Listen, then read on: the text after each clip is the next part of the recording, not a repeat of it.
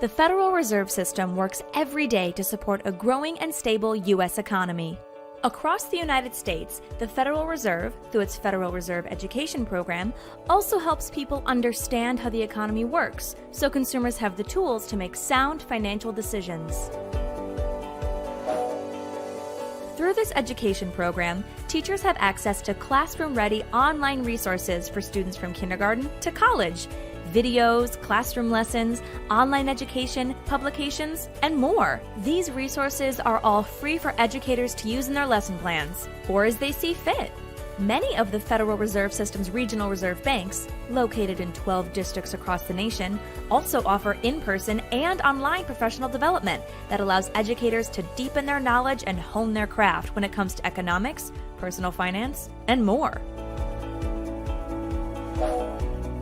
Students, too, can take advantage of in-person opportunities by taking tours of exhibits in many of the 12 Federal Reserve banks around the country. Whether a student visits with their family or a school group, they get an in-depth look at how the Federal Reserve works to promote a healthy, sustainable U.S. economy. At the Board and Reserve banks, students also get hands-on opportunities like internships and participation on student boards, which introduce them to key economics concepts and potential careers in economics and finance. Consumers are empowered to make sound financial decisions through the availability of easy-to-understand resources that explain personal finance concepts, the broader economy, and the Federal Reserve's role in it. Federal Reserve Education is committed to equipping educators, educating students, and empowering consumers when it comes to understanding and participating in our evolving economy. For more information, visit federalreserveeducation.org to find links to resources and Reserve Bank programs offered near you, and follow Federal Reserve Education on Twitter at @FedEconEd.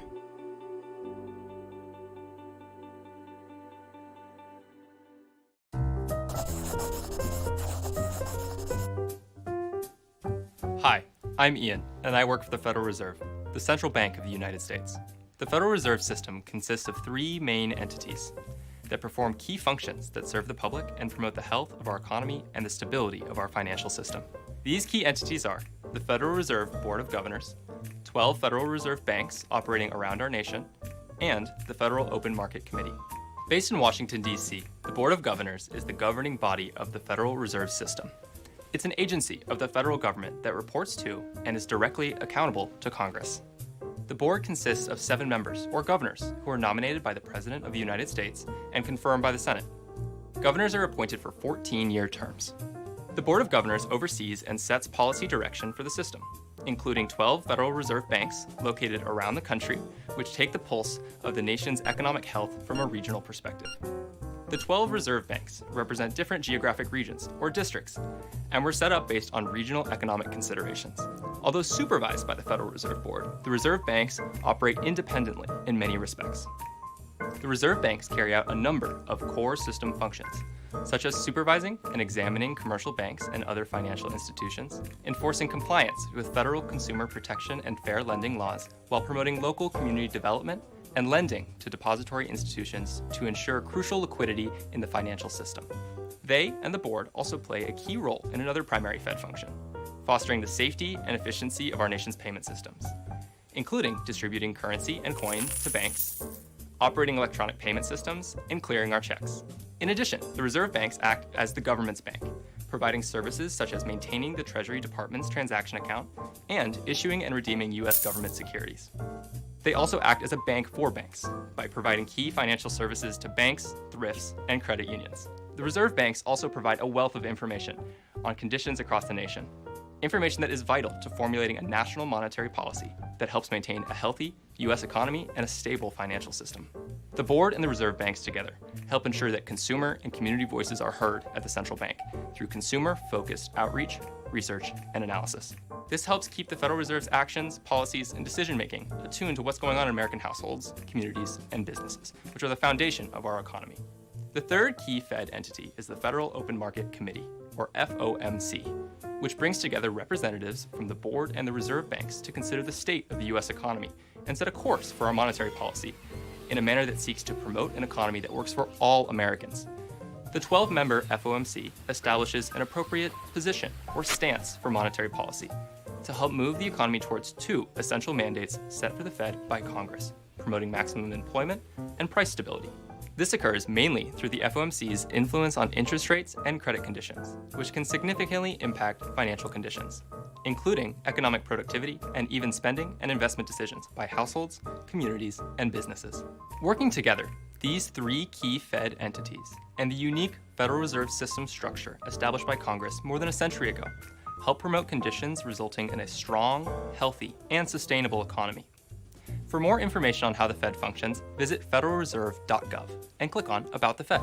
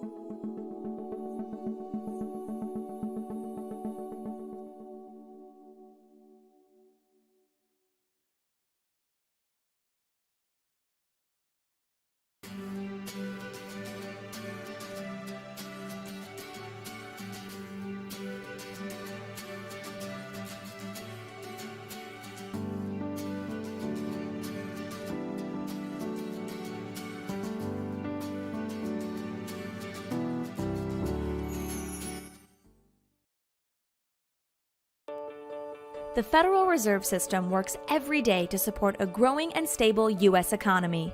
Across the United States, the Federal Reserve, through its Federal Reserve Education Program, also helps people understand how the economy works, so consumers have the tools to make sound financial decisions. Through this education program, teachers have access to classroom-ready online resources for students from kindergarten to college. Videos, classroom lessons, online education, publications, and more. These resources are all free for educators to use in their lesson plans, or as they see fit. Many of the Federal Reserve System's regional reserve banks, located in 12 districts across the nation, also offer in-person and online professional development that allows educators to deepen their knowledge and hone their craft when it comes to economics, personal finance, and more. Students, too, can take advantage of in-person opportunities by taking tours of exhibits in many of the 12 Federal Reserve banks around the country. Whether a student visits with their family or a school group, they get an in-depth look at how the Federal Reserve works to promote a healthy, sustainable U.S. economy. At the Board and Reserve banks, students also get hands-on opportunities like internships and participation on student boards, which introduce them to key economics concepts and potential careers in economics and finance. Consumers are empowered to make sound financial decisions through the availability of easy-to-understand resources that explain personal finance concepts, the broader economy, and the Federal Reserve's role in it. Federal Reserve Education is committed to equipping educators, educating students, and empowering consumers when it comes to understanding and participating in our evolving economy.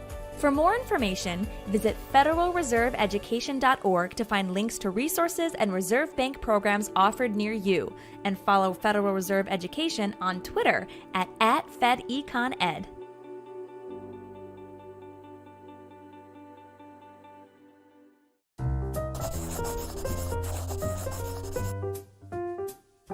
Hi, I'm Ian, and I work for the Federal Reserve, the central bank of the United States. The Federal Reserve System consists of three main entities that perform key functions that serve the public and promote the health of our economy and the stability of our financial system. These key entities are the Federal Reserve Board of Governors, 12 Federal Reserve banks operating around our nation, and the Federal Open Market Committee. Based in Washington, D.C., the Board of Governors is the governing body of the Federal Reserve System. It's an agency of the federal government that reports to and is directly accountable to Congress. The board consists of 7 members, or governors, who are nominated by the President of the United States and confirmed by the Senate. Governors are appointed for 14-year terms. The Board of Governors oversees and sets policy direction for the system, including 12 Federal Reserve banks located around the country, which take the pulse of the nation's economic health from a regional perspective. The 12 reserve banks represent different geographic regions, or districts, and were set up based on regional economic considerations. Although supervised by the Federal Reserve Board, the reserve banks operate independently in many respects. The reserve banks carry out a number of core system functions, such as supervising and examining commercial banks and other financial institutions, enforcing compliance with federal consumer protection and fair lending laws while promoting local community development, and lending to depository institutions to ensure crucial liquidity in the financial system. They and the board also play a key role in another primary Fed function, fostering the safety and efficiency of our nation's payment systems, including distributing currency and coin to banks, operating electronic payment systems, and clearing our checks. In addition, the reserve banks act as the government's bank, providing services such as maintaining the Treasury Department's transaction account and issuing and redeeming U.S. government securities.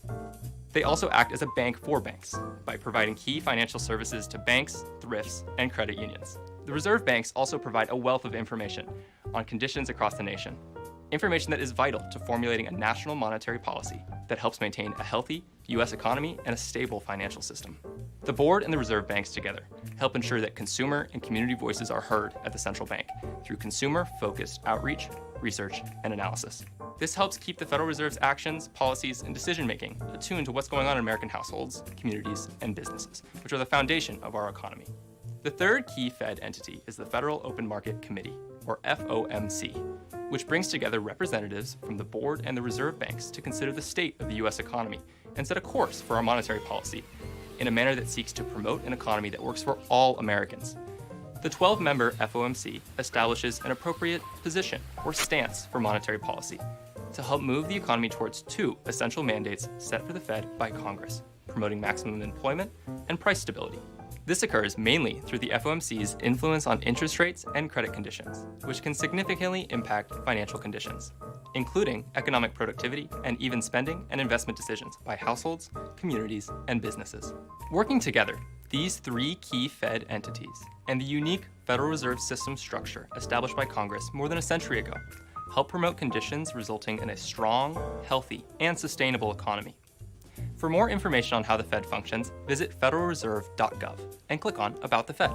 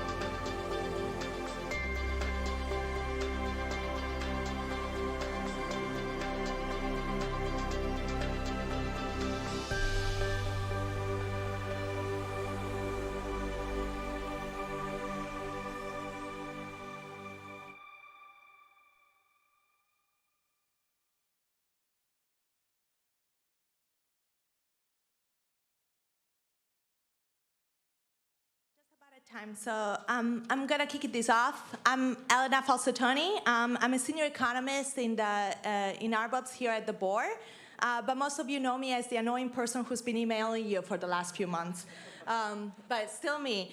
So before we actually kick off with the main event, I'm going to have a few housekeeping items for you to know about during these 2 days. So the first thing that you probably noticed is that we have live streaming throughout. So do not be intimidated by the cameras, but do remember that you are being watched in case you want to adapt your what you say accordingly. On top of that, we will have a photographer going around now as well as throughout the 2 days, in and out. Do not be freaked out. I'm sure you look fantastic on camera. We do not provide the makeup services. Now you all have a mic for each 2 people in front of you. Whenever you want to make, ask a question or make an intervention, you need to turn it on. There is a speaker button that you need to click. Do remember to click it, or the people that watch the live streaming will not hear you. We also have a portable mic that we will use for any questions if your mic does not work, but generally it should all be fine. For the presenters, you will have to speak at the podium mic for the live streaming. And then finally, if you have not received it yet, but you need Wi-Fi, we do create Wi-Fi accounts for everybody here, and Kim and Courtney, the 2 fabulous people, together with Ken at the desk in front of the room, will be able to give it to you. Now for the presenters, if you do have any changes in your slides, Karen in the back over there, a fantastic analyst in RBOBS who's been dealing with me and this conference for the past few months, will be able to help you. All right, with that, the housekeeping items are done, and so I am extremely happy to see you all here at the 12th edition of the Economics of Payments Conference. It is so great to see familiar as well as new crowds all over here. And here to open the conference is Governor Chris Waller. Governor Waller took office at the board in 2020 after serving as an executive vice president and the director of research at the Federal Reserve Bank of St. Louis for 11 years. And prior to his career in the Federal Reserve System, Governor Waller held a number of academic positions, most recently with the University of Notre Dame. So please join me in welcoming Governor Waller to the podium.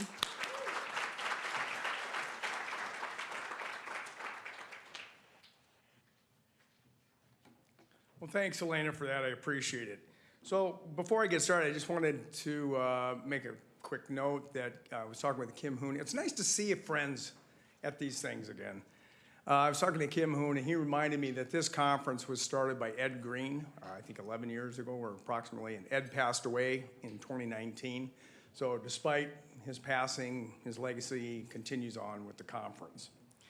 So it's a pleasure to welcome you all to this annual conference hosted by the board for the first time in more than a decade. The payment system is changing, and the agenda for the next 2 days indicates that this year's conference will tackle a number of topics that are central to this evolution. The Fed plays multiple important roles in the payment system. We provide key services directly to a broad set of commercial banks, credit unions, and to the U.S. Treasury.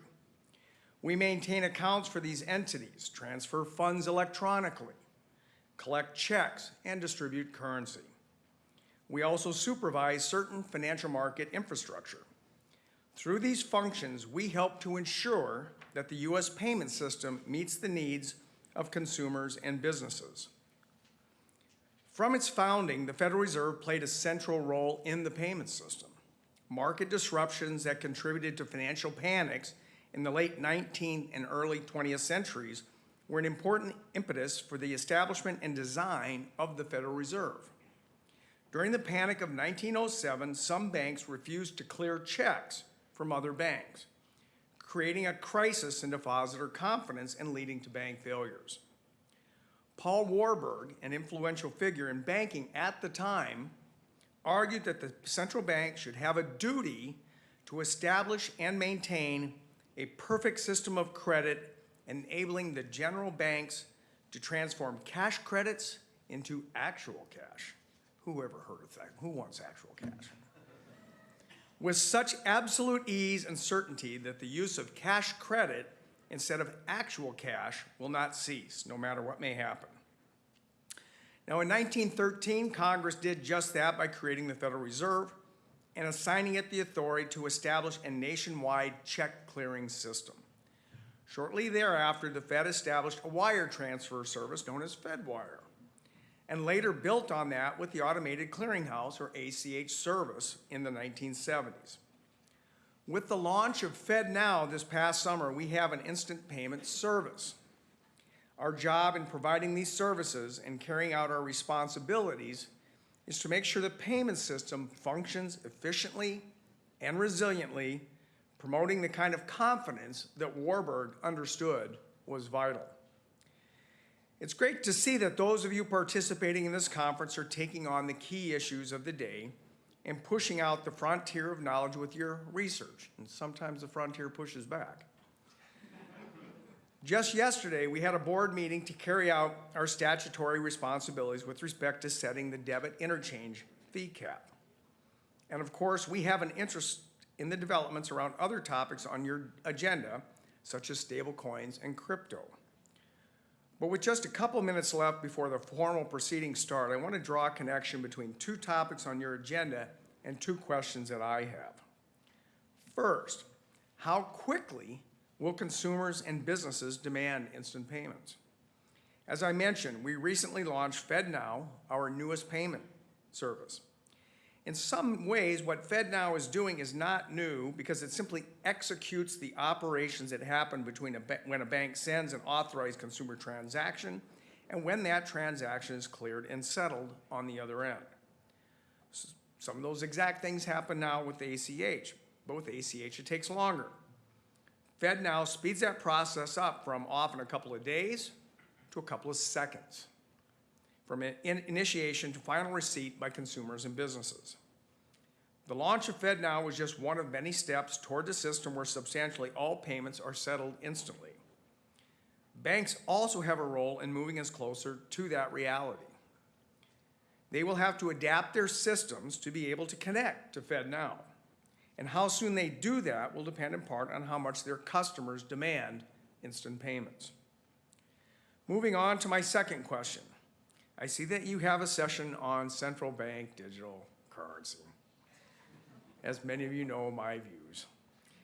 About 2 years ago, I posed a very simple question that any economist would ask. What is the fundamental market failure that a central bank digital currency would solve and only a CBDC could solve? I have yet to hear a convincing answer in over 2 years. As I mentioned earlier, the Fed's job is to make sure payment systems function efficiently. For over 100 years, that has meant that commercial banks and the credit unions engage directly with the consumers on the front end, while we sit in the back end and make sure things clear and settle efficiently. What then are the reasons to support why we should change our role in sitting out of the front end and now engaging directly with consumers? I haven't heard a good answer to that, but I'm happy to see that as a topic being discussed at your conference. So with that, I will step away so that you can get on with the main event. Thank you all for being here, and I hope you have a great and thought-provoking conference.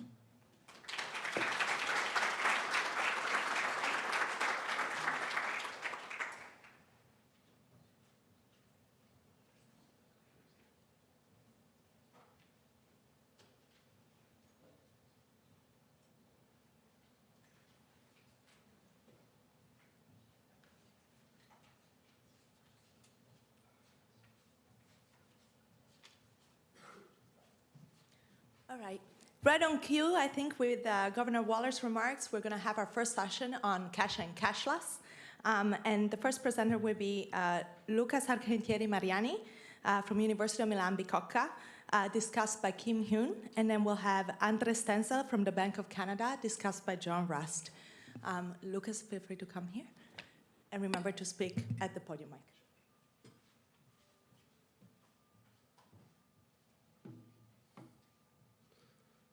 So first of all, thank you all the organizers for including this paper. I think this is a fascinating topic, and I'm very happy to present our paper. So I think I do not have to say that, but just what we are presenting here does not reflect any opinions of the Brazilian Central Bank. So basically, the general context of the paper is that what we see is this recent expansion of the new financial technologies worldwide, right? And in particular, digital payments. We are here on a conference just about payment itself, right? And at the same time, we see the entry of fintechs and a transition from a branch-based banking system to a more digital banking system, right? So this paper, we are going to talk about Brazil. So in Brazil, what we saw in the last 7 years is that a reduction of 22% in the number of bank branches in Brazil. So this is a quite sizable reduction in the bank branch. So you can have a sense that Brazil is also transitioning for a more digital environment, right? So what we are going to study here is to understand how the presence of brick and mortar bank branches moderates the diffusion of payment technologies, especially new payment technologies, and how this presence of those banks hinder the penetration of fintechs by increasing the dependence of the local economy on cash. So basically, you have cash, it's very easy to get cash, you are not going to use new payments, you are not going to use fintechs just because it's easy for you to just get cash, right? And we are going to do that by investigating this new payment technology that's called PIX, which is something similar to the FedNow. And we are use this payment system implemented by the Brazilian Central Bank to shed some light on the determinants of the adoption and also the impacts of PIX on payments and also credit market competition. So you can have a sense that there is a link between bank branches and payment technologies, right? So a key function of the banks is just to provide a payment service. So they can do that just by storing and distributing currency, issuing deposits, credit and debit cards, or just clearing checks, right? But there is another way that banks can also influence the use of those technologies, right? They can use their proximity to influence if people are going to use cash or not, right? So if it's very easy for you to just go to a bank branch and get money, probably you're going to use cash much more if you just had to walk 2 hours to get cash, probably you would use another payment methods, right? So by having these bank branches, the banks, they basically lower the cost of withdrawing and depositing cash, right? So the cost of handling cash is much lower if you have a branch close to you, right? There is also a link between these bank branches and the payment technologies, right? Physical branches can reduce the locality use to use more cash. They can induce the locality to use more cash, even when new and welfare-enhancing technologies emerge, right? If there are some costs to adopt these new technologies, like if there are adoption complementarities, some coordination failures, some learning costs, or some lack of information about this new technology, any trust or organizational constraints, status quo, we can have several different explanations and costs that we can link to the fact that these bank branches, they can just induce the technology to use cash and not use this new technology that are much faster, that have lower costs, just because they are not, the cost to learn about these new technologies is much higher than just keep using cash, right? There is also a link between the cash usage and the fintech penetration, right? So digital institutions, they do not have a physical infrastructure necessary to support cash and deposit withdrawals, right? So there are some large setup costs for these fintechs. They are not going to spend a lot of money to open branches in different locations, right? They're just operate digitally, right? So basically, if you are a customer of a digital bank, what's going to happen is just that you are going to use the network of the traditional banks that have a bank branch to access cash, but this is you are just able to do that at a cost, right? So cash dependence can hinder the expansion of these digital institutions because of that, right? It's so expensive for you to use cash, to use these digital banks that you do not use it, right? So the availability of a new digital payment might foster the competition both in payments, as you are reducing the cost of the payment itself, but also this can spill over also to the credit market. So this is something that we are also going to talk about here. But the main challenge here is that you can have a sense that branch network decisions are endogenous, right? So banks might close branches in places where the population is expected to adopt digital service, right? So you just close the branch, you keep your clients just because the population is going to use the digital app and all of that.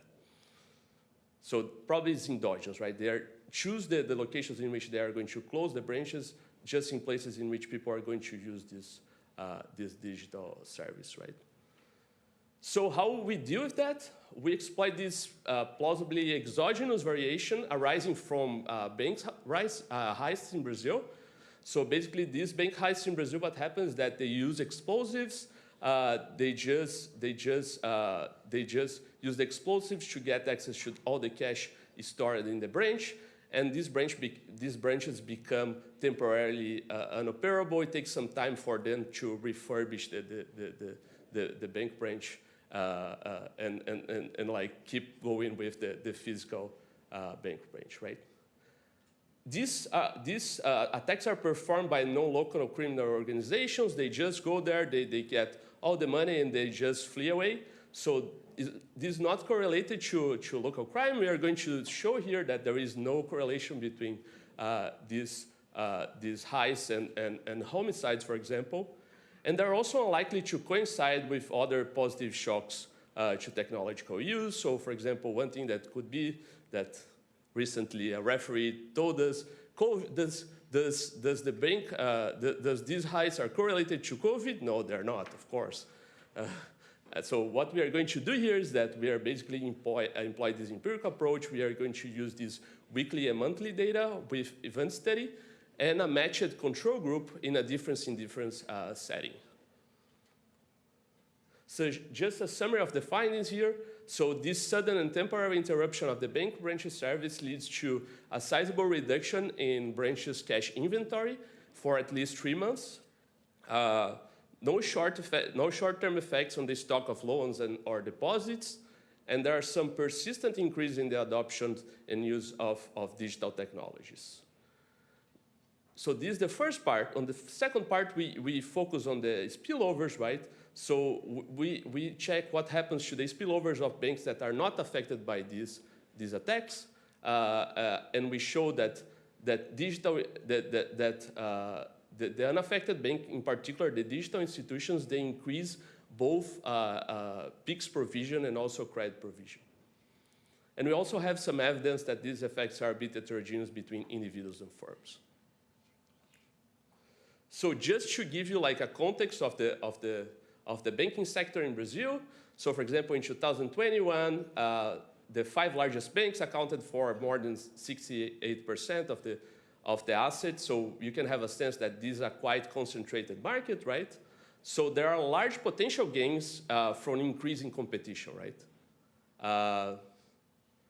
Brazil is also like a nice setting to study that because in Brazil, there is a large use of electronic payments. It's quite a sophisticated financial market, but cash is still a relevant payment method, right? So we have both the electronic payment methods, but also cash is still important in Brazil.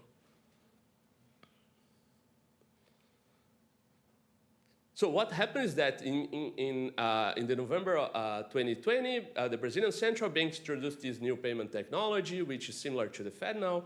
So it's available 24/7 to individual business and governments. All the large banks, they need to participate on the payment system. It's very simple, so you just require like a simple key. It could be your email, your tax ID, your phone number, or even a QR code. So you don't need to give any like details of your bank account. You just go there and say your telephone number, your ID, you can choose. It's also very cheap. It's free of charge to individuals. And the only requirement is that you need to have a bank account on a bank or a payment institution, and you need to have internet connection. That's it. So this is a picture of like a small vendor in Brazil using Pix, right? There is a QR code. You can just take your smartphone and just like scan the QR code and make the payment. Or they could also use the telephone number, like one of the keys that they can use. So Pix was a huge success, right? So in April of 2022, more than 115 million individuals, so 55% of the population, and 9 million firms have registered to use the system. Like the number of transactions is almost $2 billion. Person-to-person transactions are the most relevant ones, but it's also important like person-to-business. There is higher penetration in places with higher GDP per capita, literacy rates, share of service sector, and internet access, right? So people are really using their on places that they have the infrastructure and they are able to do that, right? It's also very important to say here that even though 55% of the people are registered to use the payment system, just like about 20% really use it on their daily lives. So they are registered there, but they're not using every day, right? Also some context on the bank robberies. So these are bank robbers that use explosives. So they use the explosives to access all the cash stored in the vault and the ATMs. These are hit and run raids. So they just go there, get all the money, and they flee the city. It happens mostly on small and medium-sized cities. It's just in the dead of night, so nobody is at the bank branch at the time of the attack. Nobody is affected on most of these attacks. Nobody is affected by that, because you can have a sense that banks have insurance for that. It's also like there is also like deposit insurance, so people are not going to be really affected by the shock, besides not having access to the cash, right? So this is like, the bank heist requires some skilled personnel, careful planning, and expensive equipment. So you can have a sense that this is just performed by very large gangs that do not operate locally. And they happen almost everywhere in the country. So for example, there is this São Paulo anti-bank robbery task force that, I don't know how they calculate that, but it seems that you need at least 10 people and more than $80,000 US to perform one of those attacks. So it's a very expensive type of thing. You cannot just get some friends and go to the bank and explode the bank branch. It's just like they are really well-organized criminal organizations. And there is no relation with trends in other crimes. So this is usually what happens to a bank branch. This is the Brazilian Central Bank, the Banco do Brasil, which is like a government-owned bank.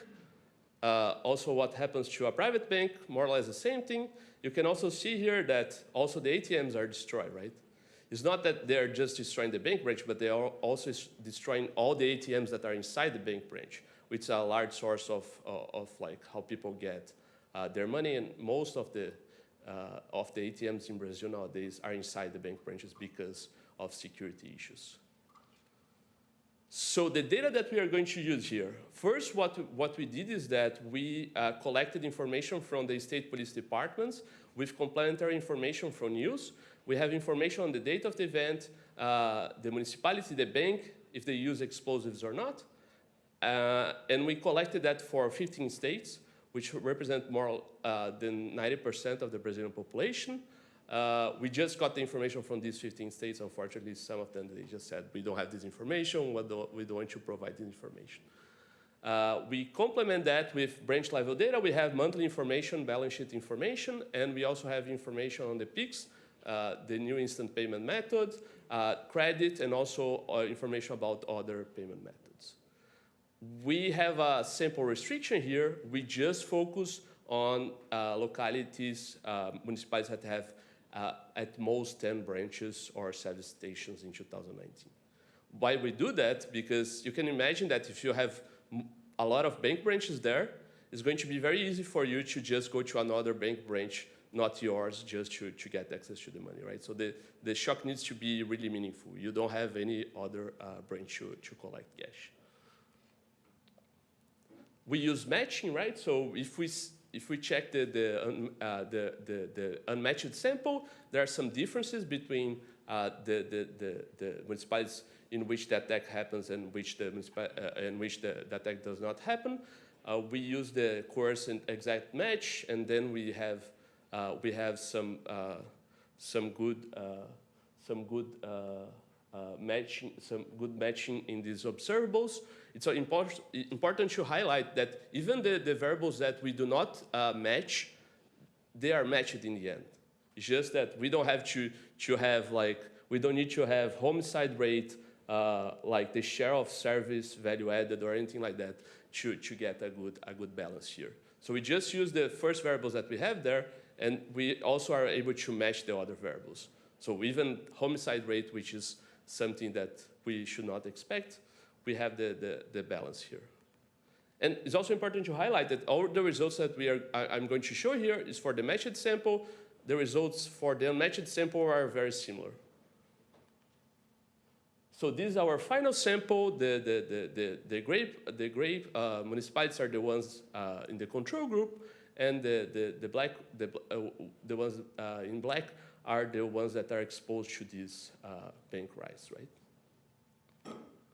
So what happens to the bank cash holdings? Nothing before, and then there is this large shock to the cash holdings at the branch level, right? This represents more or less 95% reduction in the bank branch, and even 5 months, 6 months after the attack, they still have a lower level of cash. And this happens because it does not return to the old levels, because what we are going to show next is that there is a transition to a new equilibrium with smaller cash reliance, right? And these effects are not driven by the branches being closed down. They do not close the branches. It just takes some time for them to get the branches running their normal job, right? What we have here is what happens to the PIX usage, right? What happens to the instant payment use? After the robbery, the number of transactions and the value of transactions, they increase. And it's important to highlight that they just increase in places in which you do not have an alternative bank branch. So for places that we have more than 4 branches, the effects are not, they're basically zero. So if you have other alternative branches to just withdraw cash, in these places, the effect of the robbery is basically zero, right? It does not seem that the fear to go to the bank branch that's driving the result. It's just the fact that you don't have an alternative to withdraw the cash, right? And as I mentioned before, no correlation between homicides and the robberies, no real effects. So it's just what's really happening there is just that people cannot go to the bank branch and get cash.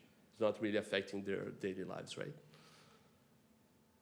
What we do next is to show what happens to the other technologies that were there before PIX. What happens is that before people were using more debit cards and a little bit less of these other methods, which are close to transfer wires, payslip. They start to use a little bit less payslip and a bit more of debit cards. After PIX, what happens is that they use much more PIX. If we compare PIX with the other methods, they're using much more PIX than the other methods. And there is also a decrease in the point estimates for the other electronic payments. So it seems that they're really using less the other electronic payments, except debit cards. They still use debit card as a way to deal with the shock. We start talking about the spillover effects, right? So here are transactions that are unlikely to be performed using cash. So there are transactions that people pay suppliers in other municipalities, or they receive payments from customers in other municipalities. these are payments that are very unlikely to be performed using cash, right? But still for these payments, we see an increase both in the quantity and the number of households and firms that use PIX, right? So they're really transitioning from the other payments method to PIX, which is like a more convenient and cheap method than the other ones. So they're really transitioning to this payment, and probably they are also using less cash to do the transactions. In the last part of the paper, what we are going to talk here is about the spillover effects to unaffected institutions. So we have this direct effect, what happens to the banks that were affected by the robbery, right? But what's interesting here is to see what happens to the banks that were not affected by the robbery, but they are still present, they can be still present at the locality. Are they getting like a larger market share? If they do, what type of bank gets a larger market share once the shock happens? We start by documenting that using PIX data, right? What we have here is that people start to use PIX in the affected institutions, right? They are client of the affected institutions. They cannot access cash anymore, so they need to use PIX to respond to the shock. But interestingly, we also see that these effects spill over to other banks, and especially the digital institutions. So we have some effects for private banks and state-owned banks, but we have very large and significant effects for the digital institutions. These are the institutions that maybe they were not able to enter those markets because of their reliance on cash, right? But now people are opening accounts and using their accounts on the digital institutions to perform the transaction. On the second step here, what we are going to see here is to see what happens to the credit market before and after PIX. We are trying to see here if PIX is really able to mediate the effects on the digital institutions and also on the other institutions. So we start by looking what happens to the household credit. What we show here is that basically the affected institutions, they provide more credit on the localities in which they were affected by the shock. And the digital banks provide more cash. So they're really providing more cash once you have a lower reliance on cash. And this effect is actually 3 times larger for the period after PIX. So PIX is really like lowering the dependence on cash, right? And this is also like increases the effect that we see on the digital institution. So it really seems that PIX is mediating the effects here. Once we look to the corporate credit, what happens is that firms get more credit on the affected institutions. This makes sense, right? They need to deal with the shock, so they probably get POS machines and all of that, so need to get some credit to do that. But what we see that's very interesting here is that before PIX, the digital institutions, they would not provide more credit to corporate clients. But once we have PIX, and we have this lower reliance on cash, the effects of clients on digital institutions increase a lot. So once we have basically these 0 effects before PIX, this effect is very large, representing a 50% increase in the number of clients that they have after PIX. So it really seems that PIX is really mediating these effects on the entry of fintechs. And one question is that what happens to aggregate credit, right? It just seems here that there is a reallocation of credit. It's not that the digital institution is providing more credit; it's just that they are filling the void of the traditional banks once the shock happens. The only effect that we see here that's a bit that's significant here is that for corporate clients we see an increase in the number of clients after the robbery, after PIX happens, right?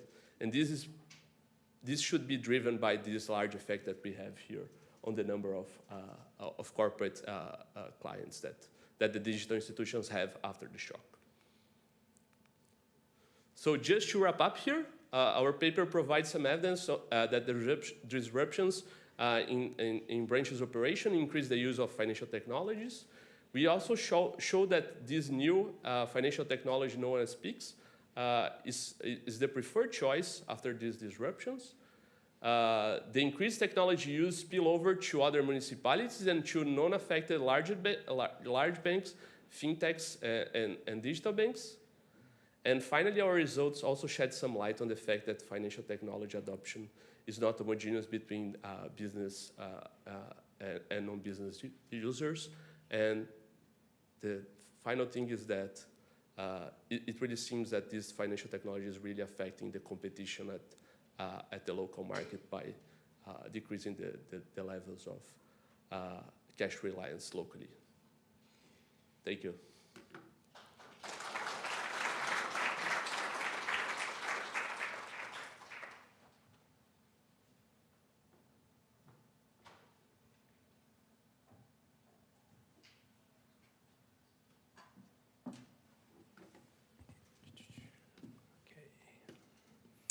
So thanks a lot for this opportunity to discuss this paper. So thanks Elena and all the Fed board colleagues to put the effort to put on this wonderful conference. So I'm going to discuss this paper. I think I had a lot of fun reading this. It's a must read for everybody, especially those thinking about faster payments system, introducing it, and what will happen to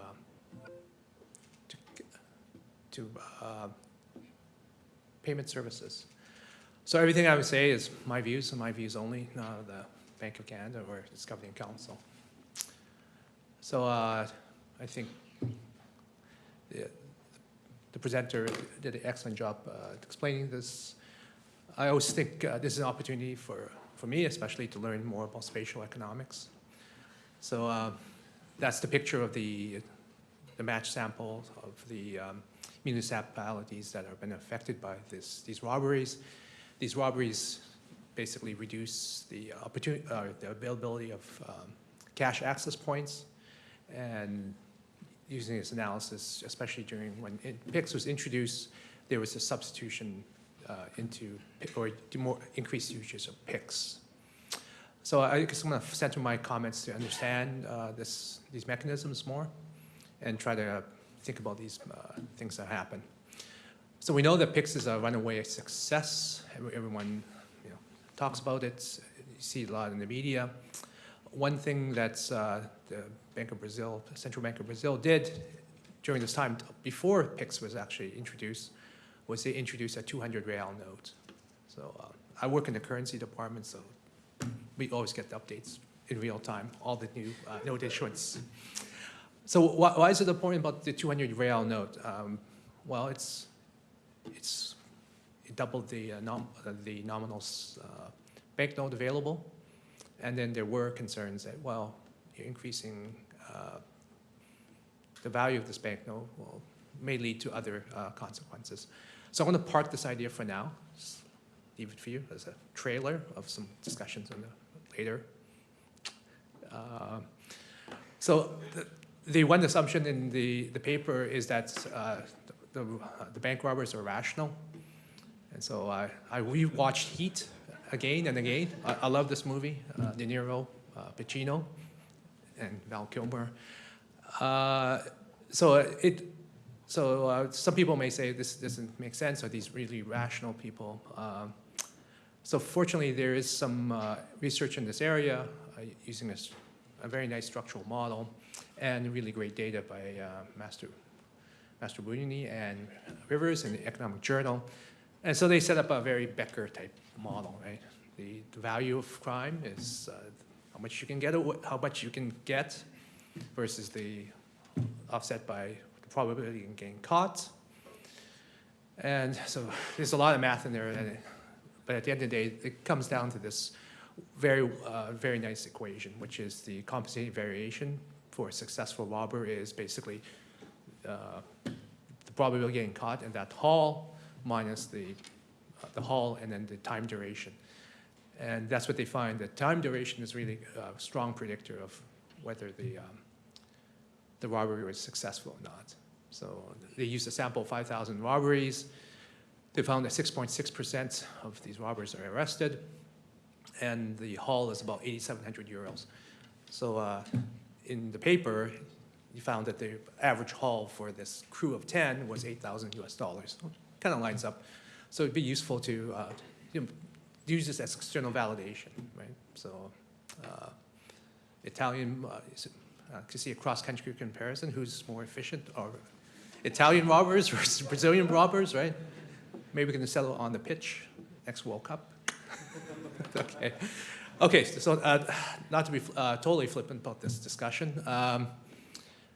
So I just want to go back now. Now you have the, you can answer referee 2 that says these robbers are not rational. Yes, we have evidence they are.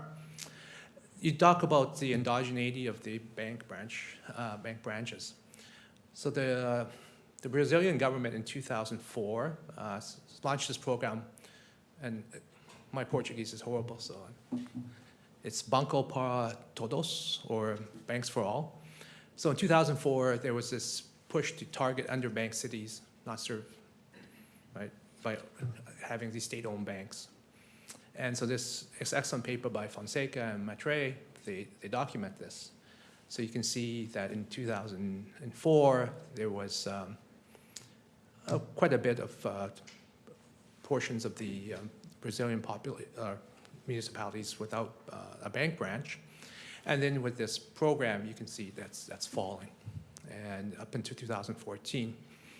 So in as you can imagine, this was a very intentional policy that led to increase in financial developments on both the extensive and intensive margin, increasing financial inclusion, because now you're providing these banking services, and increasing the density of bank branches, right, and leading to financial deepening. So all the things, latter part of your paper you have. So this is evidence that's even before that this is an intentional policy. And so remember, I'm learning how to, the map of Brazil. I'm learning Brazil much more and more. You can see here in their sample, you can see the treated municipalities versus the non-treated. So it's always very interesting when you do this coarse exact matching. You have a set of characteristics. You instead of doing nearest neighbors, which is, you kind of take it, you coarsen the covariates, and then you do matching.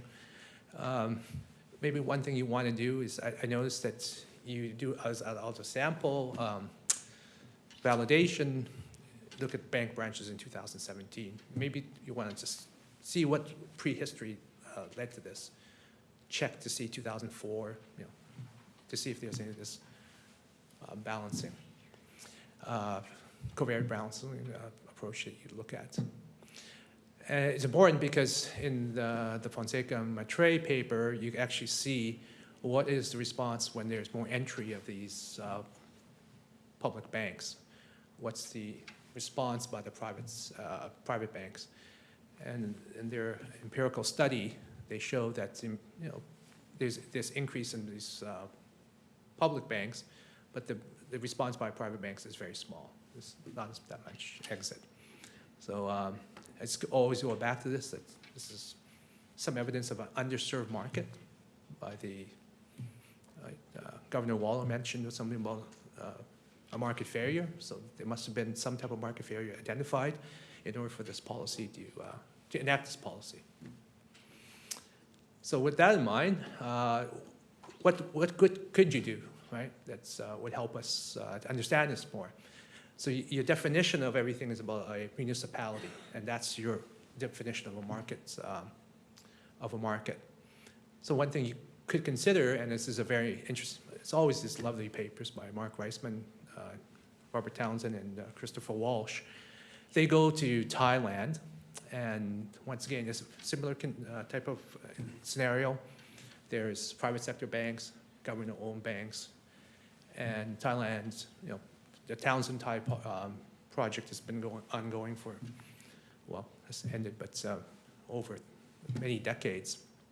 And one of the things they did was they looked at what would happen with the bank branches in Thailand before and after the financial crisis. And in order to do that, they had to define markets, given that the shape of Thailand is very different, right? There's this part, and then it's like and then there's that peninsula. And so defining markets was not just about land-based or distance measures. So they came with very innovative ways to do clustering, to define a market, and even to validate this. I just love this, right? They use luminosity data to see the night lights of what defined a market. So you can see in 1992, there's that what the village was, the outlying areas, and then you see the evolution to 2019. So once again, I know referee 2 will, hopefully referee 2 is going to be kind to you that I asked you to do this, but I always say that there's more papers to be written and something for you to think about going forward. So I'm going to go back to that 200 real notes. So there's the measure that was used to understand the decrease in cash withdrawals. You need to show those results was look at ATM or the number of cash withdrawals. So in your paper, you said that branches handle about 7.2% of cash withdrawals. The ATMs about 79.3%. Yes, so when there's an explosion at the bank branch, it takes out that ATM. So at least in the Canadian context, and this is where I asked the questions, my total ignorance, but what's happening to these banks are also providing standalone ATMs.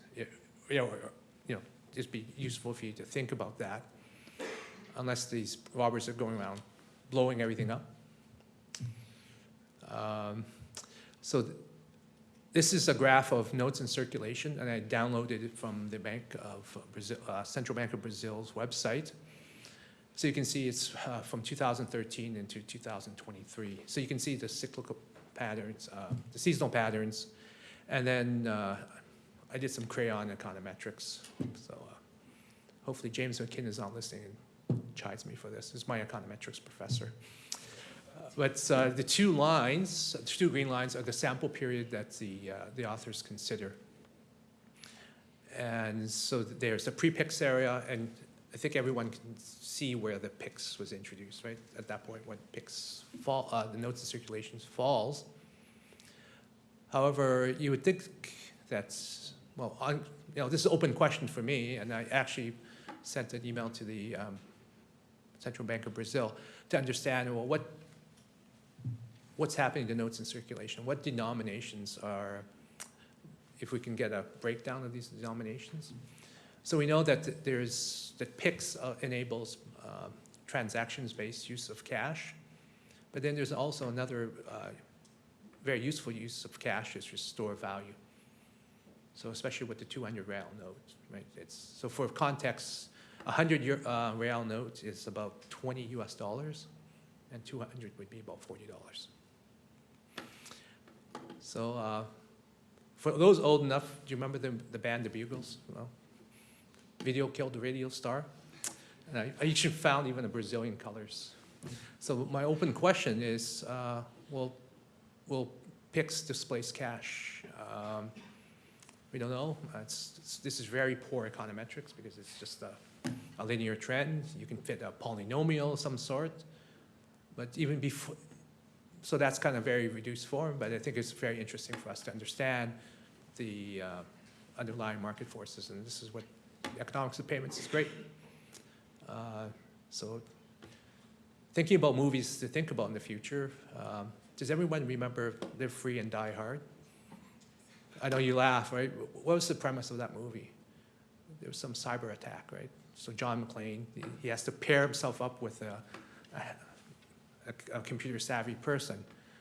So I don't know, that's my point forecast now, that there's going to be more papers about this in the future, right? So now these robbers,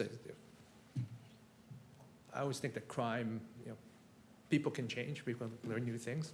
So maybe if they finish blowing up bank branches, we could start thinking more cyber attacks. And so you can see there's been media reports about cyber attacks or some type of phishing in Brazil.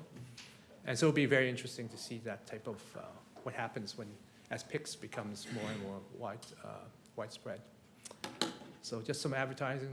This is how the bills get paid at Bank of Canada and funds my travel here. So thank you very much.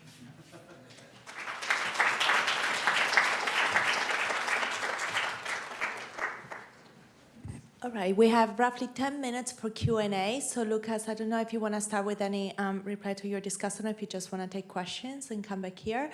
For the people in the very back without the mic, we do have a moving mic, and Jesse is nice enough to go around and bring it. For everyone else, remember to turn on the speaker button when you speak. Lucas, come back up. And if you have questions, just start raising your hand, I guess. Rod, there you go.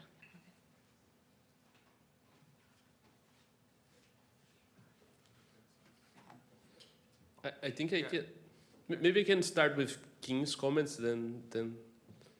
So the 200 reais bill, I haven't seen one.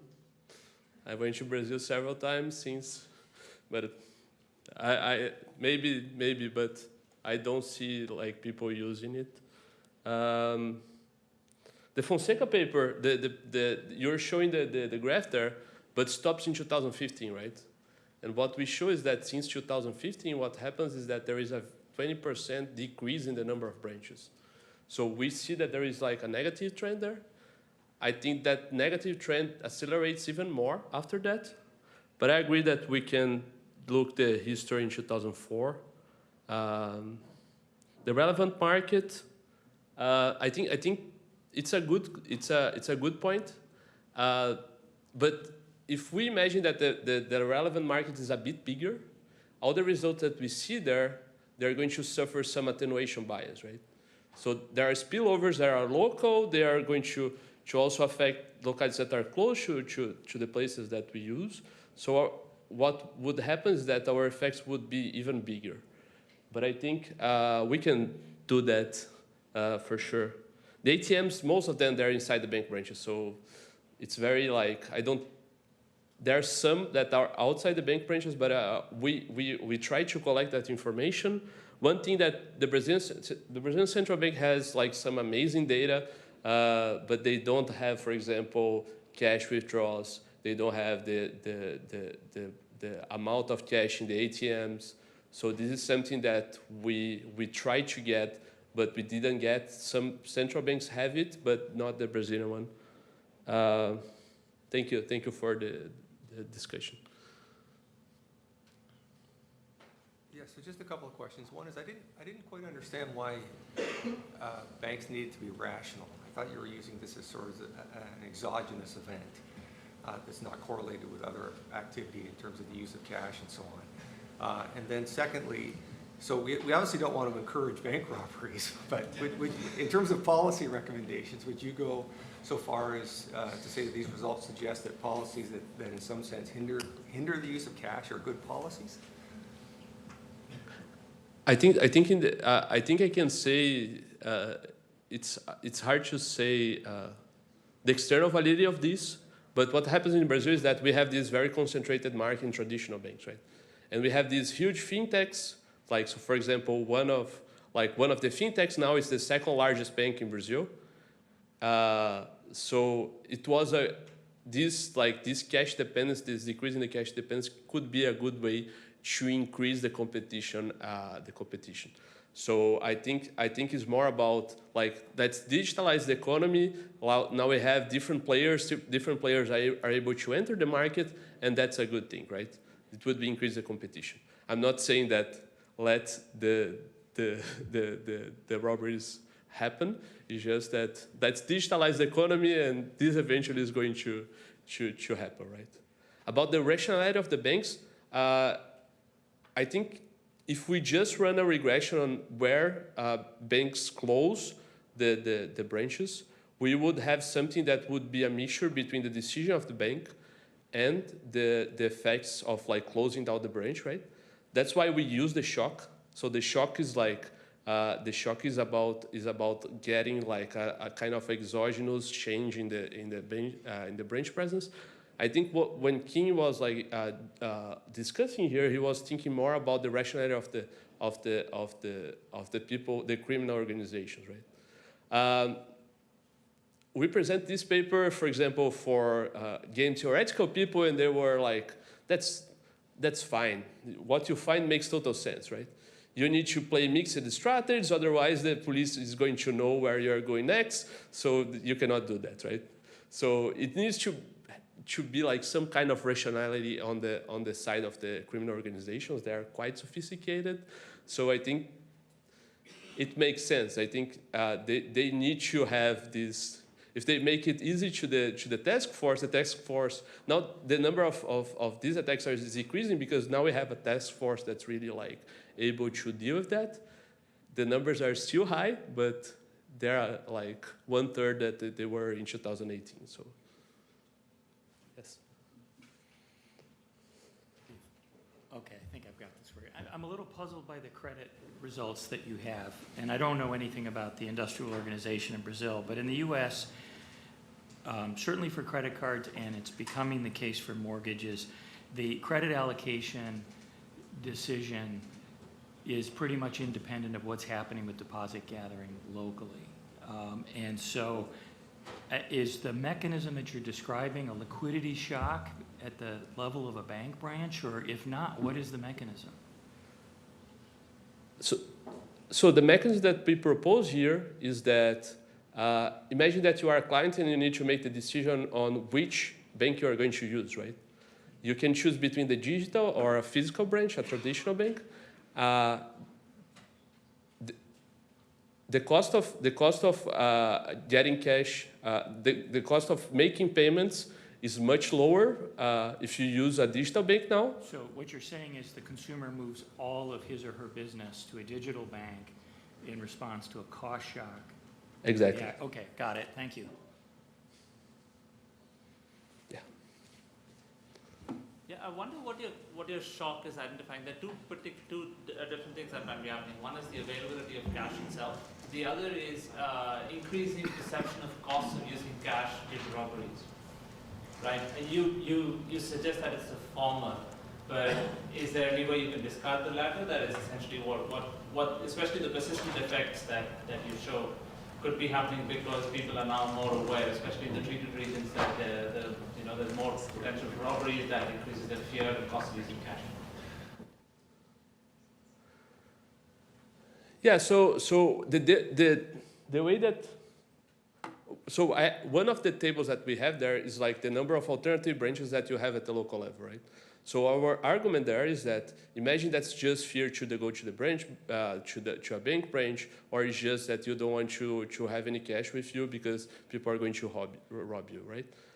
If this is the case, we would not see any like heterogeneity in terms of localities which have more or less bank branches to withdraw cash, right? What we show there is that if you have more than 4 bank branches at the local level, what's going to happen is that the effect on the technological use is going to be basically 0. So we think that the explanation here is that if you're still able to get some cash at a lower cost, you are not going to be affected. And it's not the fear itself, otherwise this mechanism would not be there. So ignoring the clear implication, at least, that the payment system operator should be subsidizing bank robberies, in the middle of your sample is a big exogenous event, the COVID-19 crisis. How are you controlling for that? I mean, that's had large behavioral impacts on many things, and curious whether there's any part of that needs to be adjusted for here. I think that's a excellent comment.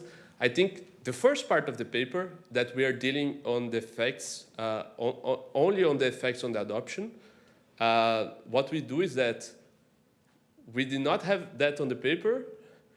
On our first submission, we had there are 2 talking about COVID, but what we can show is that there is no correlation between COVID and the robberies. So these shocks are orthogonal to COVID. If a robbery happens, this is not going to affect COVID. Once we talk about the second part of the paper in which we compare the effects before and after COVID, I agree that part of that effect is due to the fact that people now, they might be using some digital methods just because during COVID they were not able to get to go to the bank branch, right? Part of those effects, I agree that could be driven by the COVID, and we are very careful on writing about that on our results. But I agree with you that this could, that at least the second part, it could be that some part of that is driven by COVID. So you discussed that there is no correlation of this type of crimes with homicides, but did you check if there is a correlation with non-violent crime? Because I can see that if in locality you have a lot of robberies, people don't want to carry cash with them, and they would like pigs, and they would use pigs because of that. Yeah, if we had that information, it would be great. Brazil, we just have the only crimes that we have reliable data that we could really trust is homicides. All the other data, the way that you need to report that is very different at the city level, so we cannot have information at the national level. That's why we focus on homicides, just because it's the only data that we have reliable at the country level. This is actually our last question. We need to move on to the next session after this. Thank you.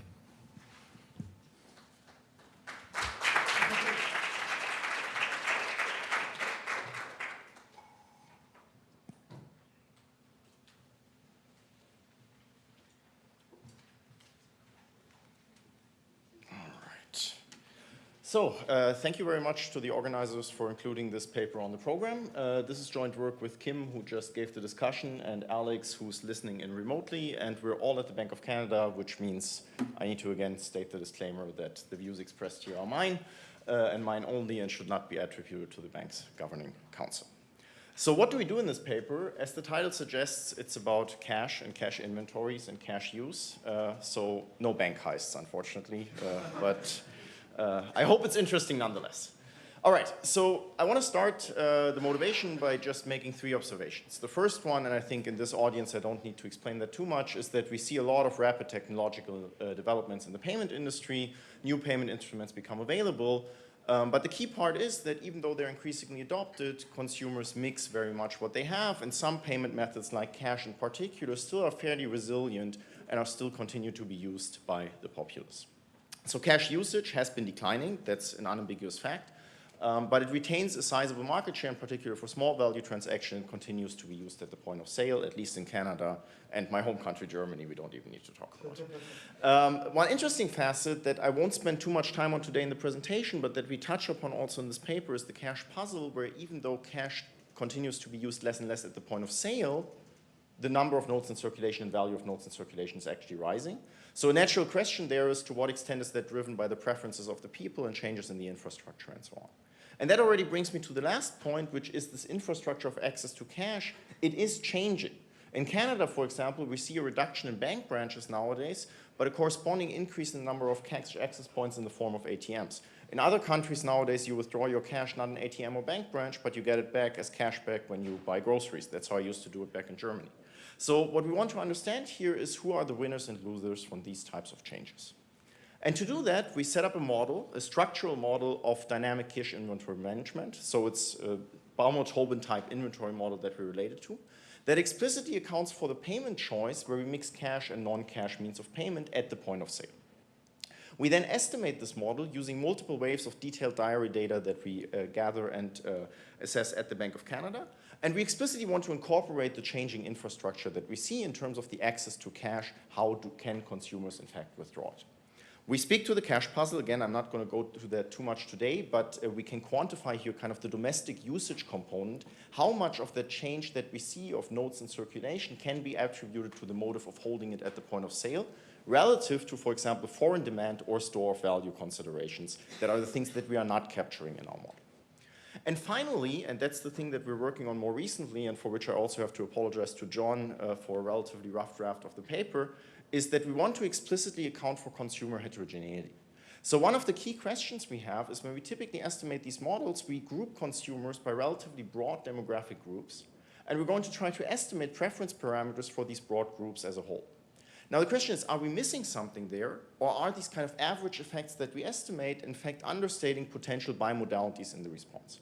So here we want to contrast one type of this representative consumer approach with a fully flexible estimation approach where we try to back out preferences at the consumer level. And one of the things we find is indeed that in response in the counterfactual changes to the cash infrastructure that we see is in fact bimodal.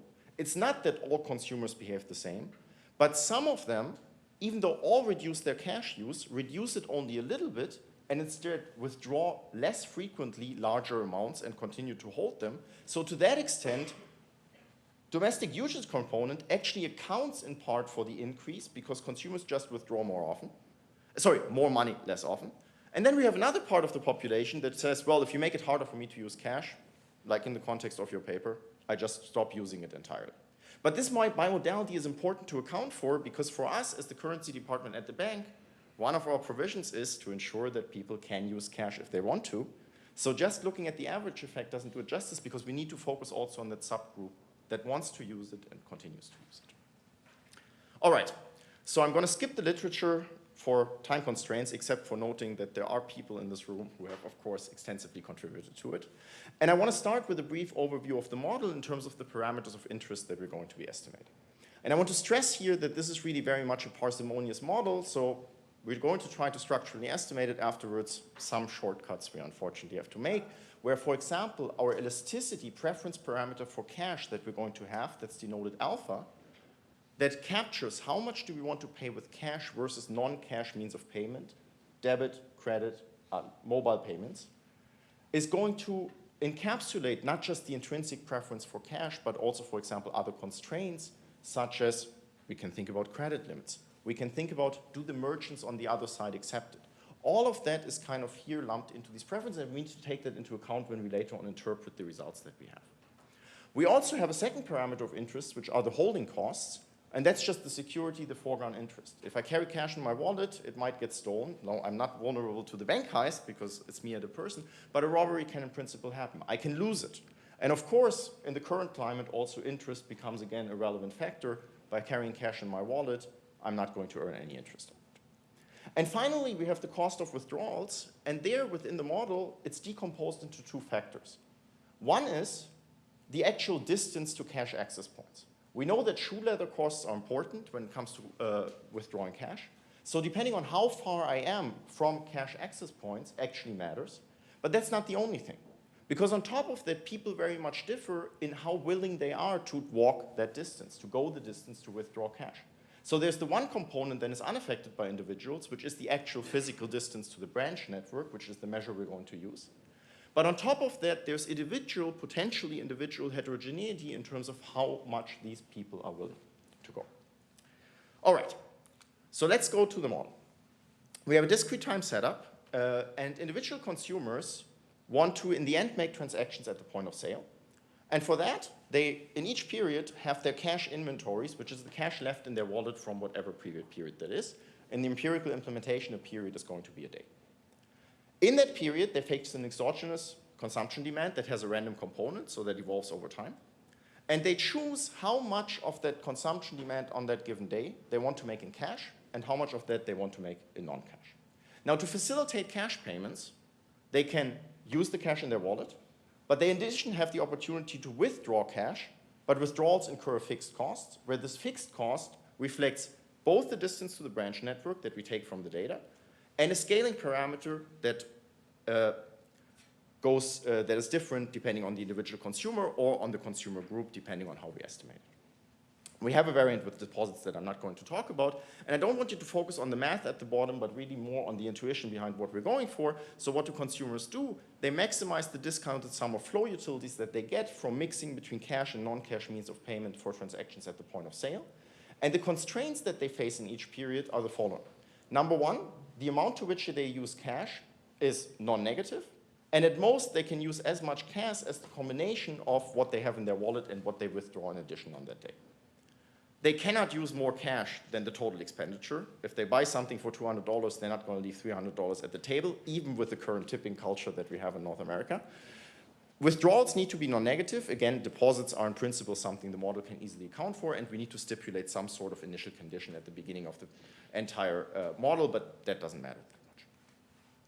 For the flow utility, we use the log transform comp Douglas that again has three components. The one is just the flow utility from making payments, and again, it's just from making payments, not from the actual consumption.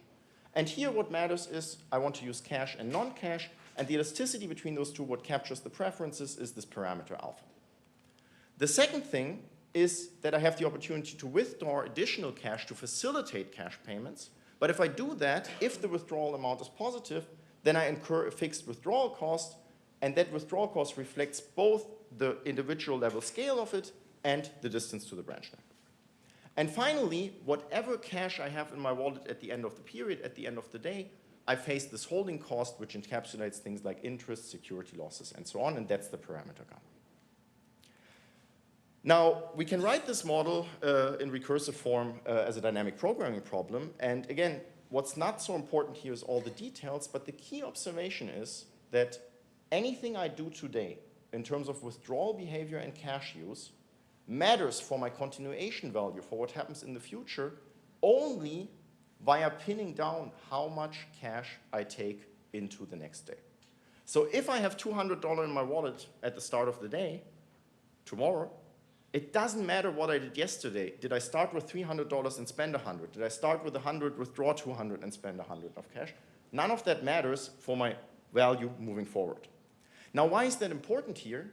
Because it allows us to recast the entire problem. We can take as a choice variable how much cash do I want to have in my wallet into the next day, and use that to find the optimal way of facilitating that by finding the combination of withdrawal and cash use that maximizes my flow utility. Now, how does that choice look like?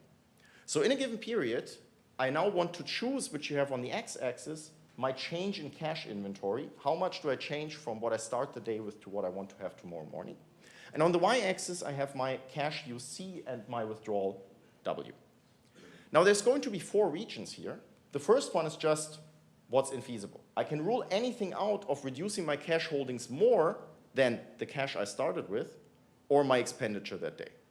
Again, if I start with $200, I can't reduce my cash holdings by $250. If I spend $200, I can't reduce my cash holdings by $250. I'm not going to set the money on fire.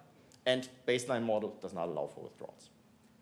The second region is the one where I actually increase my cash holdings. Now, the only way to increase my cash holdings is by actually going to the ATM, going to the bank branch and withdrawing cash, which means given that I withdraw anyways, that I incur that withdrawal cost anyways, I may as well implement my desired level of cash consumption C tilde and just withdraw exactly the amount that makes it so that I can use my optimal desired level of cash and withdraw exactly enough to match whatever I want to take into the next day. The third region is the one where I want to reduce my cash holdings by more than my desired level of cash usage. So suppose I want to ideally spend $50 in cash. If I had the free choice, I want to make $50 in cash and $50 in non-cash transactions. But my goal is to reduce my cash holdings by 75. Well, the only way I can do that, or the best way I can do that, is to just exactly spend those $75. Because what's the alternative? The alternative is to withdraw some money and distort my cash use level even more, which of course yields me a worse flow utility. And it might sound weird to have this kind of behavior, but I actually don't find it weird, because if I think about it, sometimes it happens if I get, for example, a cash present, Christmas, grandparents, that tends to happen. I have more cash in my wallet than I want to spend, so even though I suddenly do transactions by cash that I would normally do by card. And that's exactly the kind of idea that's going on. And then finally, I have a third region, which is the one where I want to lower my level of cash inventory, but not by as much as my desired level of cash consumption. And then I have 2 choices. The first one being that I lower my desired level of cash usage. So if I want to reduce it by $25, but I have 50 as a target level, well, I can either just use less cash than I would ideally want to, or I can use exactly the $50 I want to, but then I need to compensate for that by withdrawing some. And how I resolve that trade-off is, of course, going to depend on the fixed cost of withdrawal, which matches both the individual preference F and the distance D. Okay, So that's what happens in period. Key observation is, you tell me how much you want to carry forward into the next period, conditional on what you have today, and it's going to uniquely pin down exactly the combination of how much do I withdraw and how much do I use at the point of sale. So that means we can now rewrite the entire problem as a Bellman equation where the current cash holdings are the state variable and the future cash holdings the control. That's going to pin down my flow utility by solving this optimal behavior that I've just outlined. And then we can now focus on estimating this value function. How do we do that? How do we take that to the data? Conceptually, we first need to make this choice. We need to characterize it. So we approximate it by taking a 6-month planning horizon, but we're robust to any perturbations there. That gives us the value function. Given the value function, I can use any holding level, any consumption level that I have in that period, and back out what am I going to withdraw, what am I going to use, pay for in cash and non-cash. And what I just want to stress here is that the implied behavior that we get from that, which is a nice verification exercise for this approximation, really is in line with theoretical predictions. So what triggers cash withdrawals, either if my cash reserves are depleted, or also if I need to spend more on a given day, because that is associated, based on the utility function we have, with a higher desired level of cash use. So one way to facilitate that is, of course, to withdraw more cash. All right. So now let's talk about actually fully taking this to the data. As I've already said, we use detailed survey diary data from the method of payment surveys that we run at the Bank of Canada. So specifically, we have 3 waves, 2009, 2013, and 2017. For each of those waves, we have 2 pieces of data, a survey questionnaire that includes a lot of demographics, including the location of people, which is something we're going to exploit for this distance measure, distance to the branch worker at their local level. And then we have a 3-day diary where consumers record all transactions they make at the point of sale. Now, one thing I want to emphasize here is that there's many different empirical and theoretical works on cash inventory. Here, we really aggregate by day. So we do not estimate for each individual transaction, are you going to use cash, credit card, or debit card? But on a given day, given your overall consumption on that given day, how much of that share do you pay for in cash versus non-cash means of payment? We need to, for that, of course, get at the consumer's spending types. And empirically, how we deal with that is by saying, well, we take the consumers, we group them into 30 relatively broad groups that then have an average consumption per day, total expenditure, SI, and then the empirical variation that we see for these 30 groups at that average allows us to get at the variation that they face from a day to day, which of course is important because one motive for holding cash is precautionary, for example, needing to spend more because my consumption over the day is more. Again, spending type, only total expense, it's not how much they use cash. The distance we get from the data as well. And our distance measure that we use here, and for time reasons I'm not going to go into too much detail, is the inverse density of bank branches. So we take the consumer, we look at the forward sortation area, that's a mailing system, postal system based measure. We have about 1,500 of those in Canada. We count the number of bank branches in that area, and we relate that inversely to the distance of that forward sortation area. So that gives us a measure on average, how far are consumers in that FSA away from the bank branch network. Now, why do we focus on bank branches? In the period of time that we have there, they in fact account for the vast majority of cash withdrawals in Canada. So white label ATMs, small proportion, and ATMs owned by banks, in fact, are co-located with bank branches more than 80% of the time. So this really accounts for a lot. Nonetheless, we do have ATM data, and we're working on incorporating that. All right. So what's the estimation procedure? We basically use the data to obtain the empirical moments about consumers' purchase behavior and cash use. So I've already talked about the expectation of the total expenditure SI and the variation. We also can get from the data that we see how much do consumers withdraw conditional on withdrawing cash. What's the probability that they withdraw on any given day? What's the unconditional expected cash holdings, meaning how much cash do they hold on average per day? But also how much do they hold following a withdrawal of cash or right before withdrawing. Either one of those we see. The problem there is, and that's important for some of the results and what we're working on, we here have relatively frequent missing observations. So this is one of the data moments that we can use or not use, and I'm going to talk about that later on in the robustness, and where we're still also looking at exactly assessing which way we want to take the paper forward. And then we have the expected level of cash consumption, how much cash do consumers per day. Now, this is what we see empirically. On the model side of things, if you give me any set of these three parameters, cash preference alpha, holding cost gamma, and withdrawal cost f, together with the distance that that person in that moment in time has to the branch network, then I can use the model to forward simulate it and compute the predictions that I draw from the model, which is also about the cash usage, the cash holdings, the withdrawal probability, size, and what's the holdings when they withdraw. So I can now compare what does the model predict with what I see in the data to obtain these prediction errors. And then I have two ways of now estimating the model. One is representative, where I group consumers into relatively broad demographic groups and assign the same preferences to all of them, and then estimate which preference for that group best predicts the data. And the other one is an individual-specific approach, where I really try to back out preferences on an individual consumer level. Both of them use a nested algorithm where I solve the dynamic programming problem, forward simulate it, and then obtain the errors. But now I either stack for each group the vector of errors and weigh them according to a standard two-stage optimal weighting matrix, or I do the fully heterogeneous approach where for each consumer, I look for the preferences that best predict that consumer's behavior. And here the criterion I use to evaluate that is just to minimize the average squared errors of these 5 moments that I had on the previous slide. Now I want to stress here 2 things. First, alternative weightings are straightforward to implement. In particular, for example, not matching the holdings at withdrawal, where we have a lot of missing observations, and where, for example, the optimal weighting matrix from the representative approach assigns it comparatively little weight for exactly that reason.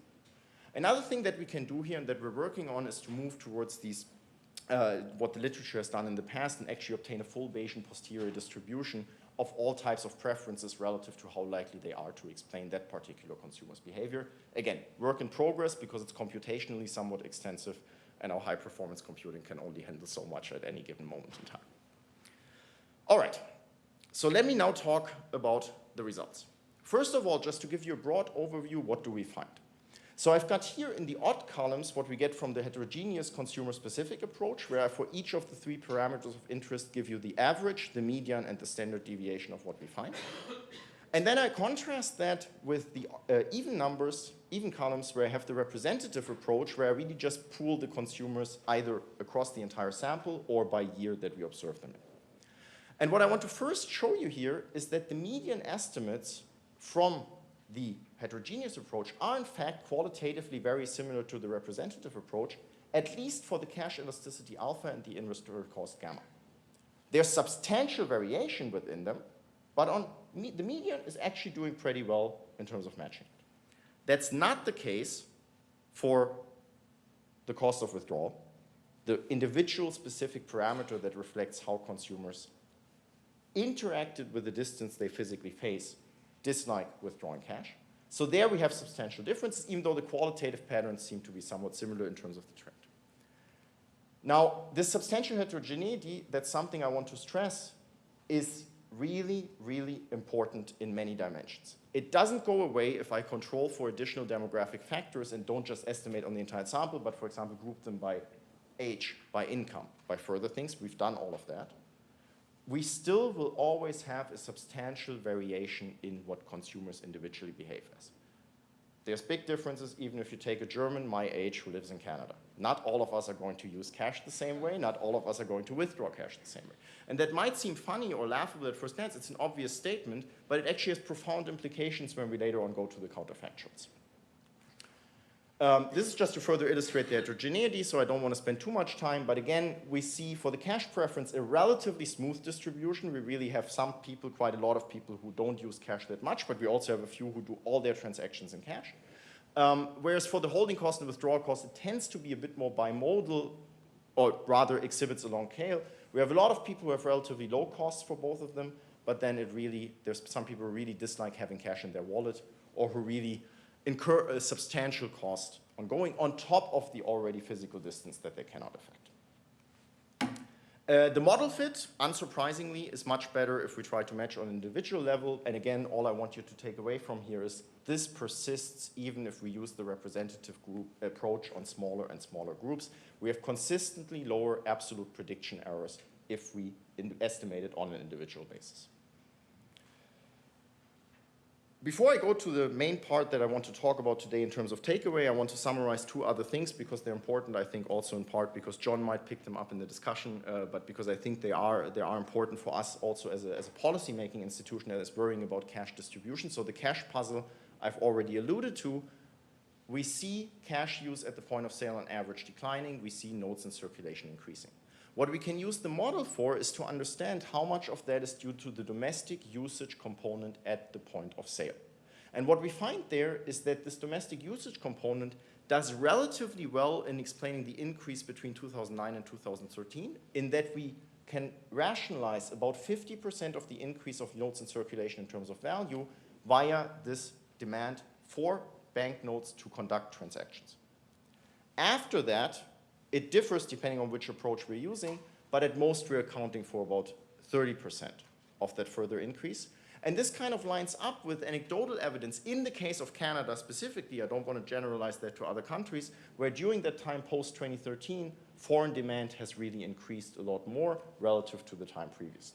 And again, important for us because we're charged with distributing the banknotes, so we need to understand where does the demand come from also to forecast it going forward. The second thing I've already said, we repeat the estimation and comparison by broader demographic groups. Heterogeneity continues to matter. But what I want to do now in the rest of this presentation, and I think I have about 7 minutes, is that correct? 5, okay, I can do that as well, is to talk about what's the counterfactual response if we change the infrastructure further. So we see some changes in the data as we currently use it. But going forward, we have seen a reduction in bank branches in Canada. Suppose it's, for example, one of the last bank branches in certain regions. That's something we worry about quite a lot. But even more generally, how are consumers affected? And how much does this effect relate to this individual heterogeneity that we have? So for that, we do several exercises. The first one is that we compute an elasticity of how do consumers respond to a change in withdrawal cost. And here we're going to take an extreme one, 100%, meaning we go from 50% of what they actually face in the data to 150%. And we look, how do these predicted moments that the model generates vary if we undertake that counterfactual change. And then we can also look at how these predictions that we get relate to demographic covariates that we observe in the data. Now, what do we find? First of all, unsurprisingly, we have sizable heterogeneity on an individual basis in terms of preferences, so we're going to have a sizable heterogeneity and on an individual basis in all dimensions when it comes to the model-generated moments. The first thing is that the overall consumer welfare that they estimate doesn't drop by all that much for most consumers, but the changes that we do see are concentrated in 10% of the population. Now, unless we take a utilitarian approach where we weigh everybody equally, which is not the mandate that we have, that's something that is potential cause for concern and further investigation. So it's a concentrated welfare impact. The second one is, unsurprisingly, if I make the counterfactual change of making withdrawal more costly, people are going to withdraw less. Anything else would have been very problematic for us. What's interesting, though, is that we identify two types of adjustment strategies, how consumers respond. So they withdraw less, but what do they actually do? Well, there's one group that drops their cash use. Withdrawing cash is more expensive in terms of the utility loss that they incur when they need to withdraw. So they use it less often at the point of sale, they withdraw less often, and they withdraw lower amounts. That's perhaps the prediction that you would have expected. I make something more costly, so I use less of it, and the rest follows. But the second one is that there's a sizable population of people that in fact do not alter their cash use by a whole lot. Instead, they economize on withdrawals by making them less frequently, but by withdrawing larger amounts, they actually increase their cash holdings, they actually increase how much they withdraw. So they can afford to actually hold more cash and to still withdraw it at least somewhat frequently. So they don't want to alter their use at the point of sale, and they don't have to, because they can, in fact, afford to do it. And this affordability is actually something that we see when we relate it to the covariates that we see in the data. So here's just a simple comparison on the left side for cash holdings, on the right side for the withdrawal amount. What are the estimated parameters, but also what's the age, the income, and the revolver status? Do they carry balances on their credit card or not? Of these consumers, depending on their adjustment strategies. And on the left side, which is what I want to focus on right now, is Who increases their cash holdings? It's people who are older, more affluent, and less likely to be a revolver. So it's really, these are people that can afford to, in fact, continue to use cash, despite the fact that our preference, which again encompasses other factors, is in fact lower for them. So the people who actually want to continue to use cash cannot because they're priced out of the market, so to speak, if withdrawing cash becomes too expensive. The final exercise, and then I conclude, is we can trace out an entire response of what happens if we counterfactually vary the cost of withdrawing cash proxied by the distance from 0 to 200% of the measure we observe in the data. And as expected, if withdrawal cost goes up, consumers withdraw less and use less cash. And you will see that already a relatively small increase of about 30% in withdrawal costs would be sufficient to stop 25% of consumers from using cash, using PICs, using electronic transfers, using other means of payment. However, we again see this bimodality in responses in that if I compare the distribution of responses in terms of the cash holdings, well, you will see that on average, people, as withdrawing cash becomes more costly, tend to hold more in the beginning because they want to withdraw less often, they want to use it at least somewhat. When it becomes too expensive, then the path splits. There's the people who stop using cash, so they don't need to withdraw, they don't want to withdraw, they're no longer going to use it. But then there's the others who continue to use it and do so by withdrawing more and more cash and correspondingly holding more and more cash. Okay, I'm going to skip the robustness and next steps and just conclude. So we present a structural dynamic cash inventory model that has a trade-off between more frequent withdrawals and larger cash holdings, as is common in literature, but allows for people to mix between cash and non-cash and accounts for the infrastructure affecting the cost of withdrawal. We estimate the model, and one of the key takeaways I really want to have is that average responses, all well and good, but they're really the substantial heterogeneity that we see needs to be accounted for because it leads to very different responses. Even on average, we don't see much movement.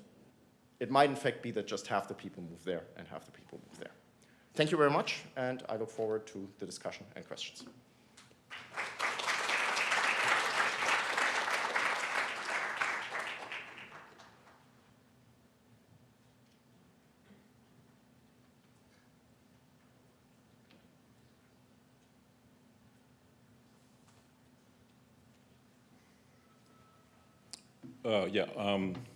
Andre gave an excellent presentation, and I really enjoyed reading the paper. I think it's very cool. But I have to do a disclaimer. I'm a micro guy. Last time I had any macro was at MIT. It was taught by Larry Summers and Bob Litterman. So just as a check, cash is part of M1, right? Is that, okay. All right, so I'm not going to come across as an expert in this area. I think maybe they chose me. I worked on inventory models, but inventory of steel, and I used to teach at Yale.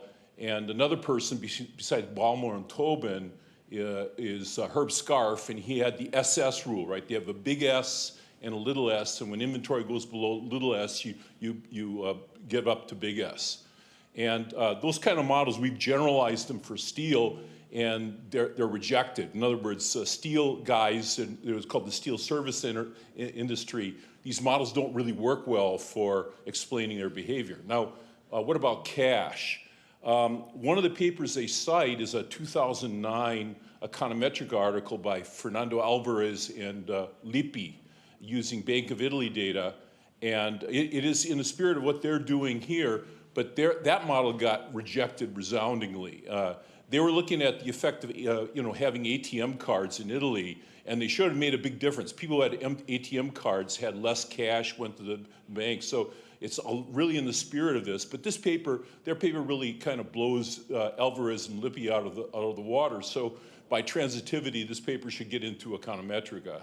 It's a very clever paper using, with a very clever way of integrating spending with a kind of a Cobb-Douglas utility function.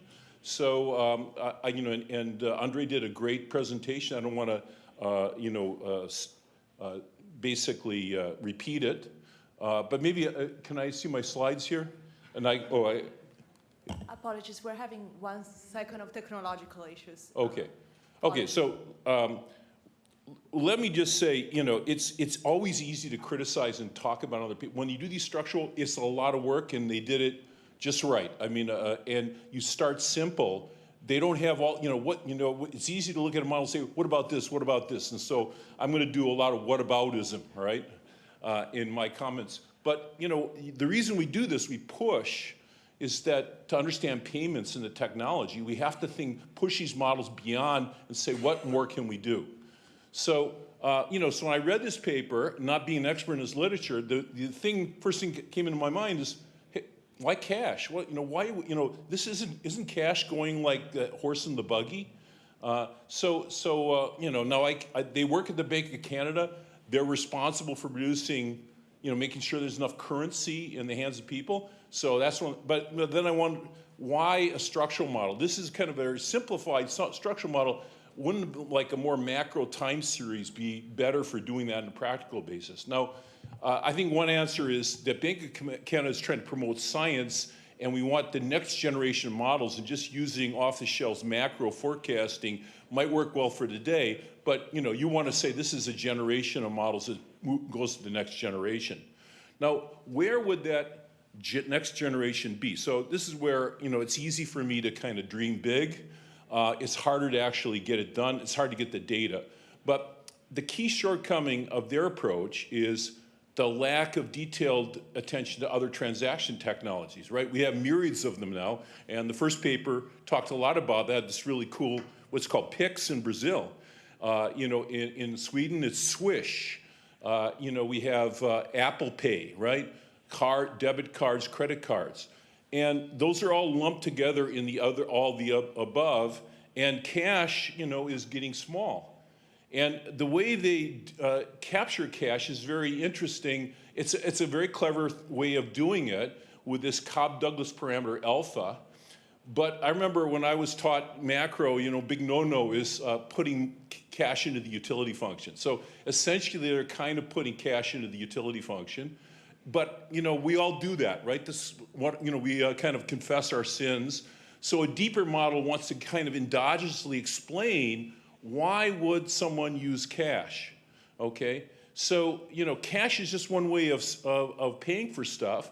So to really understand why people use cash, we need a better model of the costs and benefits of different payment technologies. And revealed preference shows that people prefer to use their iPhone, right? You go, bing, there's your payment, right?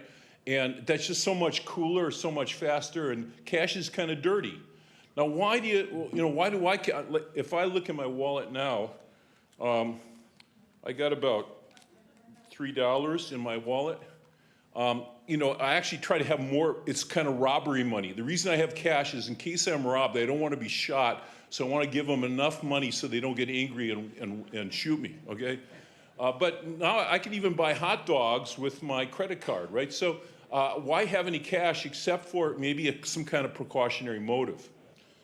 So let's go to the next one. So I think there's, describe a chicken and egg problem of cash use, which is, what you use as a transaction depends on what merchants choose, right? And if if the hot dog guy only takes cash, I need to have cash if I want to buy a hot dog. But if they take Apple Pay or some other means, I'll use that instead. But then, the merchants are thinking, what do the consumers have? Do they have Apple Pay? Should I have Apple Pay or should I use Square, right? So there's a coordination problem in determining. So you have, really you need an equilibrium model. We have merchants on one side, consumers on another, and look at the equilibrium that results with technological innovation. Well, that's really, really hard. So, and that's a chicken and egg problem that could have multiple coordination. It's a coordination problem, could have multiple equilibria, kind of self-fulfilling expectational equilibria. Now, it has been studied before in a kind of famous paper by Kiyotaki and Wright in 1989, Money as a Medium of Exchange. And, here's a quote from their abstract, that you can get multiple Pareto ranked equilibria. They are not Pareto optimal, and but that means there could be a role of a government for improving, or some kind of regulator for selecting a better equilibrium in these situations. Now, so then relative to why this conference is the Fed, is what's the role of the Fed in all of this, if you think about that? Can the government help us find a better equilibrium and reduce transactions costs, fraud, and promote stability of the financial system? And now, these days, we're talking about technological uncertainty. I mean, massive communication breakdown. If we go to eCash, which is really cool, but it's got vulnerabilities, strategic, like could the Russians crash our system and crash our economy in an instant? So cash might not go away because we want some security as medium of exchange when all the networks break down. Okay, so now Bank of Canada has a website, and they're talking about CBDC, right? Central bank digital currency. I think it'll be probably talked about here. The question is, that's a hot button topic here in America, right? Should the Fed even go there? I don't know. I don't think the Fed might be going there, but there's a Cato Institute right not a few miles down. They are saying, don't go there. Don't go there, man. Stay away from this, right? So to give a sense maybe of their concerns is, I like to joke, would I buy CBD using CBDC? And the answer is probably not. Do I want the Fed looking over my shoulder? So I think they're almost paranoid there. I think there is a role for the Fed, but you have to tread very carefully, I guess. We're in Washington, it's realities. So the rest is, I want to just talk about this cash puzzle. And I'm just going to go through, first of all, I found the Fed data, so I'm going to show you some slides just to educate myself, showing the decline of cash in the United States. And the Fed has excellent stuff online. You can just go and see a lot. This is Goldman Sachs stole some stuff from the Fed, and I'm stealing it from them, okay? And then here you're seeing the decline of cash over time. So this is stuff you all know better than I, but I like this graph right here, though. I am a small business owner. I have a little company called Techno-Luddites, and we get a lot of our money come from merchants. We bill people using PayPal, and it's expensive. It's our third largest expense. I'm thinking, collecting money, should it be that expensive? It's outrageous. I'm paying 4 or 5% of my revenues to PayPal just to collect and deliver the money. Now, whenever I can, I want ACH. Thank you, Fed. I love the ACH. I'm getting money for free. It's the cheapest, fastest electronic system we're on. Why isn't that expanded? I would love just to use it on my phone. Bam, ACH. Why Zelle? Why Venmo? Why not ACH transfer with your cell phone? So as a small business owner, I'd say, please expand the ACH. Do that. But again, you're competing with PayPal. You're competing with big political interests. So obviously there's political, this is above my pay grade, as they say. You basically see also this is a San Francisco Fed graph, another really great report, and shows, cash is really being abandoned by the young, especially. The old people are old fogies, but even they're reducing cash, but the young are especially moving away. But it is an inferior good, right? So poor people have to use cash more, and partly because poor people are unbanked. So if you look at here, banked versus unbanked, the people who don't have a bank obviously have to use cash a lot more. There was a very sad incident this summer. I was teaching at Howard University, and a construction worker was killed because the construction workers get paid on Fridays in cash. The robbers know that, and a robber went over to construction, demanded the money, and he unfortunately fought to keep his wallet, and he got shot and killed. And but probably, in some cases, you're an illegal worker, not a documented worker, and they pay you in cash kind of under the table. It's a black market economy. Now, so here's the point I'd like to kind of close on a little bit. There was no precautionary motive in their model, and that could be a big part of the cash puzzle. People hold cash for a number of reasons. You can see how it went up. This is US data. The green lines, it went up a lot during COVID, so people probably were worried about it. But Canada had in last summer had Rogers Communications went out of business for like a day, and like 10, 12 million people couldn't transact over that day. And so there's evidence that in Canada, people actually responded by more precautionary holdings of cash because of these transactions problems. So, and Sweden, has Swish, right? They're moving to very close to cashless society.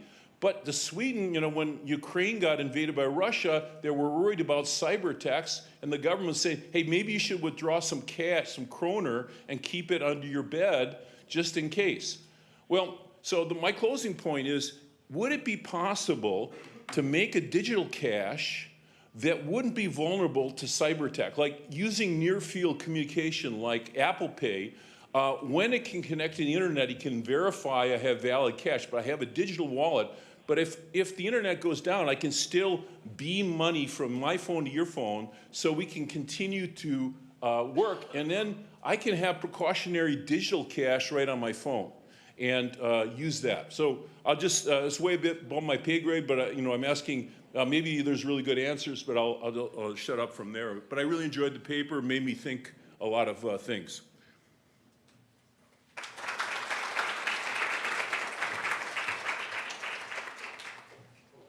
Right. In the interest of time, maybe we could do questions during the break. We have a bit more food and coffee for you guys to keep you going. Apologies.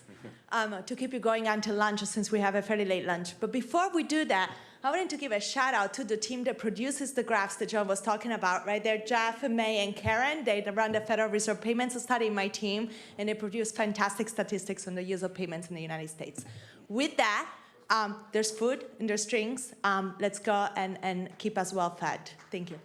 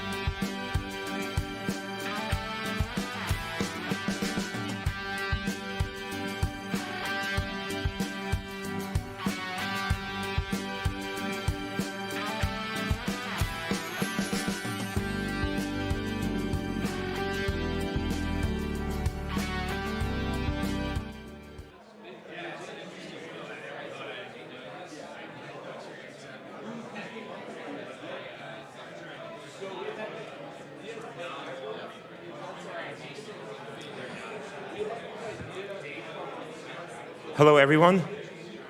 Hi.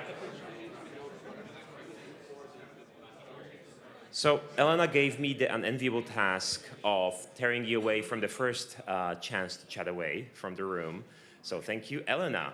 I think we'll want to try to get started on time. We're excited to have our second session on stablecoins.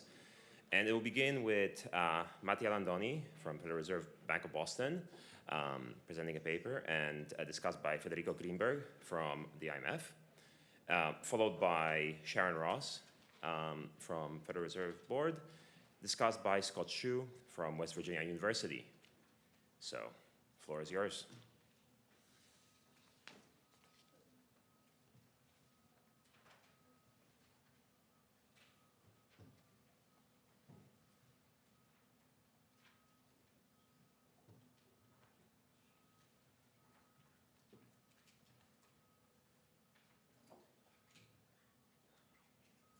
All right, good morning, everyone. And I would like to thank the organizers for organizing this incredible conference with this very interesting program.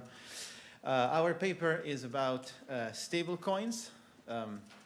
Several of us were really into stable coins and crypto, and several others of us were really into money market funds.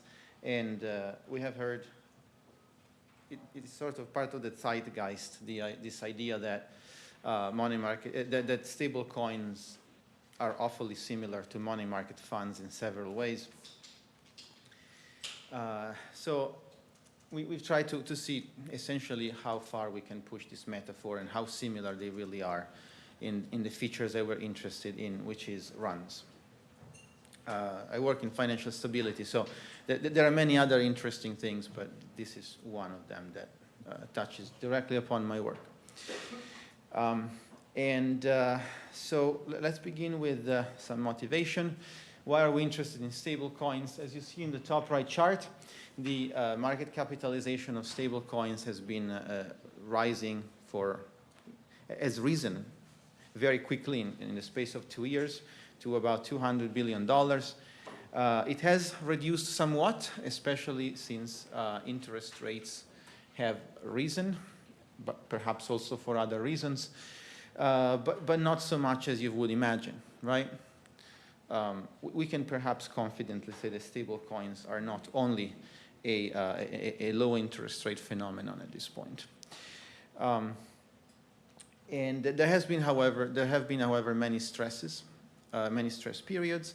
There have been runs, there have been collapses, and stable coins have another really important characteristic, unlike, say, true cryptocurrencies such as Bitcoin or Ethereum, that they are, many of them at least, are backed by traditional finance assets.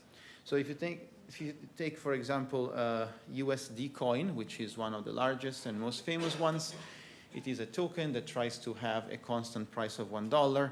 You surrender $1 in cash to the organization somehow, and they give you one token worth $1. They will take your dollar, they will invest it in treasury bonds, bank deposits, and other traditional finance assets. And with these reserve fund, they essentially back the value of the tokens one for one, right? And so if there were a large outflow out of USD coin, as there have been in the past, you would have that the USD coin reserve fund would have to sell a very large amount of assets, of traditional finance assets. And now we have created a link between the crypto world and the traditional finance world. Before I continue, I would like to say that what I said and what I'm about to say does not necessarily represent The rule is not that the disclaimer has to be in the beginning, it just has to be prominent, I believe, and this is very prominent. Does not represent necessarily the views of the Federal Reserve Bank of Boston, New York, or the Federal Reserve System. Now, there are, again, similarities between money market funds and stable coins that we're going to explore. And The stable coins have been in the news many times, both in terms of the newsworthy episodes that they have caused, as well as for their similarity to money market funds and for their link to the real economy. In recent stress periods, we have seen that money market funds experienced flights to safety. Let me define flight to safety. Flight to safety is an outflow from funds that are perceived as risky to other funds that are perceived as safer. The alternative to you could have a run without a flight to safety, to be clear, right? The money would leave the platform and never come back. But there could also be a flight to safety where at least some of the money remains on the platform, goes into a different product that is perceived to be safer. In the money market fund space, there are two types. There are more than two types of funds, but generally speaking, you could distinguish between government funds that hold government securities and prime funds that hold a broader range of securities, including some created by the private sector, such as commercial paper, etc. Stable coins being the rough equivalent of money market funds in the crypto world, and we will talk about similarities and differences in a second, they perhaps are subject to some of the same issues. One issue with money market funds that makes them somewhat runnable is that they will reimburse you for the money you deposited at par, right? So if the value of the fund's assets drop below $100 or 100 cents on the dollar, let's say they go to 99 cents and there are 100 investors, each one of them could redeem at par, at $1. The first 99 investors would get their money back in full, and the 100th investor to show up at the door asking to redeem their money market fund share would get nothing because there is nothing left in the fund, right? This creates a coordination problem among money market fund investors, which sometimes can cause money market fund investors to withdraw their money out of fear of being left with nothing. Stable coins working in a similar way have a similar problem, right? And however, money market funds and stable coins can both be runnable in the sense that I just explained, but it doesn't necessarily mean that they both, the runs work in the same way and are originated in the same way. So in this paper, we try to understand how far we can push this metaphor, how similar are the runs, are there flights of safety in stable coins as well, etc. So here is a bit of background on money market funds. Money market funds are very large. They have about, in the US, $5 trillion in assets. As I said before, there are prime and government funds. Prime funds invest in commercial paper, certificates of deposits, US Treasury and agency debt, as well as repurchase agreement as lenders, right? They are riskier. In 2008, there was a proper run on one such fund. In 2020, there were very large outflows from several funds at the same time as roughly the beginning of the COVID pandemic. Government funds invest only in US Treasury and agency debt and in repo loans as lenders, but only repo loans backed by Treasury and agency instruments. So they're much safer and they consistently experience inflows in stress periods. However, I want to highlight that, for instance, in the past decade, we have observed large outflows from some government funds into other government funds. For instance, between European funds, at some points in the recent history, some countries in Europe were perceived as weaker by investors, and government money market funds exposed to such countries had outflows in favor of money market funds holding the debt of countries that were perceived as stronger. There is also another important differentiation in the space of money market funds, and that is the one between retail and institutional funds. Retail funds are devoted to physical persons, and so that these are the funds where you and I would invest typically, and then there are institutional funds where only institutional investors should participate, or what institutional investors are allowed to participate. And the existence of institutional investors in the pool of investors of a fund somewhat worsens the sort of prisoner dilemma that I explained before, the mechanism that drives the runs, because institutional investors are assumed to pay more attention, to be more sophisticated, and so if I were in a pool with other institutional investors, I would say they're going to run really fast because they're paying attention every day to the value of the fund's assets, and so this exacerbates the investor coordination problem. So stablecoins are crypto tokens that live on a blockchain, and their goal is to maintain a $1 value, or there are also stablecoins pegged to other currencies, but I will say $1 as a stand-in for any other currency as well. There are three main technologies behind stablecoins. One is fiat-backed, fiat, not like the Italian car manufacturer, although there is a tenuous link between the two words. It's backed by fiat currency, so currency that is established by the act of a government. And so these are the ones that really look like money market funds. They take money, they invest it in traditional finance assets, and then they return your money on request. There are US-based ones and offshore ones. That is another distinction. Now, it is an important distinction because US-based funds tend to be backed by short-term, liquid, safe assets, lots of treasuries, including US MMF shares, certificates of deposits with US banks. Offshore, and the poster child for US-based fiat-backed stable coins is USDC. There is then offshore funds such as Tether. These are also one-to-one backed by US dollar-denominated assets. However, they take more risk with their collateral. And they are also typically not US regulated, and they hold, they're also more opaque. Tether is essentially not audited by anyone that you would recognize, and it holds a very large variety of assets in its reserve fund, whose valuation is at best opaque. Then there are crypto-backed stable coins, such as DAI. These are issued by some sort of blockchain robot machine where you put some crypto stuff in a box and you get some stable coin in exchange. I will explain in a moment a bit more about how this works. And then there are algorithmic stable coins that are unbacked. When there is simply another much simpler blockchain robot that when the price of the stable coin goes below $1, it tries to reduce the supply,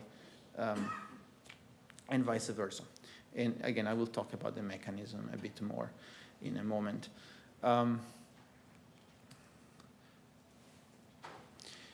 So fiat-backed stablecoins really resemble MMFs. It's interesting to, as I discussed in a second ago, to notice that there are offshore and US-based stablecoins, and that they differ not only by their legal regimes, but also by the type of portfolio that they choose to hold. And that resembles a lot the distinction between government money market funds and prime money market funds. It is interesting because I guess, generally speaking, there are large economies of scale in asset management, and these economies of scale drive some sort of attempt at instead of doing exactly the same as some incumbent is doing, I will try to do something else. So one tries to differentiate and offer a different product, right? And so I guess this safe versus a little less safe, but investing a little more aggressively is a first order differentiation mechanism that a stable coin issuer could have gone to, and they did. One really important difference, however, between stable coins and money market funds is that stable coins typically do not pay the yield on the assets to the stable coin investors. That is great because you get to keep up. It's like being a money market fund that charges fees equal to 100% of the returns. Normal money market funds can't do that, or nobody would put their money in it. But there is so much demand, or there has been at least so much demand for money that has a fixed dollar price and also is on the blockchain, that investors have been willing to accept no yield for the convenience value of having this thing. Again, the largest ones are Tether, an offshore stablecoin. That is $84 billion of assets under management, and USD coin, which is US issued. It's US audited, I believe, by Deloitte, if I remember correctly, and has about $25 billion in AUM. So some people seem to like opacity because both coins provide otherwise essentially the same service. Then there are crypto-backed stable coins that are issued automatically when investors deposit collateral in a vault. This is a scheme of DAI, how DAI works. Why is it so complex? This is each box there is a smart contract on the Ethereum blockchain.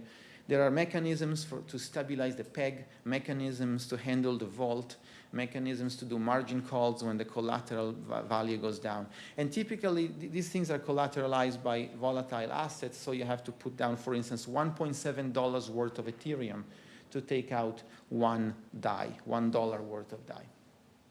And then there are algorithmic stable coins like the famous Terra that blew up in 2022. There is a sort of arbitrage mechanism such that if the price is less than 1, you somehow decrease the supply. In the case of Terra, you would burn 1 Terra token, reducing the supply, and you would get $1 worth of freshly minted Luna, which was another token whose price was floating, right? On my desk over there, I have 2 empty coffee cups. And to understand the fragility of this type of mechanism, probably all of you value my 2 empty coffee cups at 0. If I take one and I throw it away, you will still value the remaining coffee cup at 0, right? So there is only so much that this mechanism can do, and Terra understood this last year when its market value went from 19 billion, with 19 billion outstanding token worth $1 each, to 0. But interestingly enough, the actual number of tokens in circulation is still close to 10 billion, as Terra technically still exists, but they're not worth $1 each, and so the market capitalization is a lot less than 10 billion now. So these are time series charts of color-coded portfolios of money market funds and stable coins. You can see that there is a lot of overlap between the two. If I were a stable coin, a fiat-backed stable coin holding a portfolio of US-denominated assets, it is so good to get all the yield for free that I would want to be super safe. And so even the offshore ones do hold substantial amounts of treasuries, such as you can see Tether. Half of its holdings, self-reported, are treasuries. Okay, so now our empirical analysis. I still have, I believe, 10 minutes. Is that correct? Good. So we have, first of all, there are runs and there are runs with flights to safety. Do we observe flights to safety when we observe a stable coin run? Right? If so, which types of stable coins benefit from this flight to safety? Second, flights to safety often happens within a mutual fund family. Can we see something similar for stable coins? What is the equivalent of a mutual fund family for a stable coin? You can think of it as the platform. The platform is the blockchain. So there could be flows between one stable coin and the other on the same blockchain. We're going to go and see whether that happens. And finally, as I will explain in a moment, money market funds can break the buck. That is, they have to abandon their $1 peg. Is there a similar effect, like a discrete type of threshold for the value of stable coins? So we have obtained our data from CoinGecko for the most part. We collected price and number of tokens outstanding for the 12 largest stable coins, which is more than 99% of the market capitalization. This is really a winner-take-all game. There are really 4 very large ones and many middling ones, and then many very tiny ones. So we collected also the Bitcoin price, and we were lucky enough to find information on blockchain-specific flows, because stablecoins can appear on multiple blockchains at the same time. You can buy Tether on the Ethereum blockchain and on the Tron blockchain. I'm going to skip this slide, but this is a summary of what we have collected. And so we actually did 2 focus studies on 2 large events where we know that there was some really big stress event in a qualitative sense based on the news and what we know. One was the Terra Luna system collapse, and the other was the 2023 collapse of Silicon Valley Bank, which was kind of harmful for the USD coin. USD coin is the safe one, as I said. Unfortunately, they had an account with Silicon Valley Bank, probably the largest account, if I remember correctly. And so this was well known, and so immediately investors started to withdraw money from USDC, being afraid that the reserve fund of USDC had lost money in the Silicon Valley Bank collapse. And in both cases, you can see that there is a run, so to speak. So there is a large outflows from the type of coin that is considered risky. In the case of the Terra Luna collapse, there was stress that originated in the crypto world, and so the more crypto-like stable coins lost assets, and at least some of this money went into US-based coins, the ones that were perceived as safe. In 2023, however, the stress originated in the traditional finance world, and you can see that US-based, more traditional finance-tied stablecoins lost assets at the same time as offshore stablecoins gained assets. So we can see at least 2 clear instances of flight to safety. We also ran some regressions. The regressions here simply formalize the evidence you just saw in the charts. It's statistically significant. There was a before and after effect. We ran some very simple difference specification.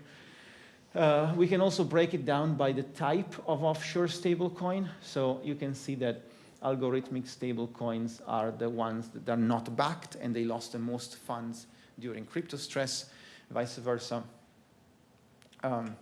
You have different inflows into offshore stablecoins during the SVB collapse episode. And the most money goes into crypto collateralized stablecoins, which are at that point perhaps the safest, or perceived as the safest. We then try to generalize our analysis for a broader definition of stress. Instead of 2 discrete episodes, we had a continuous sort of measure of stress. And for a larger stablecoin sample, so all 12 over a 2-year period, we define stress as drops in the Bitcoin value. So the red lines, the vertical red lines indicate stress episodes. Those are the top, I believe the top 10% or the top 5%, I forget, of Bitcoin drops. And we assume that Bitcoin prices reflect general sentiment in the crypto world. So days with a bad Bitcoin return are days of bad sentiment in the crypto world. We do see that shocks to Bitcoin predict aggregate stablecoin flows. So there is some relevance in our instrument. And so we did the impulse response estimation, right? And you can see that on the typical in the days following a Bitcoin stress shock, US-based fiat-backed stablecoins actually gain assets, whereas offshore crypto-backed and algorithmic stablecoins lose assets. And the scale on this chart is not the same. In fact, it is, see, 4, 8, and 16. So by far the largest outflows are for algorithmic stablecoins. And so this is not entirely driven by one episode. This is equal weighted across time. So this is definitely not just the Terra episode when one large algorithmic stablecoin lost a lot of money. We finally look at how investors run. Do these runs resemble money market fund runs? Again, as I anticipated, we studied within blockchain correlation. right? See, on the days when money flows out of offshore stable coins, do we also see that money flows into US-based stable coins? And you don't need to see the details of these 12 charts, but you can see these are money market funds in 2020, and there is government versus prime flows, and so a positive slope shows that there is a flight to safety, okay? This is the same for aggregate stable coins. We see, generally speaking, on the days when you have negative flows from offshore coins, you have positive inflows into US-based coins. We then look at individual blockchains. So these are all the stable coins that live on the Ethereum blockchain. And again, you can see on the days when offshore coins on the Ethereum blockchain have outflows, there are positive flows into US-based coins on the Ethereum blockchain, and so forth. However, the pattern holds only for the top 3 largest, for the blockchain containing the largest stable coins, so Ethereum, Tron, and Binance. If you go to the smaller blockchains, this pattern is reversed. That suggests that, so on a day when there are outflows from offshore coins, there are also outflows from US-based coins. It's as if money is simply leaving the platform, the blockchain. So there are bigger blockchains that inspire more confidence, and there you can see a flight to safety within the blockchain, and then there is a flight away from the blockchain itself in the smaller, less solid ones. Finally, we identify the pegging threshold. Money market funds are supposed to maintain a stable value of $1 per share. If there is a net asset value that is a shadow number behind this fixed peg. If the number becomes less than 99.5 cents, the money market fund is said to have broken the buck, and the shadow net asset value becomes the actual price of the money market shares. And so this has happened once, and there was a run, and it was very bad, right? So our results show a threshold at 0.99 for stable coins. Well, stable coins are not forced to, they don't have a shadow number, but I guess there is a psychological threshold at 99 cents. A stable coin that is priced between $1 and 99 cents has outflows, because that is, generally speaking, a bad thing, but it's only 0.34% of assets per day. As the price goes below 0.99 and up to hold on, I think, did I? Yes, okay. This should have been 991, that's a typo, I apologize. So when the price falls below 0.991 and touches the psychological threshold of exactly 99 cents, if you round to the second digit is 99, then the stablecoin experiences a daily outflow of 3.43% of assets, so 10 times as large. If you go down 1 more cent, it becomes small again, or at least no more than it was. So the large amount of negative flows happen around the 99 cent threshold. I don't know if it's because there are algorithms programmed to sell, or because news. There are many mechanisms that could drive this, but it exists. Okay, concluding, stable coins are increasingly important. They resemble MMFs. This has been said before, but in this paper we go deeper. We take this metaphor very seriously, and we show that actually, in addition to being runnable like money market funds, runs that actually did happen did resemble some qualitative facts about money market funds. We also show that there are flights to safety within the same blockchain, but only in blockchains that inspire enough trust that money doesn't want to leave the platform altogether. And we finally document a break-the-buck threshold at $0.99 per token. Thank you very much, and I will leave it to the discussant now.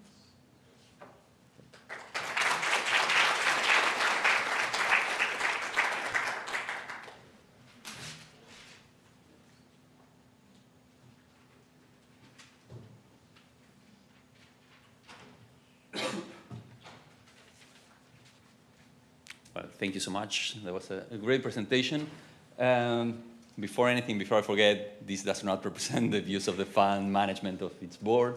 It does represent the views of my colleague, Marcello Micoli, who presented another paper. We discussed this together, so I want to acknowledge him here and make him accomplice in the act. Now, before, I'll try to keep it short, so there's time for questions to the author, to the presenter. I just wanted to take a step back, and why we are discussing this now. Remember 2019, we started paying more attention to stablecoins when Libra and Facebook kind of tried to move forward, and we all worried that it became something systemic. Personally, again, my own view, it hasn't become systemic yet. We may worry now whether PayPal's new project with Paxos could actually end up being the killer app that would make stablecoins leave the crypto ecosystem and become part of economic life more, for a broader audience.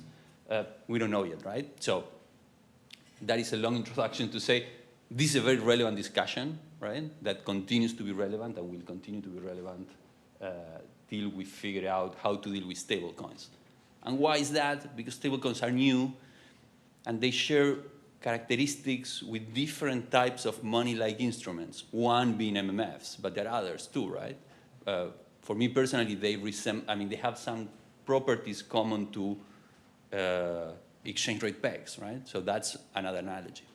So maybe a way to put that is that, you know, the parable of the blind man and the elephant, right? That one touches the leg and says, well, this is something, this is a column. One touches the tusk, one touches the trunk and says, oh, this is a hose. So I think we've been doing that a lot.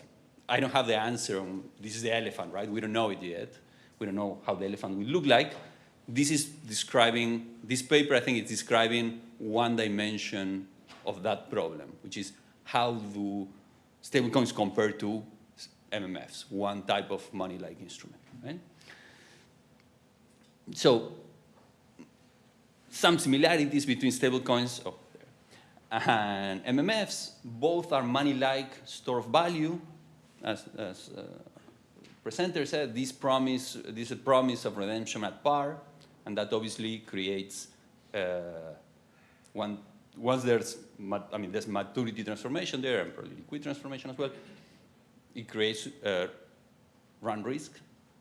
There's no public backstops for either of stablecoins and MMFs. So typically, there are exceptions, of course, in stablecoins like the algorithms and basically the algorithm stablecoins, but by a large share, both. The most important stablecoins use the balance sheet to sustain the peg, preserve assets, same as MMFs. And of course, there's some heterogeneity within stablecoins and within MMFs in terms of what assets they use as reserves, right? Government and prime MMFs, or the different types of balance sheets that the paper shows and we just saw. So what the paper does, I think it documents sort of the runnability and the stress triggered by the fall in Bitcoin prices, documents the contagion in runs and how that kind of plays out, and how different how basically when there are these idiosyncratic shocks to Terra or USDC, where do the funds go to in the crypto ecosystem and in stablecoins? And the price threshold for stability, the 0.99. So before I go to the differences, I think, and some other dimensions, I think here something that I would stress a bit more, or I would try to disentangle a bit more in the paper, maybe for another revision. I think these are different types of shocks, and so commingling them, it's not this. So a Bitcoin price is basically an aggregate shock to the crypto ecosystem, right? it plays out in different ways, as we saw, right? There's a differential inflows and outflows to to US, basically to USDC or to, and running away from the riskier stablecoins. But it's different from an idiosyncratic run against Terra or USDC, right? So I think that's, there's a bit of tension there, and I'd like to see maybe a bit of how that compares to MMFs, again, in terms of aggregate shocks or idiosyncratic shocks. Minor point on the regressions, there's very little variability. There are very few observations in the cross-section and very few observations that actually matter, because there are basically 2 or 3 stable coins that represent like 90% of the market cap. So maybe there's something to be more explicit about in the paper. Of course, there's a lot of time series, right? But running an event study at the end is just looking at what happens in the cross-section before and after. So I'd like to see a bit more in terms of robustness and basically looking at what observations are actually influential. Same spirit as what we may have seen in the chart with the observations and those lines. But again, sort of trying to take a very humble step back on what is the elephant, right? So stablecoins are not the same as MMFs, right? They do have a promise to redemption at par. They use the reserve assets mostly to sustain that, but there are differences. There are very important differences. MMFs are remunerated, stablecoins are not. Stablecoins are more like money in a way, that closer to fiat money that is not remunerated to the public from that dimension. So then, for instance, stablecoins are going to be much more exposed to the monetary policy cycle, right? We've seen it. I mean, it's true that they haven't collapsed because the crypto system is surprisingly resilient, but basically it is, as interest rate went up, inflows to crypto and to stablecoins became negative. And as such, stablecoins are part of an ecosystem, right? They live for crypto. They may be used in some very specific cases for cross-border transactions, and some more than the others. USDT, mostly, Tether. But for the most part, they're part of the crypto ecosystem, and they're used as settlement asset for buying and selling crypto, right? It's not just parking and getting a relatively safe interest rate out of them, because you don't make money out of stablecoin. You need to go somewhere else. You need to go to an AMM and deposit that, for instance. But stablecoin itself is a settlement asset, and it's part of the payment infrastructure, right? Part of the payment system, if you want. They are mostly outside the regulatory perimeter. Of course, there's variability, right? Some have like some sort of license in different states in the US, for instance. But still, this is something that is still very much in flux, and it's very different from MMFs from that respect, which we had basically was a regulatory reform. There's clarity on what the MMFs can do and cannot do, and that's why they are part of the mainstream financial system, and stablecoins are not. As such, related to those 2 points, there are obviously operational risks. There's arbitrage in where I localize the stablecoin issuance, right? Do I put it on an offshore center and I do a more sketchy operation, or I try to become more mainstream and hope to get some US regulatory approval at some point, which is maybe PayPal's game, or Libra at the time in Switzerland. But maybe what I like to go back to the issue of aggregate shocks to the ecosystem and the analogy to exchange rate regimes. In a way, you could think of the crypto ecosystem as a kind of small open economy subject to aggregate shocks, right, for the economy, right, which are shocks to terms of trade, which are the Bitcoin prices. And that's very different to the types of shocks that MMFs, or that the regulation for MMFs deals with, right? Regulation for MMFs deals with basically how to ensure that reserve assets are sound, that they're relatively well backed.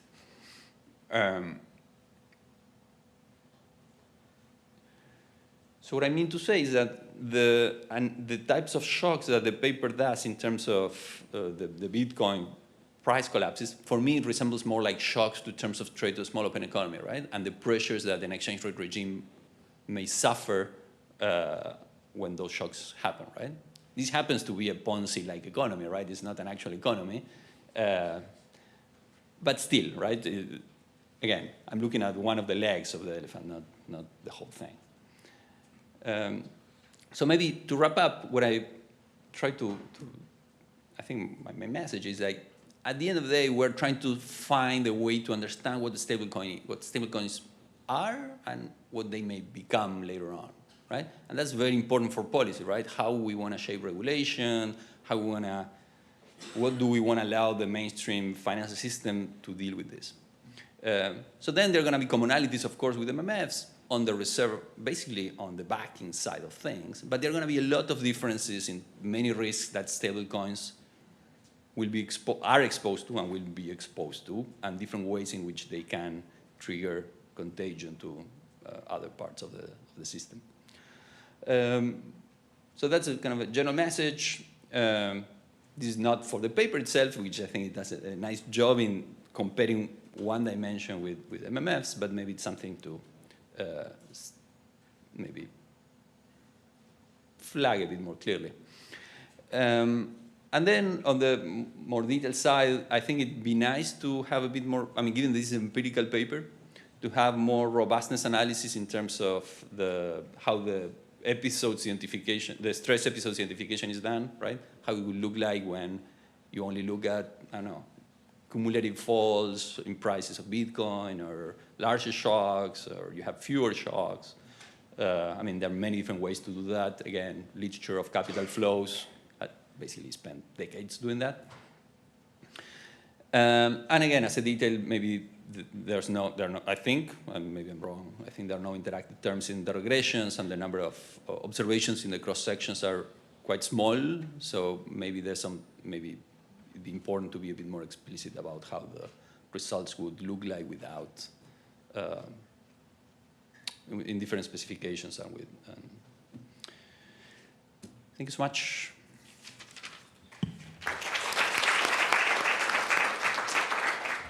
So, thank you, Federico, Mattia. I think in the interest of time, I suggest we proceed to the next paper, so we can, keep on time for the keynote speech later. So, Sharon.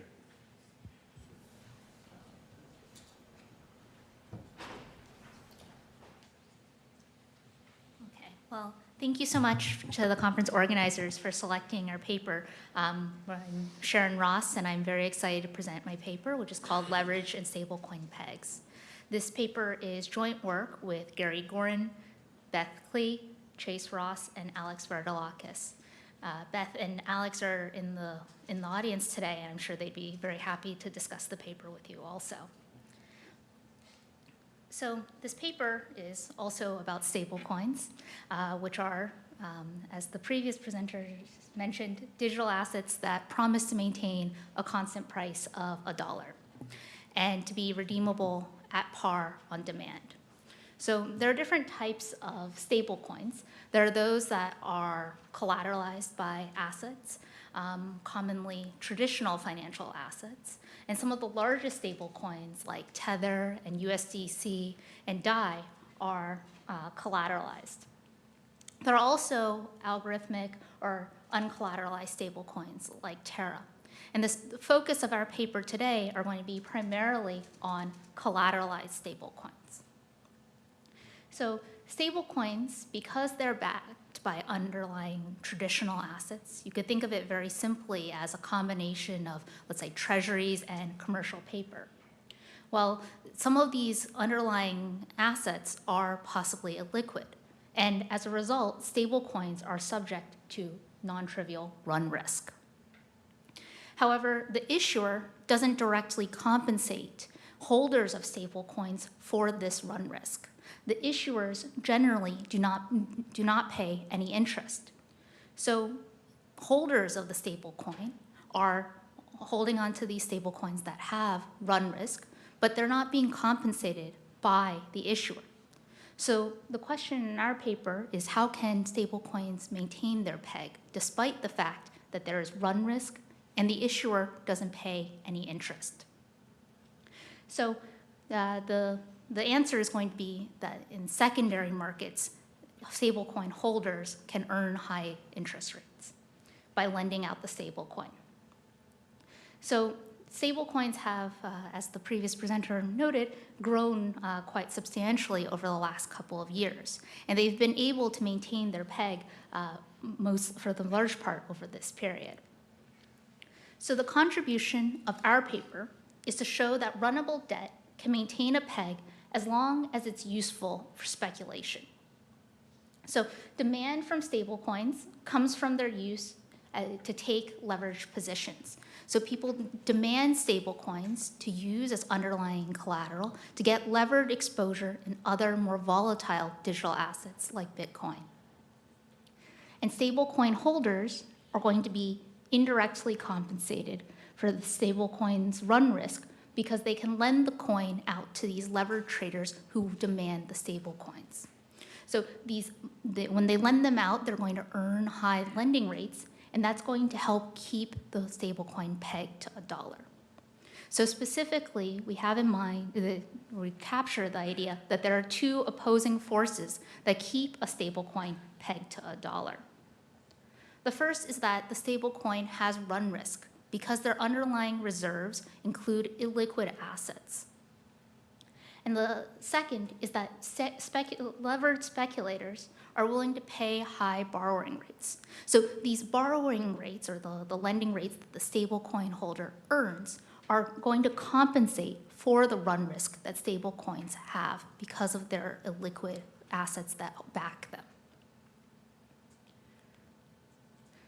So stablecoins, as we've been talking about during this session, has financial stability implications. So the stablecoins are a very important linkage between the traditional financial markets and digital asset markets.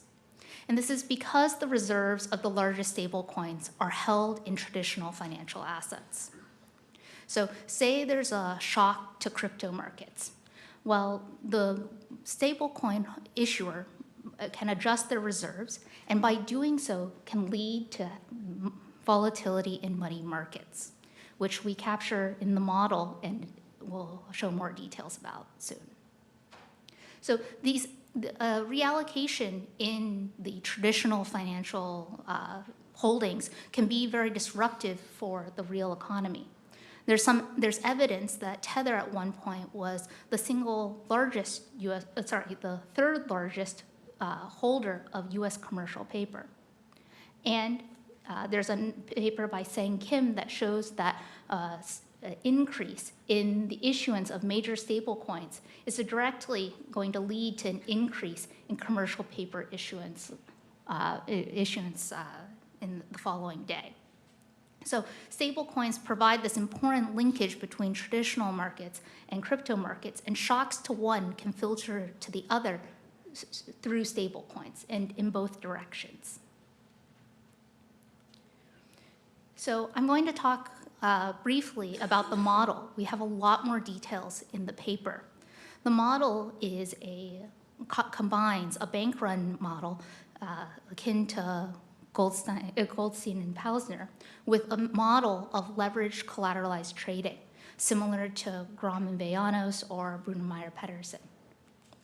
In the model, there are three different agents. There's a stablecoin issuer, stablecoin investor, and a cryptocurrency trader. So the stablecoin investor, or the agent that's going to hold the stablecoin, they're going to give money to the stablecoin issuer. And the stablecoin issuer is going to issue them a stablecoin. This is the standard minting and burning of stablecoin tokens.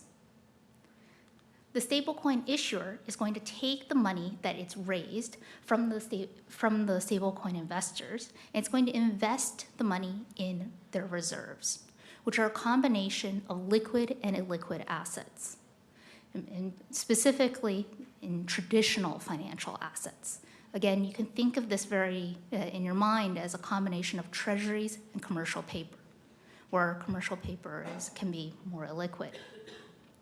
The stablecoin issuer earns the expected payoff from these traditional assets, but it doesn't pass on any of this return to the stablecoin investor. It doesn't give them any interest for holding the stablecoin.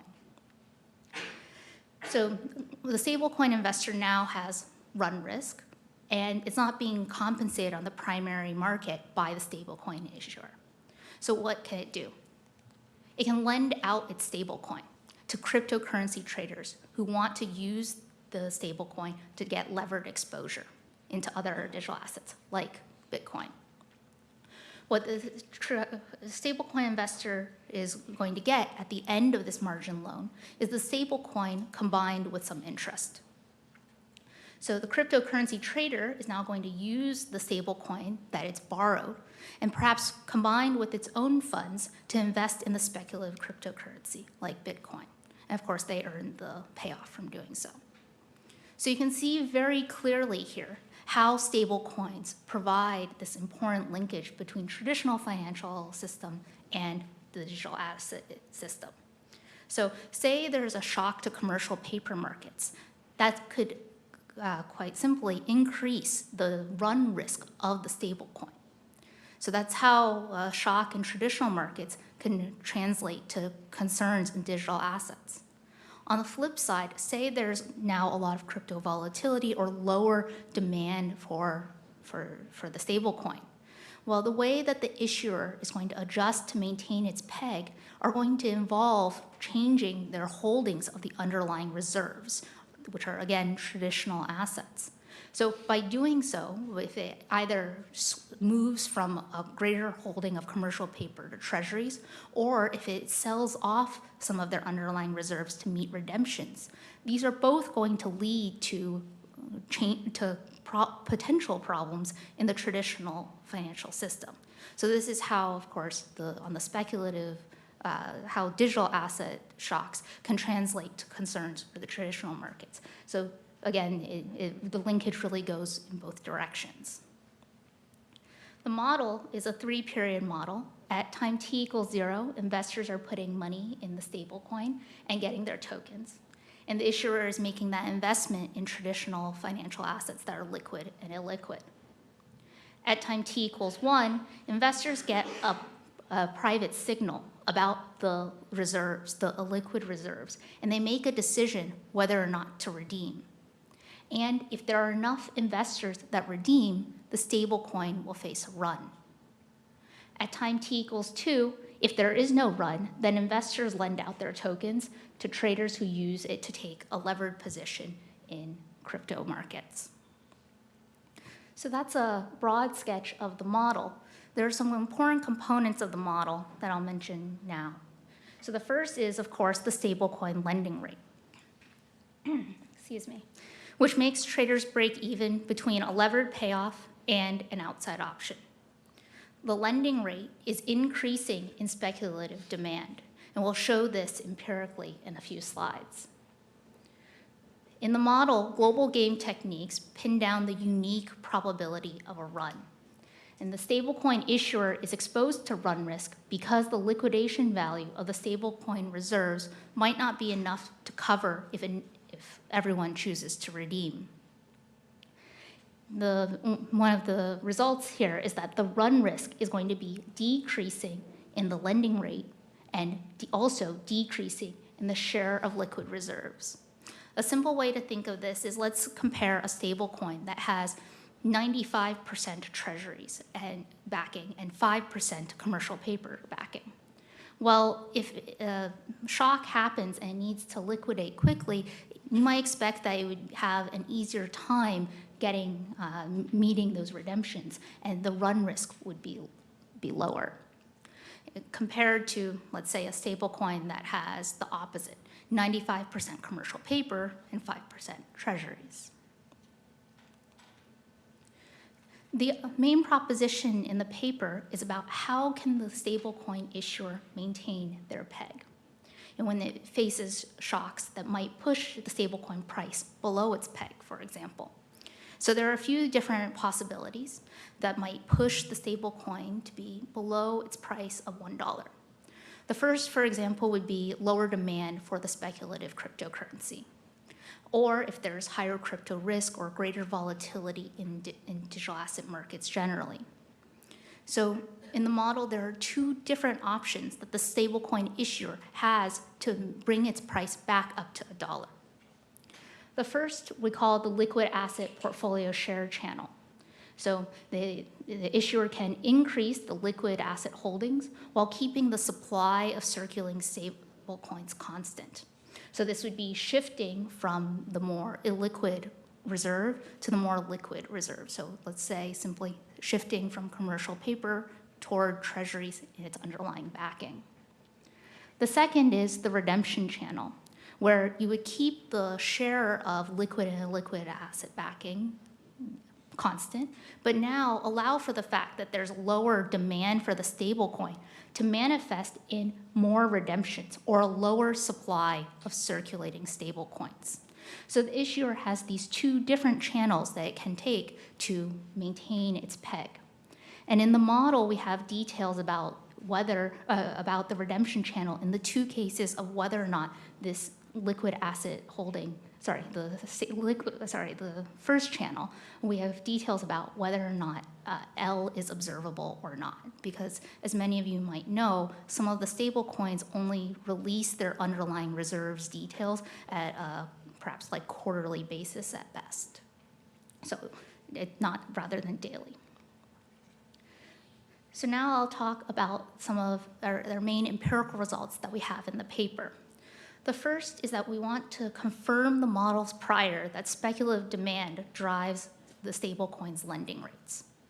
Then we'll provide empirical evidence of the two channels for peg stability, the share of of liquid assets and the redemptions channel. And the model in the paper, we have some more details about event study of when in May 2022 when Terra faced a run, and we show that the dynamics that we capture in the model is consistent with what empirically happens in May of last year. So to show you some summary statistics, I have here at the top the stablecoin price for Tether and DAI. And you can see that in general, it is pretty successful at maintaining its peg. On the bottom panel is the margin lending rate. So this is the lending rate that holders earn by lending out their stable coins. And you can see that that's around 7 or 8%, so quite substantive. So what we want to show we show in the model and we want to confirm now is that levered trading demand drives the interest rate. So we're going to measure levered trading demand using perpetual futures funding rates.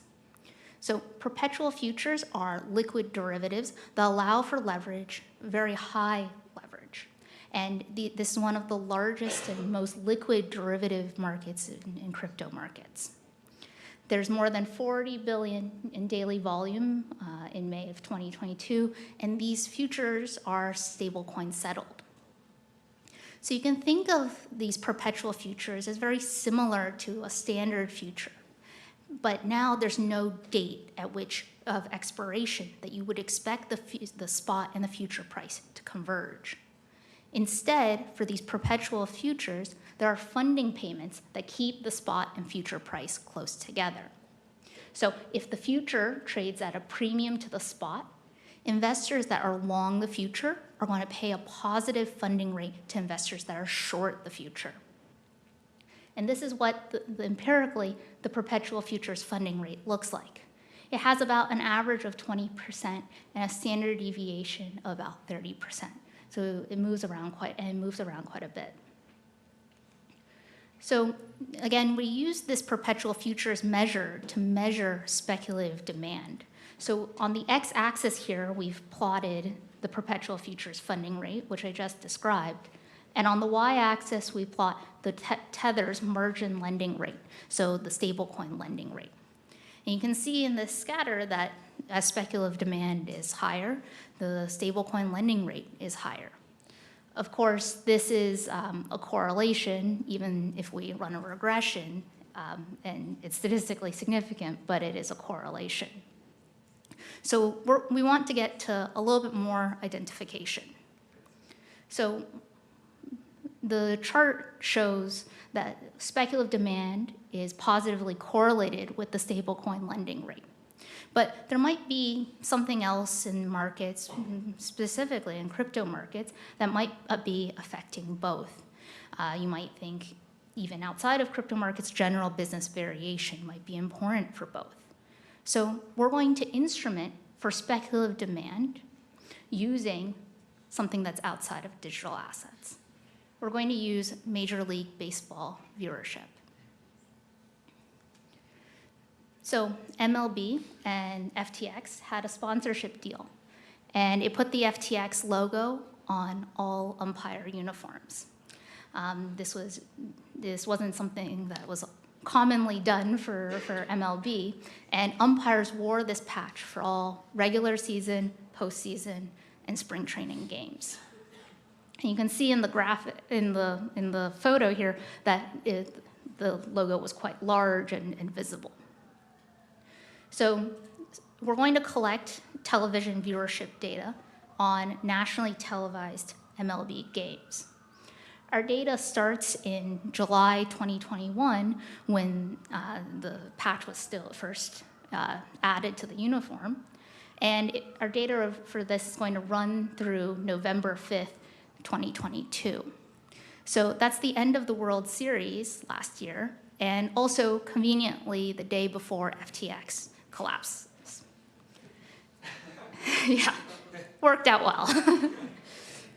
So the instrument that we're going to use is the daily average household rating, which measures the percent of households watching the game. We think that this might satisfy the relevance condition because of a large literature about how advertising is effective. And empirically, we show that our instrument is statistically strong.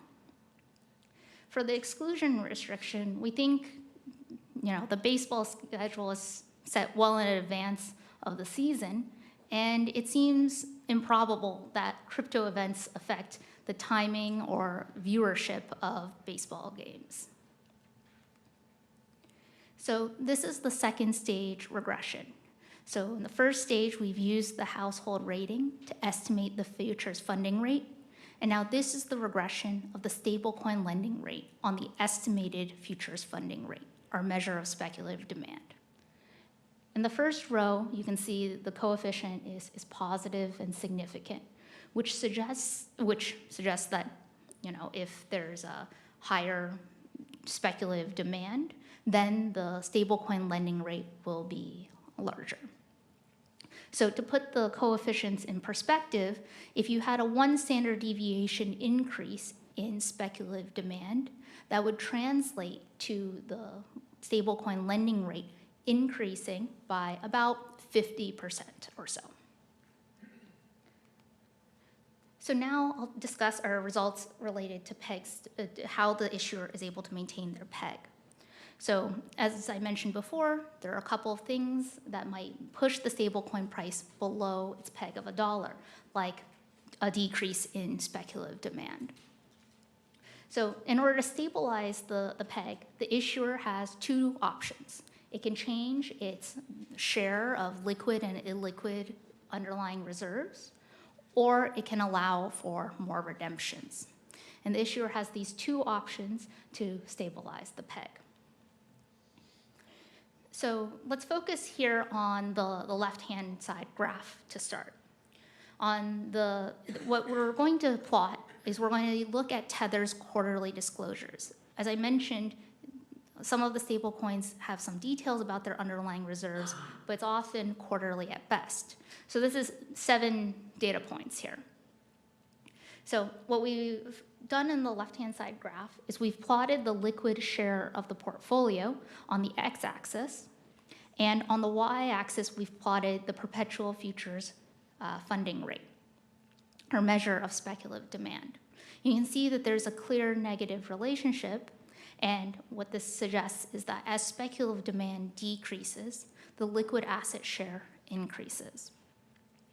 And say you don't like our measure of speculative demand, on the right-hand panel, what we've shown on the y-axis, we've changed it to the margin lending rate, so which reflects speculative demand. So this is our evidence for the liquid asset channel, that as speculative demand decreases, the liquid asset share will increases to maintain the peg. The other channel that the issuer has is through the redemptions channel. As I've noted, the liquid asset share is not continuously observed, and it might be very difficult to sell off a large portfolio of commercial paper and buy treasuries instantaneously. So the other option is through the redemptions channel. So we calculate the net issuance as the change in the face value of the stablecoin, and we call net redemptions the negative of net issuance. So we have some summary statistics on the bottom here. You can see that about maybe 30% of the time there are redemptions for the largest stable coins. And if you look in the bottom right corner, you can see that when Terra collapsed and it lost 27% of its face value in a single day. So here we're regressing the change in the log of the face value of the stable coin on speculative demand, that variable Y, and otherwise known as the funding premium. So you can see that there's a and across the first row, that there is the positive and significant coefficient, which what that means is that as speculative demand decreases, you have a decrease in net issuance or an increase in redemptions. So as speculative demand decreases, redemptions increase, consistent with our redemptions channel. Our model predicts that when you decrease the supply of circulating stablecoins, well, now your stablecoin lending rate increases. And we've regressed the change in the stablecoin lending rate on the change in the log of the face value of the stablecoin. And this negative coefficient shows that as token supply decreases, your stablecoin lending rate increases.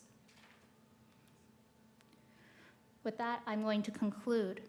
So this paper is about stablecoins, which aim to be private money that maintains a peg of $1.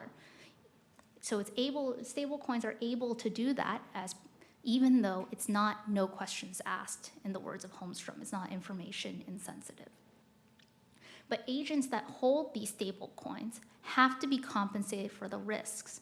They're not compensated by the stablecoin issuer on the primary market, but they are compensated on the secondary market when they lend out the stablecoin. So stablecoins are used for speculation, and lending rates are really compensating for this run risk. So in this paper, we reconcile two important facts. The first is that stablecoins are not useful as money, despite their success at maintaining their peg. And second, that stablecoin lending rates are often very high and are correlated with measures of speculative demand. And lastly, very importantly, stablecoins are an important link between crypto speculation and the real economy. Thank you so much.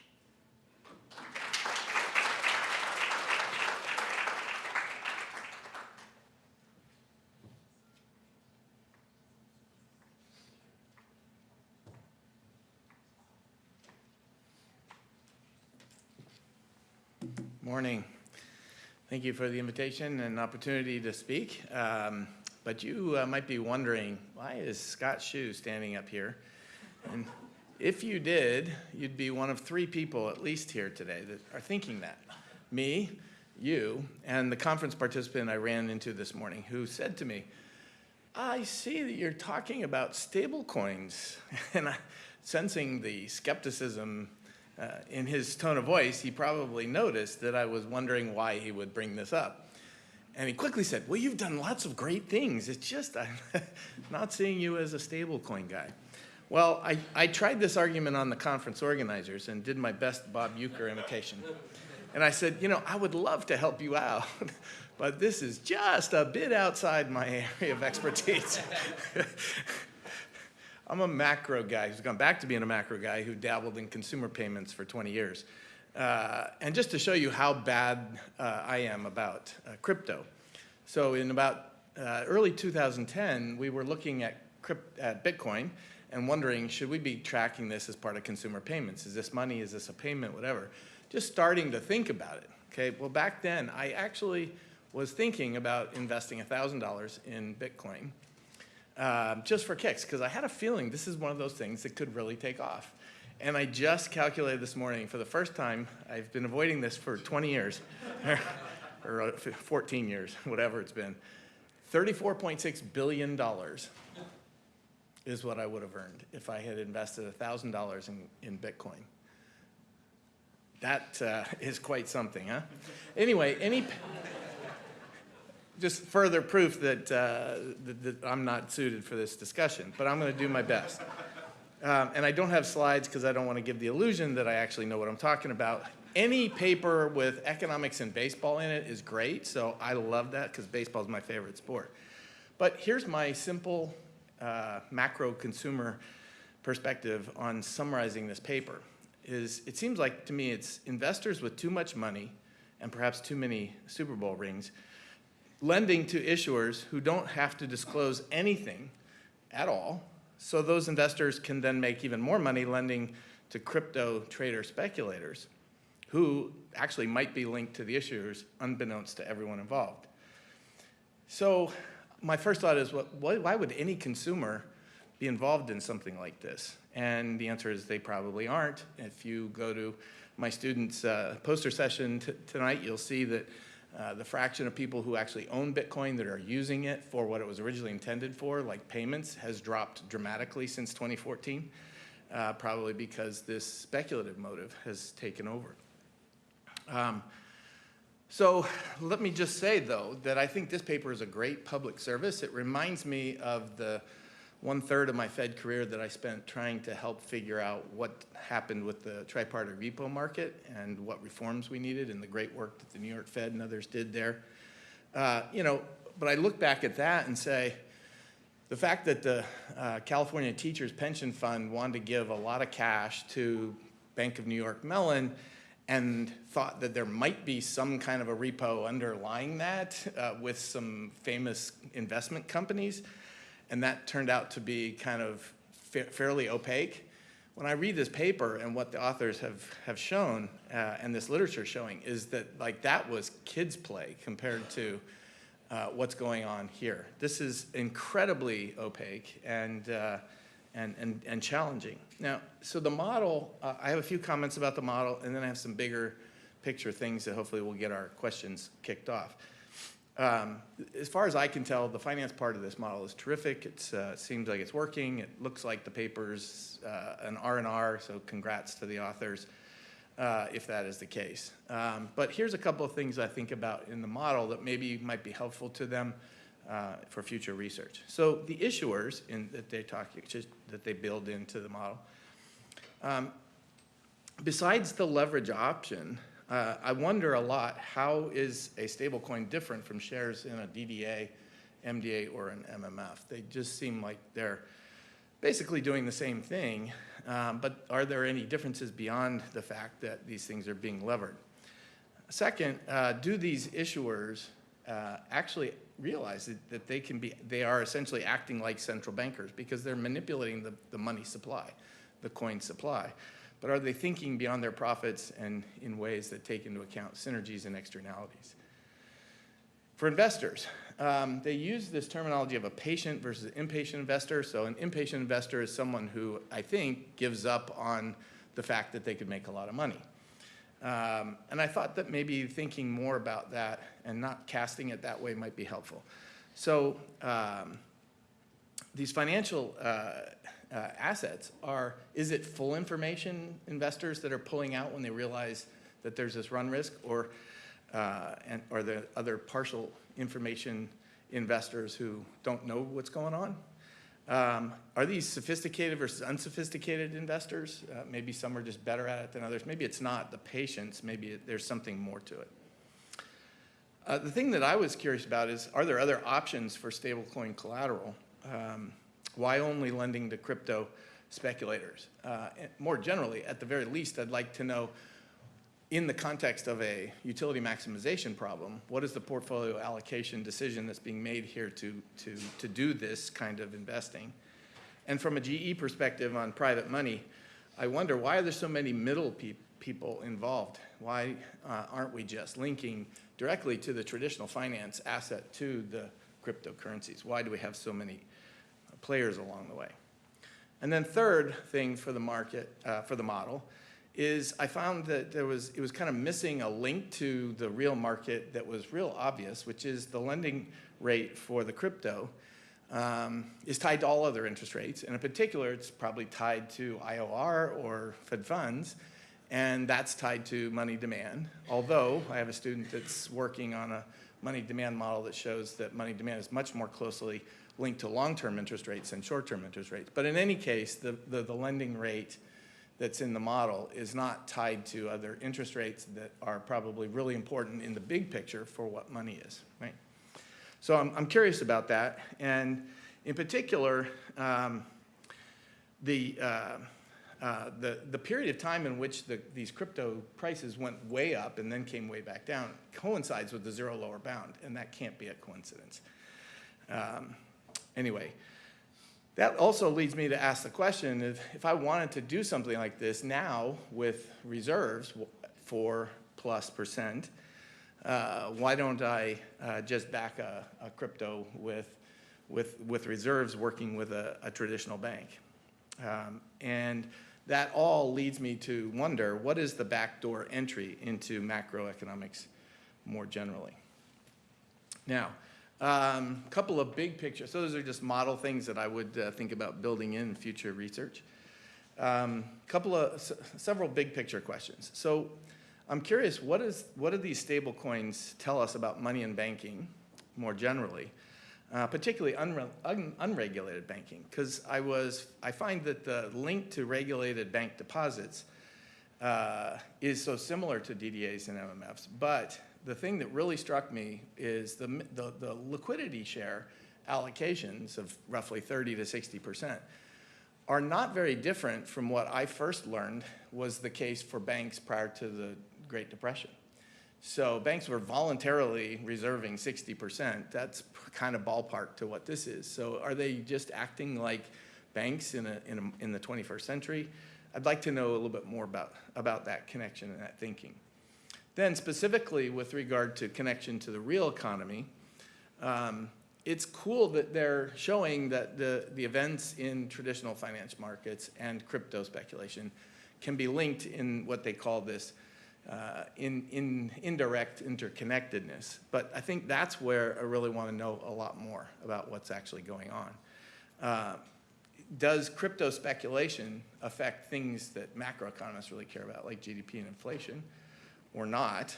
It seems to me that there's a lot of ups and downs that we're not even looking at in FOMC discussions about standard macro stuff. Now, I think there's a natural connection to the real economy through the payment system. And this is the part of the paper that I wish they had done more of. They have a short appendix discussion of the yield for convenience for payments. But I think it's the fact that Bitcoin is still the only really directly payment system related crypto is what makes it different. And how these things get actually used for payments is crucial, and I'd like to see more of that. So are stablecoins really money? I think not. I think it's not the store of value we think about for money, which is if I have something in my account today and I want to buy something tomorrow, I don't want that to fall in half. I want that to still be at par. But these kinds of assets, like the complexity and the speculations in them, are kind of more get-rich-quick schemes. And I'm trying to figure out why are we trying to build an asset-backed crypto money. I used to think that was the solution for Bitcoin volatility, but then I started thinking, wait a minute, developed economies have been going exactly the opposite direction over the last 150 years, right? We used to have precious metal-backed currencies. Now we have nothing that's backed. And Bitcoin, for all its warts and everything, is still just a pure fiat currency. They just said, here it is. Here's the network. Use it if you like. It's not backed by anything. And this whole discussion has got me rethinking, is that really what we want to do? Because in the old days, we hated the fact that gold prices fell in half and caused the collapse of the money supply. So is this really what we want to do? And the other thing is, the original motivation, I think, still for Bitcoin was the promise of a fixed money supply. And in the US, up until the World War II, average inflation was 0% as best we can measure it. Since World War II, average inflation is positive. So that's a real loss on holding money. And if you promise not to move the money supply around, which these stable coins have to do all the time, then we're losing that potential benefit. Lastly, I just want to say I'm a little surprised that the authors didn't push harder on the fact that there's government regulations screaming out here. It's why in the world do the central banks and governments allow this? Because it's sure screaming out for at least, if not deposit regulation, transparency. And maybe financial stability, although, like I said, I still don't see the fluctuations in crypto transferring into GDP. But then maybe it's because it doesn't really matter to the real economy. We need to see that. Or maybe the players in these markets just don't care about that because they're able to handle this speculative volatility. But if that's the case, then is it really money? I don't think so. So anyway, I hope that gets us kicked off. Hopefully there's time for better questions and answers.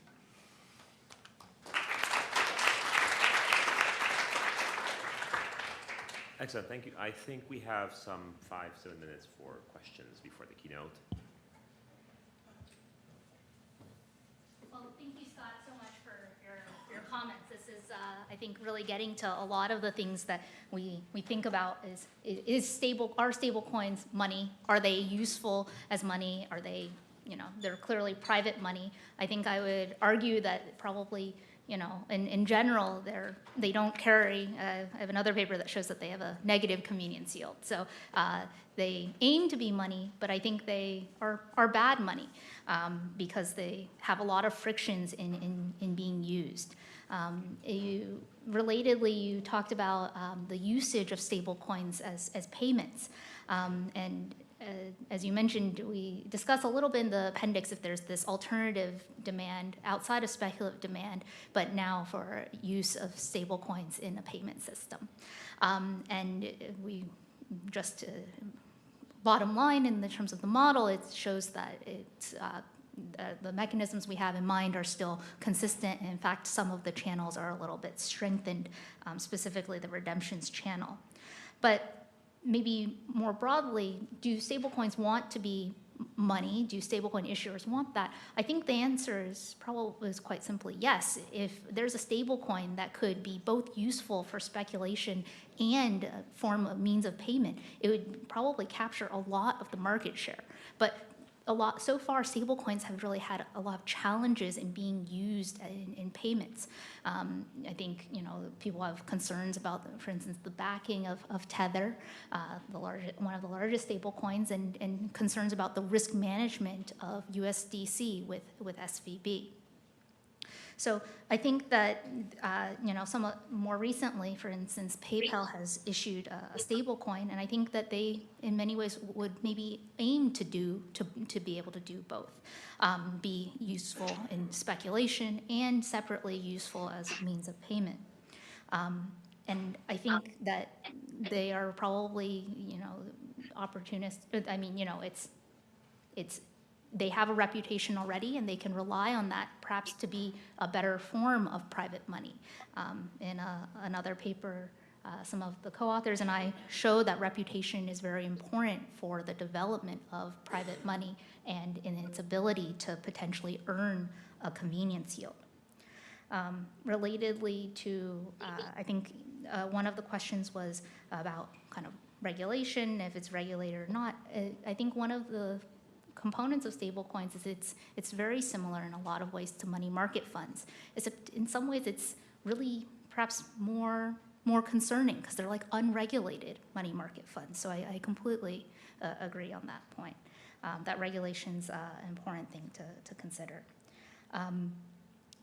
Some of the other comments have been related to, were about like central banks or somewhat relatedly, like how is this related to an issuer being kind of related to, similar to a central bank, or I know in the previous discussant they talked quite a bit about currency pegs. I think that there's, for a currency peg, for example, the central bank is making decisions about the relative demand of the currency based on its underlying reserves and ultimately its policy goals of setting short-term rates. In comparison, the issuer of stablecoins, that's not the case at all. They clearly don't set short-term rates and they are profit maximizing. Empirically, we show, I believe it might be in an appendix, that the stablecoin lending rates are also not correlated to short rates like effective Fed funds. One of the other comments was about why are there so many players in the model, for example. It's just to separate it out. In reality, holders of stablecoins could also be cryptocurrency investors. So you could, it's, if you hold one stable coin, perhaps you borrow a different one to get levered exposure, or you might hold it and then, so it could be, I think it's separated out for the intuition's purposes. And then to compare briefly the patient and impatient investors, there's a question of whether the patient investors were just, those who don't want to make money. Well, these are ultimately the investors are going to be for the stable coin. So if they hold, the difference between redeeming or not is really whether or not they hope that they'll be able to get a dollar back. So I'm also happy to take any questions. Or I know the previous person also didn't have a chance to respond. So.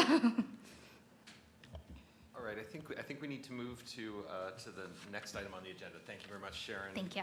And others for the presentations and the discussion. It was a really great session.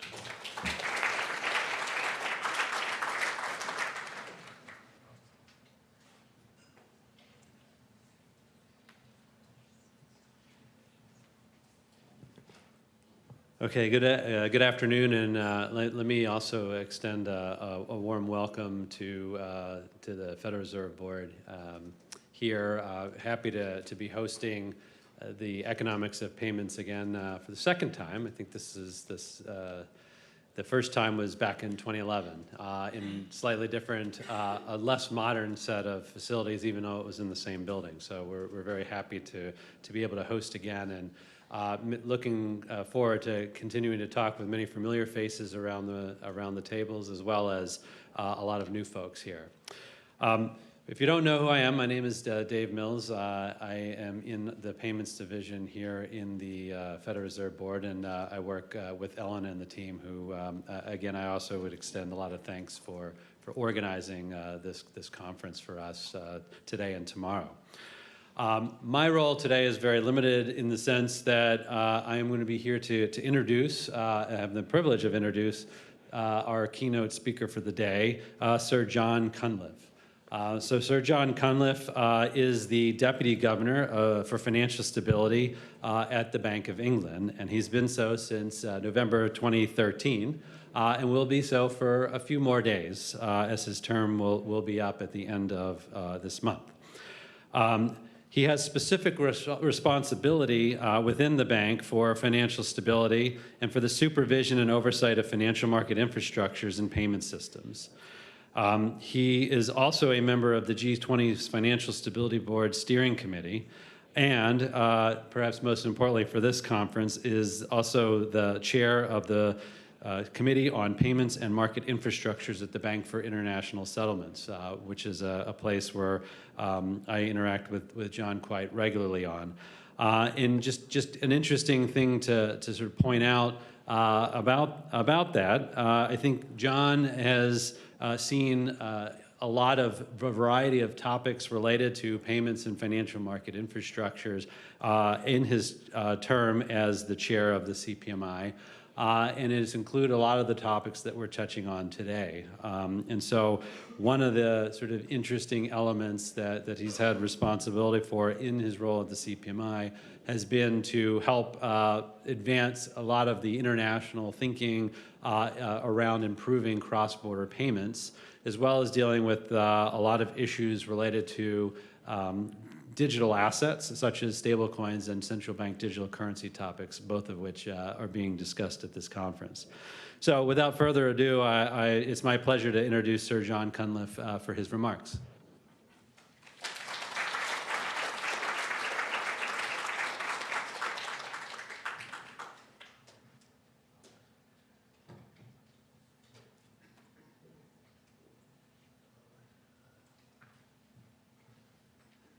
Thanks. Oh, it's like addressing the United Nations, isn't it? So look, first of all, thanks very much to the Fed, to Dave and the team for inviting me here. At midnight on Tuesday, I stopped being a central banker. After 10 years, I turned into a pumpkin. It's Halloween. And so this has given me the chance to say all the things I've wanted to say for the last 10 years and haven't been able to. So it's a great opportunity. It took me several hours, but I'm sure you'll all bear with me. More seriously, this talk is going up on the Bank of England website as well. So, you know, if don't feel you have to take notes, or if you miss something that's interesting, or think you just missed everything, you can read it later. If you're the sort of sad, boring person that reads central banker speeches over the weekends, but you know, we're all a bit like that, I guess. Look, it's difficult to overstate, I think, the importance of the announcement by Facebook in June 2019 that it intended to launch a multi-currency stablecoin, a new digital currency called Libra, for those of you that remember that, for general cross-border payment use. Indeed, one commentator, a good friend of mine, Gillian Tett at the Financial Times, has likened the impact of the Libra announcement on central banks to the sudden arrival off Tokyo Harbour in 1853 of the black ships of evil appearance, the fleet, a modern irresistible fleet under Commander Perry, that just led relatively quickly to the collapse of the centuries-old ruling system and the opening up of Japan. And so for the decade before that Libra announcement, central banks and financial regulators have been watching, I think, with quite a wary eye, the development of crypto asset markets using new technologies outside the conventional financial system. And many, like the Bank of England, had dipped a toe into the water of experiments. We ran small experiments with these technologies with just the aim of understanding them better. Some financial firms had gone further, exploring and investing in a limited set of use cases within wholesale financial services for those technologies that seem to be working in what I call the crypto world. And regulators who were increasingly fretful about the cocktail of risks in unregulated crypto asset markets, risks ranging from illicit finance, consumer harms, potentially financial stability, have been debating whether, and if so how, to bring what's loosely called crypto activities within regulatory boundaries. But the Libra announcement and the potential appearance of a new form of money using new technology and moving between countries on new rails outside of the current system galvanized central bankers and regulators into much more urgent action on a number of fronts. So I want to talk today about three of those fronts: the G20 roadmap to improve cross-border payments, the Bank of England's exploration of a digital pound, a central bank digital currency, and the regulation in the UK of systemic payment systems using stablecoins, about which your previous speaker was just talking. So I'll talk about the first, the G20 Cross-Border Payments Initiative, with my CPMI hat on, which Dave mentioned, for the BIS and FSB hat on, but I'll talk about the second, the central bank digital currency, and stablecoins with my Bank of England hat on. I'm giving up both hats, as I said, on midnight on Tuesday, so this really is the last chance for a parting shot. The Libra project, it raised significant regulatory and financial stability concerns, and it led to very swift statements, first the G7 and then the G20, that no global stablecoin project should begin operation until the legal, regulatory and oversight challenges have been adequately addressed. But the project and the benefits that it claimed also shone a light on the cost, speed, reliability and availability of existing cross-border payment systems. And this was a very long neglected and rather dusty corner of the international financial system.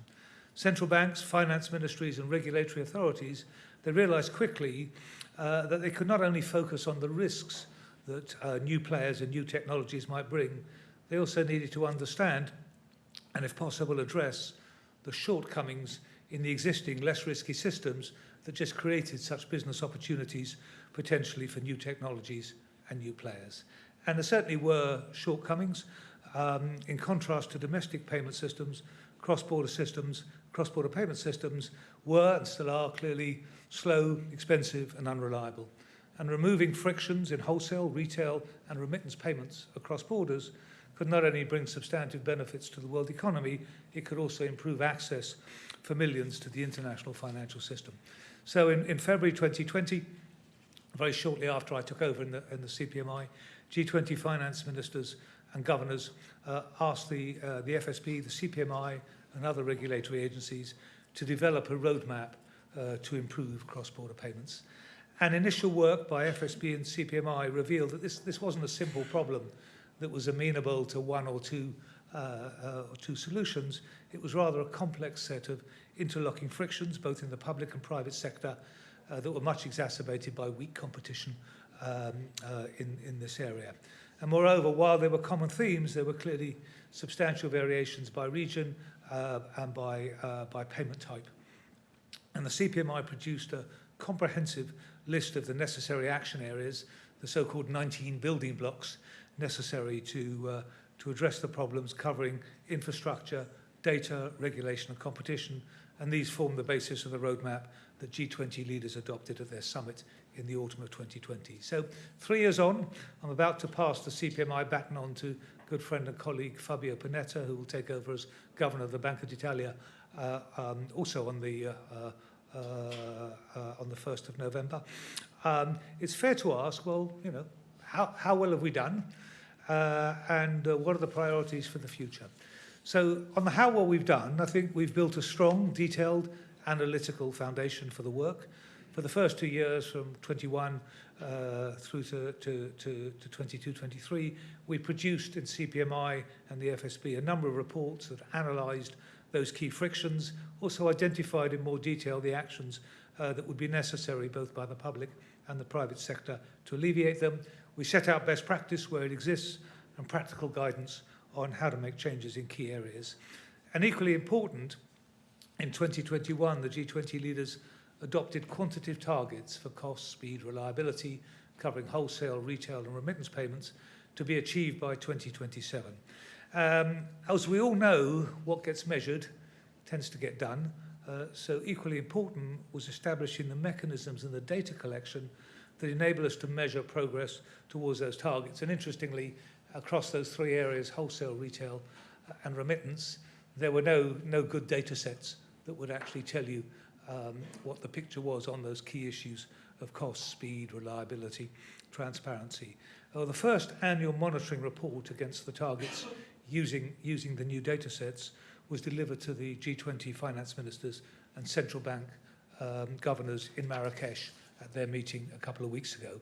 So while the data are not perfect, and there are important gaps that we're going to need to address in future, we are now able to measure just how far we have to go to hit those targets for 2027.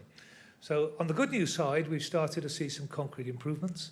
Since 2020, a number of countries have expanded access to their payment infrastructures to a wider range of financial institutions, or expanded the operating hours of their payment systems, including central bank operated RTGS systems.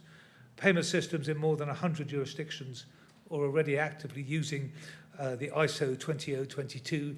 If you're in the payments biz, you have to be able to say ISO 20022 without hesitation or stumbling. But that's a messaging standard that just allows a lot more data to be carried in the messages, and so it reduces payment fails and actually makes it easier to meet regulatory requirements. And CPMI, working with the private sector, has now developed harmonized standards for using that ISO 20022 messaging system in a consistent way for cross-border payments. Interestingly, though 100 jurisdictions had adopted it, we found out that a number of jurisdictions were implementing it in different ways. So we've actually managed to forestall that by developing harmonized standards. And I think I'd also mention a number of projects, particularly in Asia, that are showing real benefits that can be achieved by interlinking faster payment service systems, which now exist in a number of jurisdictions. However, as the monitoring report shows, we're significantly short of the targets for 2027. In general, on the main targets, we're somewhere between half and 2/3 of the way there. So that's not surprising, given that we're about halfway through, if you like, the roadmap period. But though achievable, given the timescales for investment and other sorts of action like regulatory change, it's a challenging distance that we'll have to travel in the next 4 years. In short, we've built a strong foundation for the work, including quantitative targets and a way of measuring progress. We're starting to see real improvements, but there's a long way to go, and we need continued investment by the public and private sectors in infrastructure, data, and regulatory change to get there. So, as I said at the outset, both the frictions and the actions that we need to alleviate those frictions vary considerably by payment type and by region, but there are some common priority areas on which we'll need to focus in the next phase of the work. So first, we need to see further upgrades of central bank and private sector payment systems to expand access and to extend operating hours. Second, the public and private sectors need to implement the data standards for cross-border ISO 20022 payment messages I just mentioned that we've just developed, and we need to develop similar harmonized standards for application programming interfaces, which is what links nowadays, which what enables you to link systems together. Third, we should facilitate and promote the interlinking of faster payment systems. So there's a range of technological solutions available or in prospect, but actually the more you explore these interlinking questions, the problems are not, the obstacles are not primarily technological. They're much more around governance and oversight and how you reach agreement of who sits around the table and who has control of what. The CPMI is doing work in that area, but we need, I think, to set out best practice and, if possible, common principles. There'll be real benefit in doing that to enabling more interlinking projects to come forward. Fourth, we should pursue more effective, coordinated regulatory frameworks for cross-border payments and remove unnecessary regulatory frictions. So a key priority in this area around AML and CTF is the work going on in the Financial Action Task Force to update their recommendation on the misuse of wire transfers. They still use that term, of wire transfers, taking into account the new data standard I mentioned, but also technological advances that may enable more consistent implementation and present unnecessary frictions. And there's a number of other regulatory frictions around banks and non-banks and finality, settlement finality, that regulators need to address.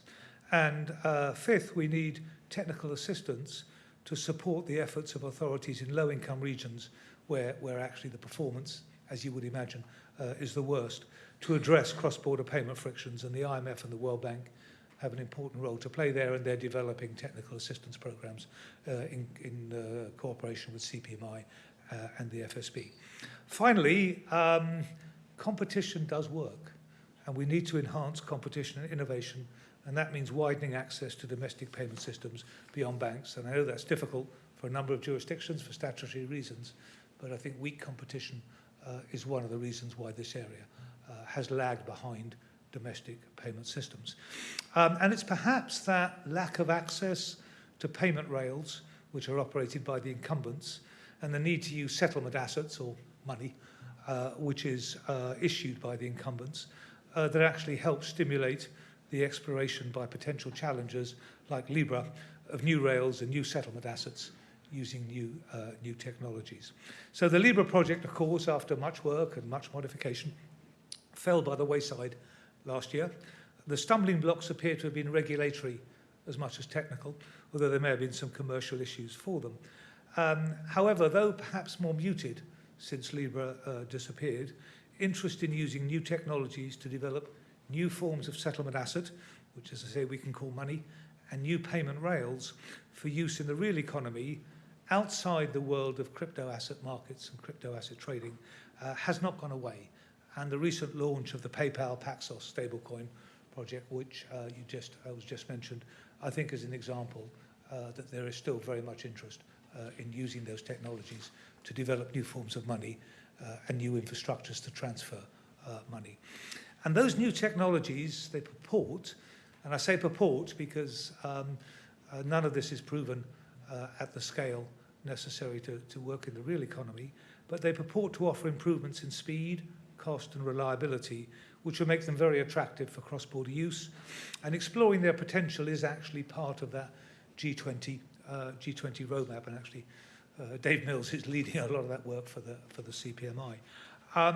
But the technologies also purport to offer new functionality for money and payments that may make these competitive for domestic use, even in advanced jurisdictions that have developed quite sophisticated payment systems like the UK, Europe, US.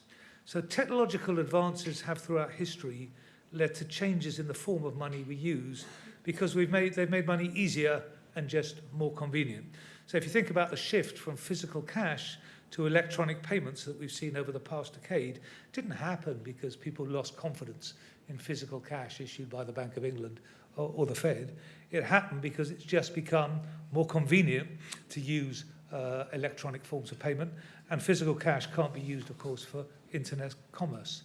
And very small reductions in frictions and very small increases in functionality can mean big shifts, as you see in the shift from using the card itself to using the mobile phone, and for some people to using the wearable like the watch. You don't have to take very much out in terms of a friction to actually induce quite a large change in behavior. So the technologies that are loosely grouped under the broad heading, my staff in the Bank of England hate it when I do this, but I'm going to do it anyway. They've only got a few days to complain. So the technologies that are usually grouped under the broad heading of tokenization, and that word means many different things to many different, it's a very slippery thing, but let's just group them loosely: cryptography, distributed ledger, atomic settlement, blockchain, fractionalization, and programmability, enable new ways of representing money that may allow for greater automation in the way money is transferred, and just a deeper integration of that transfer, the thing we call the payment, into other processes. So what we now see as a separate process called a payment just becomes invisible and integrated into a much broader operation. And while that sort of technology has been pioneered in the crypto asset markets, they could significantly transform everyday payments in the real economy, as I'll discuss in a moment. Now, you can't say with any certainty that it will be possible to deploy those technologies at a scale for general use in the economy, or that users will actually value and adopt the new functionalities. But it seems very unwise, in my view, to bet, as some people seem to be prepared to bet, that we've reached the end of developments in money and payments. And that brings me to the other two areas of action that were accelerated by the announcement of the Libra project 4 years ago: the exploration of central bank digital currencies and the regulation of private sector firms that propose to use those technologies in some way to create new forms of money like stablecoins and new payment systems for general use in the real economy. So first I'm going to say a little about where we are in the UK on the possibility of introducing a CBDC, which we've called the digital pound. In February this year, the Bank of England and the Treasury, so the Finance Ministry and the Central Bank, issued a consultation paper on the design of a digital pound. And the consultation paper didn't propose that we introduce a digital pound in the UK. No decision has been taken to do that. Rather, the paper concluded that on current trends in money and payment and technological advances, the trends I've just been discussing, those trends made it likely that a digital pound would be needed by the end of the decade, and the paper set out and invited comments on a detailed model for the digital pound, which we propose to explore and test in the next stage of our work prior to a decision in 2 or 3 years' time on whether or not to implement. And the model we proposed was one that a number of central banks have been looking at, where the Bank of England would provide the digital pound, the money, and the central infrastructure in such a way that private sector firms could be the interface with the user, offering wallets and programmable payment services. And the consultation paper offered 2 main motivations for the possible future introduction of the digital pound from a public policy perspective. The first, and this is the most relevant to central banks, concerns the role played by state money, i.e. money issued by the central bank to the general public, in anchoring confidence in money and supporting the singleness of money, in other words, the interchangeability of all monies, public and private, that circulate in the economy, on demand and at par value. The only form of state money available to the public at present is physical cash, and it's declining in its use and its usability. It's declining particularly fast in the UK, I think. 10 years ago, it was over 60% of transactions with physical cash. I think last year it's got to be 14%. So that's a pretty fast decline. It's been seen in other European countries. And as the Libra project highlighted, new non-bank players could potentially exploit the technological advances that I'll be talking about to offer new forms of money and new payment systems and services. And against that background, my view is that it's likely to be necessary to issue central bank money in digital form to support confidence in money, particularly in stress, and to ensure the singleness of money. There are other things we do to ensure the singleness of money and confidence through regulation and through settling across central bank books. But actually, 1/3 pillar of that is the availability to the public of state money in a form that they can access every time they, at will. They can change private money for public money by just going to an ATM machine. The second motivation, public policy motivation, concerns competition and innovation.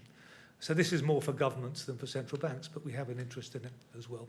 Digital marketplaces have a tendency to concentration, as I think we've seen with digital platforms over the last 10 and 15 years.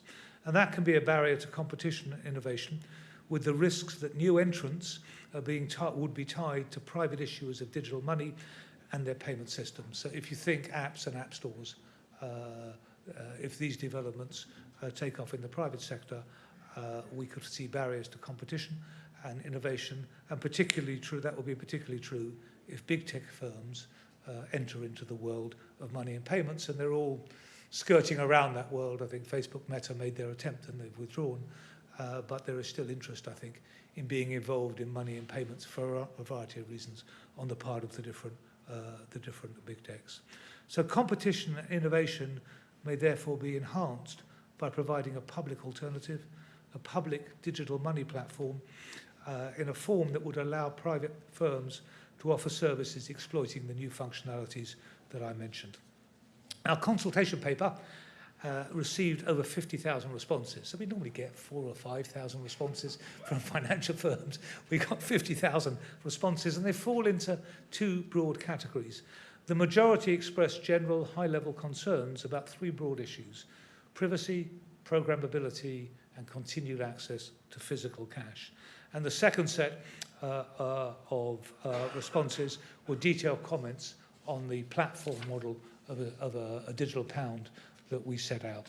So we expect to publish a detailed response to the consultation in the coming months. I'm going to read it with interest, addressing both types of response to the consultation. I don't want to anticipate that, but it is possible to make a few observations. On the first category of response, our consultation document made clear that under the proposed model, neither the government nor the Bank of England would see individuals' data. Rather, private sector payment firms would be the interface with the user, handling user information in the way that banks handle user information and transaction records and card companies today. Users would have at least the same level of privacy and protection of their privacy that they enjoy today when they're making electronic payments.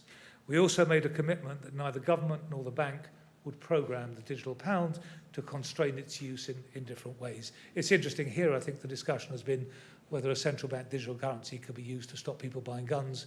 In the UK, it was more about stopping people buying sugar. We're different societies. But concerns that government would program money so that you can't use it in certain ways. So it would be for private sector firms to develop and offer, with user consent, payment services involving greater programmability and automation of payments that I talked about earlier.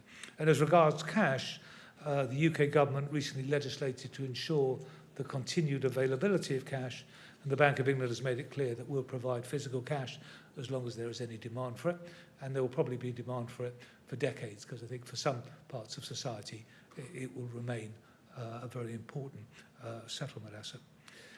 The responses to the consultation illustrate the importance of those issues in the public mind, and it's clear that public confidence in our approach to those issues will be essential if a future decision were to be taken to introduce the digital pound.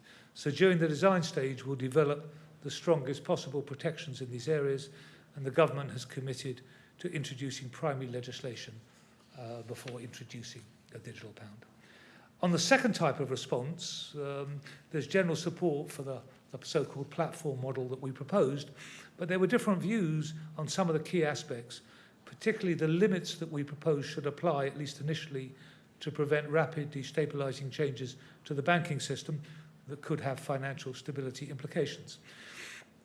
Some fintechs, merchants, question the need for limits, while banks in particular, and not surprisingly, are concerned about the impact of the digital pound, the central bank digital currency, on their deposit bases and on financial stability. And on the question of use cases, again, different views. Merchants, fintechs, payment service firms appear supportive of the possibility of generating new use cases for a retail digital currency, but others, particularly banks, are more skeptical that attractive use cases will be developed for a retail digital pound. So we're still in the process of a detailed analysis of all of those responses, and as I say, the bank will respond comprehensively in the coming months. I'd only observe a little bit tongue-in-cheek, seeing as I'm going, that the criticisms of the digital pound have ranged from concerns that it would be adopted at a scale and speed that would disintermediate the banking system and create financial stability problems, while at the same time, and sometimes by the same people, concerns that there's no use for it and it will be a solution looking for a problem. So, not surprisingly, as an institution that's charged with financial stability, and the clue is in the name, my post is the Deputy Governor for Financial Stability, we take the first point very seriously indeed. Modelled estimates that we published a couple of years ago suggest that even with a very high level of take-up, the impact over time on the banking system should be manageable. Other central banks have done similar work and come to very similar conclusions. But those can only be estimates. You can't know in advance what the behavioural responses of users to a digital pound, i.e.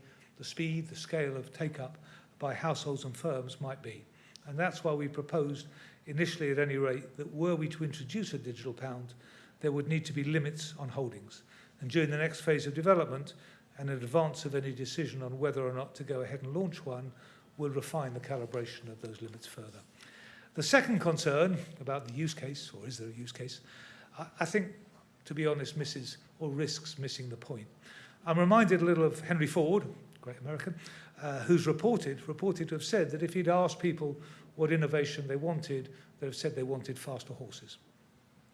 Were we to decide to introduce the digital pound, the objective wouldn't be to target some particular failing or some use case that is kind of missing in current payment systems. Rather, the objective will be to create a public sector platform using a public sector settlement asset, public sector money, that private payment services firms could use to exploit those greater functionalities, if they exist in money and payments, that technology may now offer in an increasingly digitalized world. So experimentation that we carried out with a variety of private sector firms, from payment service firms, internet platforms, fintechs, a bank was involved, on a platform developed by the Bank of England and the Innovation Hub of the Bank for International Settlements, provides some initial support for the view that with a relatively small number, 3 or 4, of technical features, a digital pound could support a very wide range of new payment use cases. While it may be possible, and for those of you that are interested, I mean, it was called Project Rosalind. There are some examples of this in the published, I won't go through them here, in the published version of the speech, but actually all of the outputs from Project Rosalind are on the Bank of England and the Bank for International website, Innovation Hub website, if you want to look at the use cases. Some of them were quite humorous, some of them were pretty innovative, but it was by just providing some simple programmability features, it was possible for a kind of general settlement asset to be used for a very wide range of different experiments in use cases. And while it might be possible to deliver some of the use cases through specific programming of existing payment systems using commercial bank money, what the project showed is there's clearly material advantages in a general purpose platform using a general purpose settlement asset that can be used, programmed, configured relatively simply, consistently and cheaply for a broad range of use cases. And I come back to that point about quite small frictions can make quite a big change if you remove them in the sort of innovation and the scale of innovation that you get. So in the next phase of the work, we'll work more intensely with the private sector to explore possible use cases for the digital pound and the technological design necessary to create the best platform for innovation. At the same time, with the Treasury, we'll consult more widely and conduct what my finance ministry colleagues call a national conversation on some of the key features of the digital pound.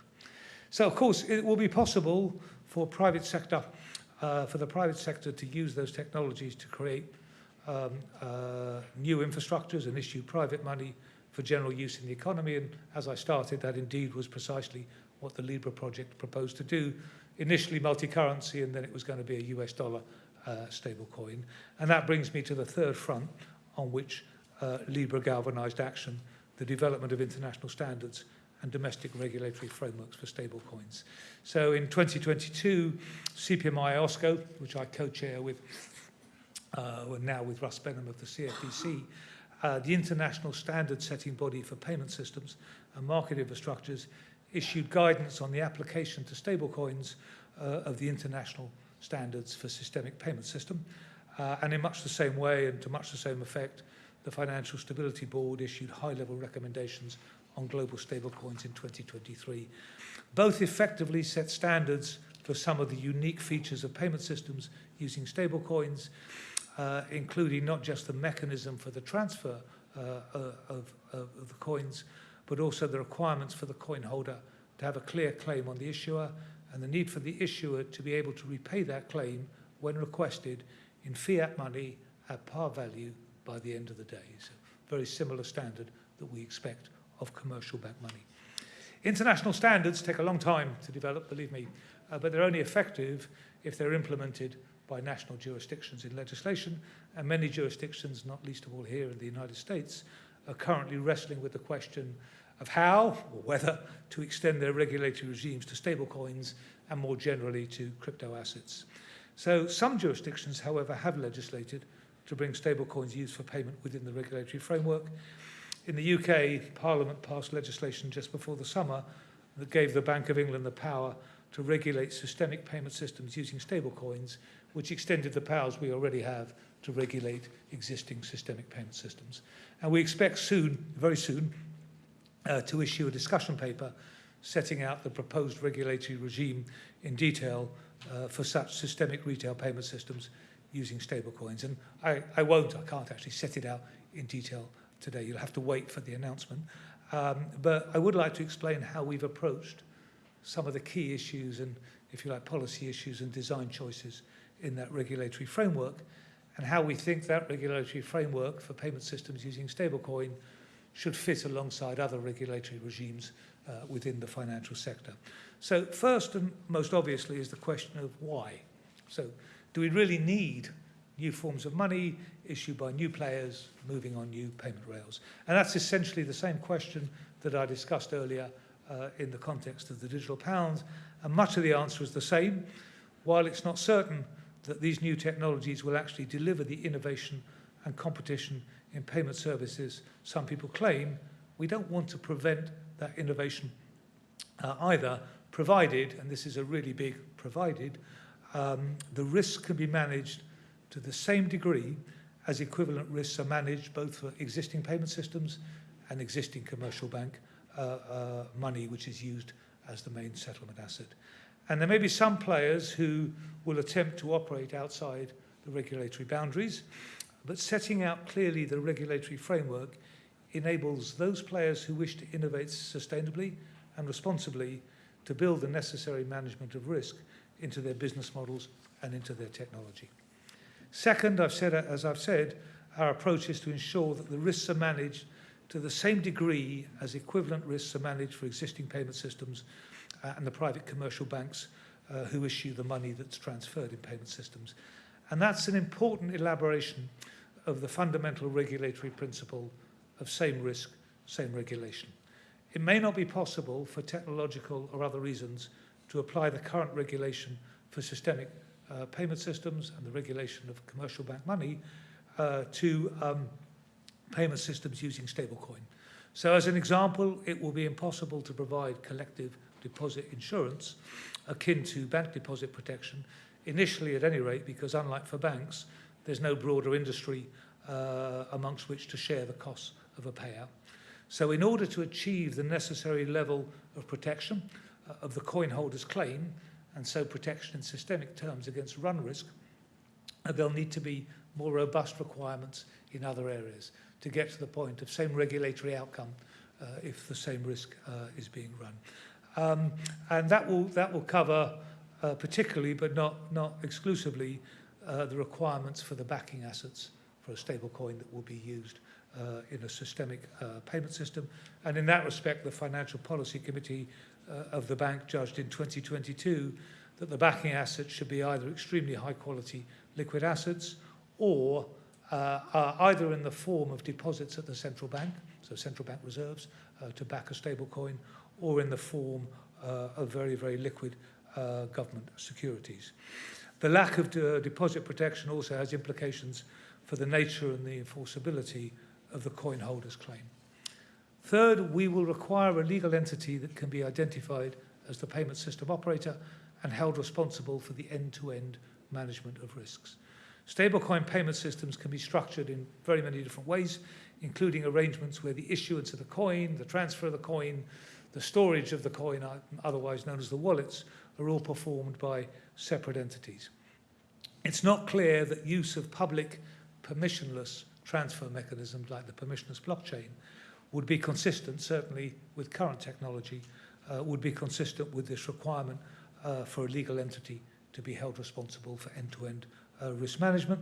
But our regime will be designed to be flexible and accommodate different structures insofar as that can be achieved with the necessary management of risks. Fourth, as with the digital pound, we can't know the behavioural response, the speed and scale of adoption of new forms of money and payments. We therefore need to be alive to possible financial stability risks from a rapid transition to stablecoin payment systems that could impact the stability of the banking system. For the digital pound, we propose limits, initially at any rate, to manage that risk, and it would make sense to take a similar approach to stablecoins. And finally, and perhaps kind of most importantly, we'll aim to ensure clarity on regulatory boundaries and the business models, clarity on the business models that fit within the different regulatory regimes. So the proposed regulatory regime is a payment system regime, and the public policy motivation is to enable innovation in payments. It's intended for business models that are focused on generating revenues from payment services. Business models that are more focused on earning revenues from maturity and liquidity transformation, the return on the assets backing the liquid-like money claims they issue, pose risks that are more appropriately regulated within the banking regime. Likewise, business models that use stablecoins to represent claims on investment products like money market funds, which do not guarantee redemption at par, are simply not suitable for use as a settlement asset, as money in systemic payment systems, and those need to be regulated under an investment regime. Innovation using new technology is not being confined to new entrants, so banks, whose business model depends in part on issuing liquid liabilities in the form of bank deposits for payments, may well want to use the new technologies I've been talking about to tokenize and transfer bank deposits. And that would fall, in our view, under the existing banking regime rather than under the proposed regime for payment systems using stablecoins. There are a number of issues concerning the issuance and transfer of bank deposits in tokenized form that will need to be considered by banks and by bank regulators, including the important question of whether such tokens should be permitted to circulate freely like some form of digital banknote, or whether they should always be tied to a bank account and operate through the adjustment of existing bank ledgers. But the underlying nature of the claim, deposit protection, in fact, the management of risk should be regulated under the banking regime. Banks may also want to issue stablecoins under the new regime we propose for systemic payment systems using stablecoin. In our view, if they want to do that, that needs to be issued out of a separate bankruptcy remote legal entity with different branding to avoid confusion among consumers and contagion in a stress between different forms of money. And we will set all of that out when we publish our discussion paper. So to conclude, sorry it's gone on a long time, but it is 10 years worth of stuff to say. I'm often asked, what do central banks do? Or a more penetrating question I get, and this is usually from school children, is what's the Bank of England for? Okay, so that's a difficult question. So rather than give them the long list of Bank of England functions, monetary policy, financial stability, bank regulation, payment system regulation, provision of cash, I'll give a much simpler answer.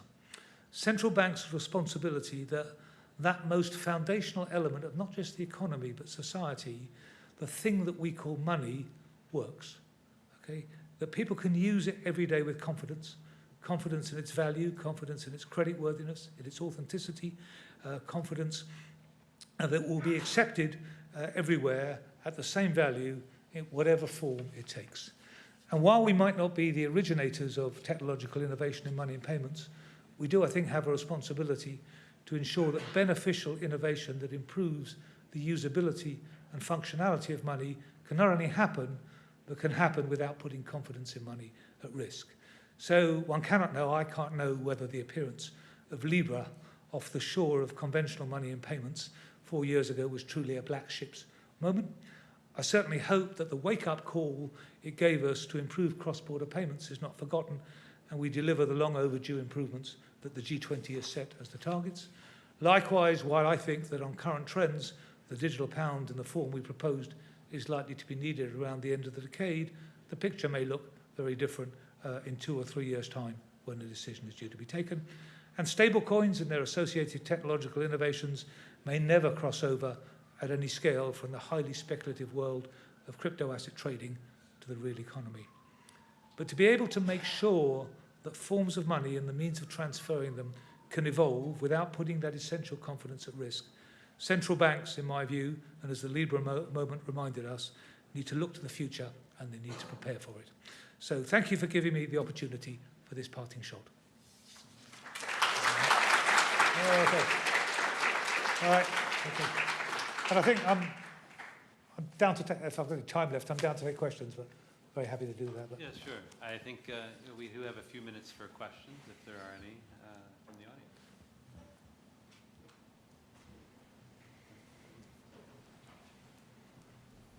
I guess given you're in a position to give parting shots, maybe I'll ask a slightly more controversial question. In some sense, I kind of think about the future paths that you describe with Libra and otherwise as we're choosing between a future in which we are dominated by big tech, big banks, or big central bank. And I guess the question is a little bit of how do you think about the kind of relative costs and benefits of these options? In the sense that in kind of many settings of our economy, some of the most competitive sectors are the ones in which we have really large platforms. So if we think about retail, if we think about, say, media, I think a lot of the new entrants are platforms. And I think finance is rather unique in the absence of large platforms, even within countries, and especially across countries. And so I guess, I'd be curious to kind of hear your thinking about the weighing of why, or kind of the relative costs and benefits of these future potential paths that we're contemplating. So first, I don't know how the future will develop. So what we've gone for, to some extent, is optionality. And I don't see the digital pound as being designed to destroy commercial bank money, which I think will be around for a long time, nor to block stable. Some people say, well, you're doing this to stop stablecoins. I think we have a mixed ecosystem in money at the moment. We've got 800 issuers of private money in the UK. People get upset when I tell them that, but it's true. And I would expect, we have e-money, which I didn't talk about. So I expect basically competition and different forms of money to evolve. So it's not a choice for me between the two. I think big tech platforms can bring economies of scale and scope and efficiencies, but they can also block competition. And if you look at some of what's been happening in recent years as competition authorities have tried to retrofit competition, privacy, and other regulation on platforms that have already evolved, I think the lesson I take for that is not that good platforms big platforms are good or bad, but waiting until they're established at scale and then trying to regulate for public policy purposes it creates huge difficulties once something has been adopted at scale. So I think we should set out the regulatory frameworks, and my guess is, I don't know if big techs will come back again and be interested in stablecoin. I don't think they'll be interested in taking a return on the assets. They'd be much more interested in locking people into their platforms because that's their business model. Provided there is an alternative that a payment system developer who wants to automate a payment in a particular way and offer a service can do without being constrained to use the platform or without being constrained to use the money that the platform issues. And I think if you provide that public sector alternative, it may not be used very much, but actually you anchor the whole system and you anchor competition. So it's not for me a question of either or.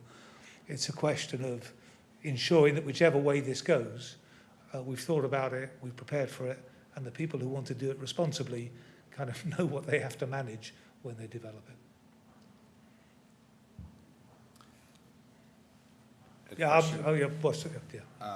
The use of or the implementation of a CBDC would increase the attack surface for cyber criminals. Yep. So that being the case, what ways does the Bank of England see to improve and measure the resilience of such a system if it is implemented? So we set out, there's a technological working paper that's attached to the discussion paper, and we set out some requirements, or certainly for operational stability, and then particularly around this question of cyber.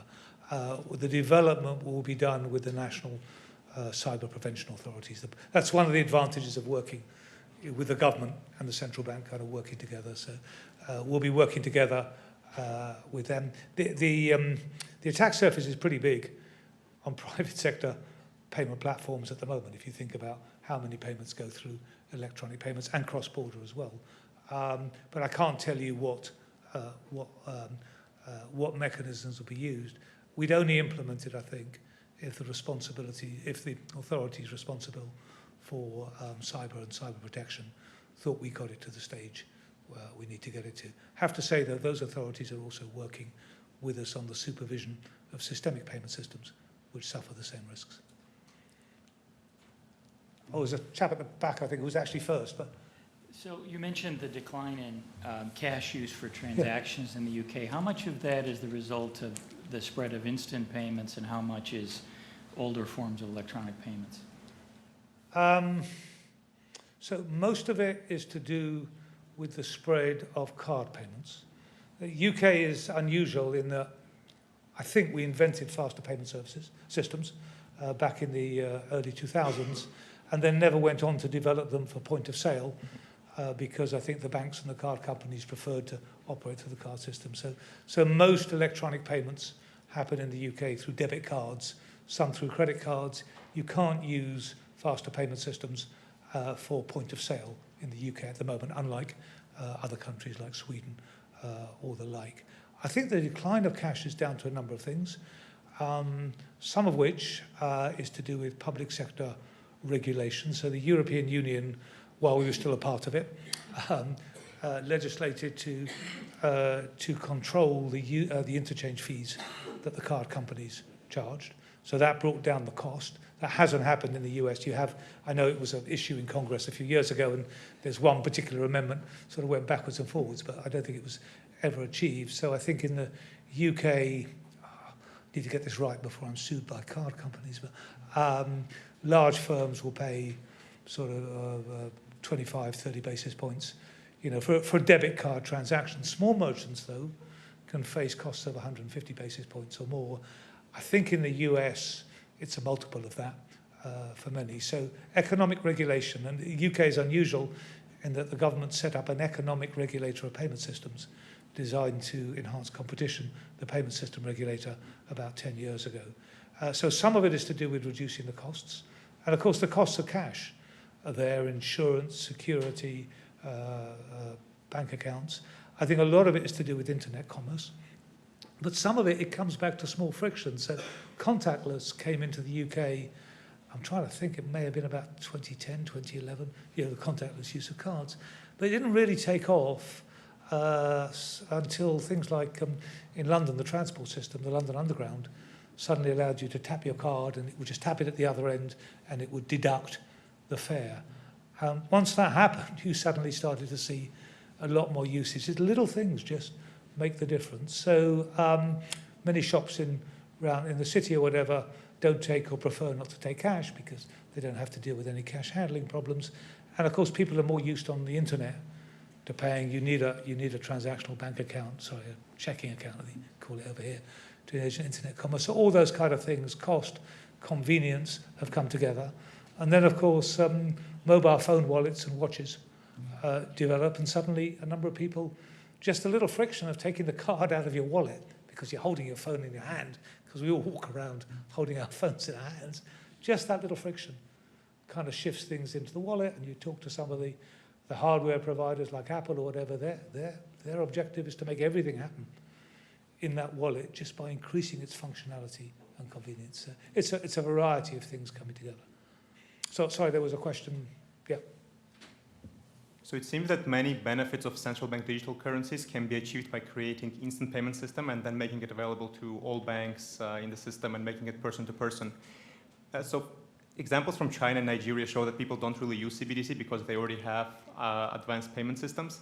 Why do you think central banks still discuss central bank digital currencies despite the risk associated with them? For example, Central Bank of Brazil, although they have PIX, they still discuss potential... Well, the developing one. Yeah, exactly. They're not discussing, they're developing, as is India. So there's a couple of important distinctions in that question. So I'm not sure what you mean. So some of the developments of central bank digital currencies, and the one a lot of banks in the UK would prefer, is that we issue a tokenized central bank currency to the banks, and the banks issue a tokenized deposit for use in these programs to their consumers, rather than we issue it directly. And you can understand why the banking system might prefer that model. Just as an aside, by the way, and this is, it goes in the kind of 10-year bucket of things you want to get off your chest. When I grew up, over 70% of payments in the economy were physical cash. My first pay packet was a little brown envelope with physical cash. That's what we used. I was told when I tried to open my first bank account at university, I'm very old, my first bank account at university, it was a privilege to have a bank account. And basically all I used it for was to withdraw physical cash because that's what I needed. So this huge shift to transactional accounts for everyday transactions or whatever is something that's happened certainly within my lifetime and actually within my adult lifetime. So the idea that somewhere in Deuteronomy it's written, that this is the model of the banking system we have and we can't disturb it, is something I don't subscribe to. I think banks adjust, they find new business models, they've adjusted very well to electronic payments, and it's worked quite well for them. But I don't feel as a central banker I have a remit to defend a particular business model. I have a remit to prevent risks. So what could this thing do? So I'll give you an example from Project Rosalind, which is, I use it sometimes in the UK. We have train strikes in the UK, we have industrial action, so this kind of resonates. It is possible with the little platform that we developed with the Innovation Hub, with just a couple of programmable features in the settlement asset, to integrate the buying of a train ticket, and then a particular train ticket, but a train leaving at a certain time, and the automatic refund if the train didn't leave the station at time back to your wallet. So you could say, well, I could do that now because I can do standing orders, and I can. But when you think of what happens behind a credit card payment, which is using a faster payment system or whatever, just the number of ledgers in the system that need to be adjusted, all of the programming, the answer is you could do it now, but the cost of doing that is quite high, and you would have to do it in a different way for a different use case. And if you have a general purpose asset that can be configured, I was actually surprised in Project Rosalind how few the features were. Things like hash time lock so that you could lock the funds, how few the features were. So it may be, so I'm not a technologist, and they all tell me different things. It may well be, well, they're like economists, but it may well be that you can do all of those things in the existing system by adjusting all of the existing ledgers through APIs. And there's a school of thought that says we just need to link things up together. We can use application programming interfaces to make them talk to each other. We can adjust all the different ledgers, the merchant's ledger, the card acquirer, you know, with the instructions coming from the card company or whatever, or through a faster payment engine. I suspect that the little frictions that I talked about are what stops that from happening. I don't know if it's true. As I say, it may be that these technologies never quite deliver. When I look at some of the things that happen in that Wild West called the crypto world, where they do use some of these things without controls and without risks, without controls and with some very old risks, as we see in some cases, they do manage to automate the transfer of value that is the payment much more deeply into other processes. So I don't know, but if it happens and starts to happen at scale, I want it to happen with developers who say, okay, you know, I need to think about my business model, where do I make my money, what are the protections for the coin holder, rather than try and retrofit all that afterwards. Yeah, please. Yeah, yeah. Hi. So I have a question like related to the retail central bank digital currency, and especially thinking of different countries potentially using a slightly different system. So when physical cash, it has kind of similar features everywhere, but chances are that maybe ECB and Bank of England do not have the same preferences for programmability and privacy, for example. Then what do you think is a problem or potential solution for this? So I think interoperability between different retail CBDCs, between countries, you mean?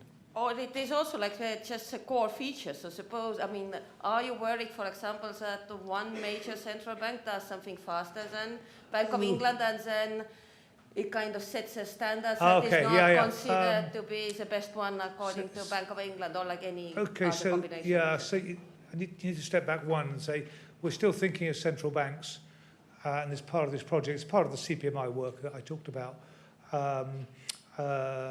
just how much interoperability we want, because there are benefits and costs to interoperability on retail, and what level, how deeply the systems need to be using the same technology, or go back to what I talked about, APIs. So that discussion, and actually some work being done again by Dave on at what point in the development of a CBDC do you start to close down options about how it might talk to other systems. On the question of will somebody win the race and set the standards, I think it goes into two different bits. I think and there's kind of governance and policy standards and technical standards. I think some of the course technical standards, the way it operates, the way it integrates with domestic payment systems, will be essentially domestic, and you wouldn't use a technology that didn't work in your financial system with those structures. But there are some common things around messaging standards, some of them which go just to the internet in general, not just to financial services, where I think there is an issue about ensuring the standards that would be necessary for the transmission of money in these forms are developed in a more collective way. So there is an issue there.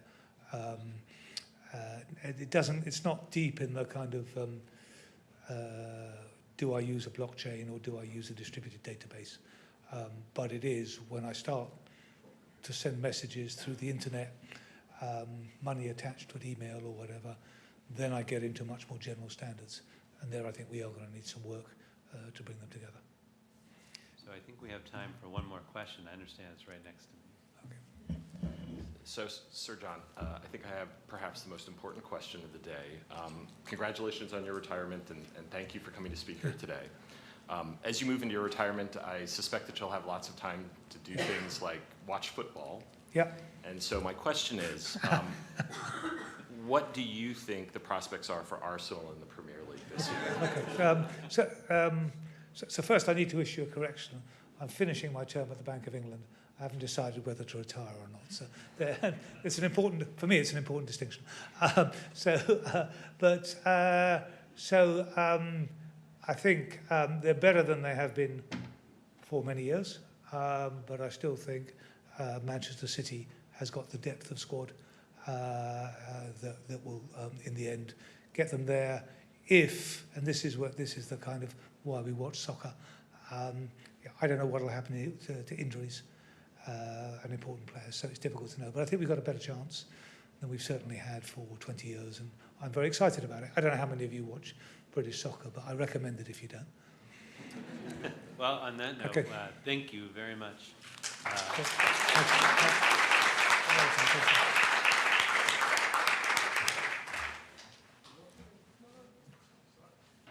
All right, thank you very much, Sir John. We now have lunch, which I'm sure you guys are all excited about. And lunch will actually be served on the opposite side of the corridor. So you just keep going, you'll see it. I mean, just smell it and follow the smell. We also do have a room set up.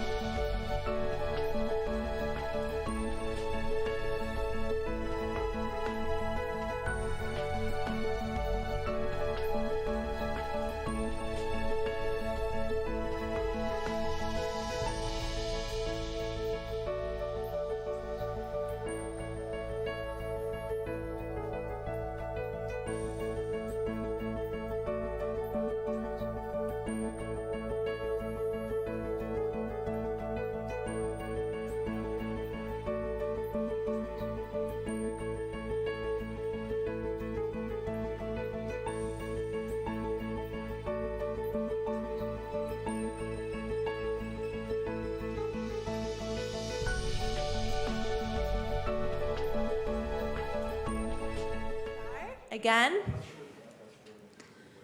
Give a few seconds for people to settle in.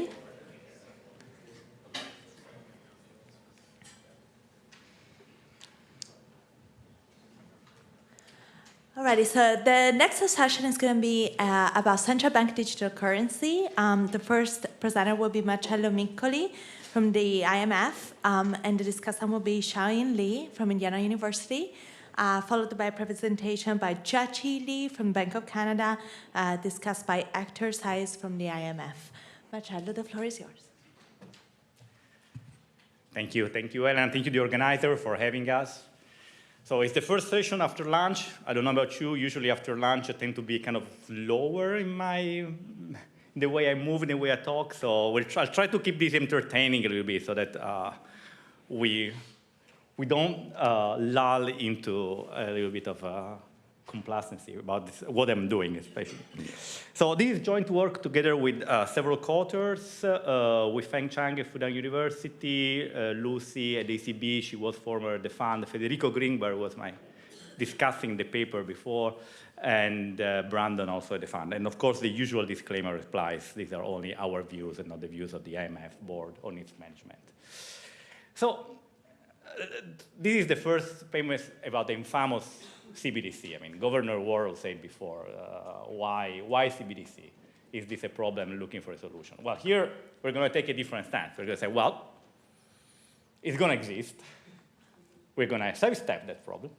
It's going to exist. If it exists, what are the consequences for the financial system? You know, and we also heard before from Sir John Califf, different central banks have different views about the objective of CBDC. Some say that maybe it doesn't really have a problem. Some say, well, no, it can bring efficiency. I mean, the views of the Bank of England with the Treasury is about having a platform for the private sector to innovate, and maybe something to have a monetary anchor for the financial system. So in general, we can think they can accomplish more efficient, secure, modern central bank money and get away from the digital money.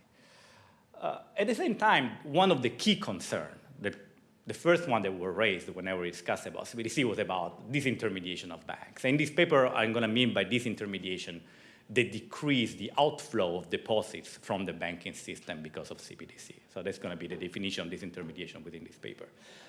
And given this, well, how this will affect bank lending decision, especially because that's what we care for a lot in our discussion, the provision of credit to the economy, one of the fundamental functions of banks.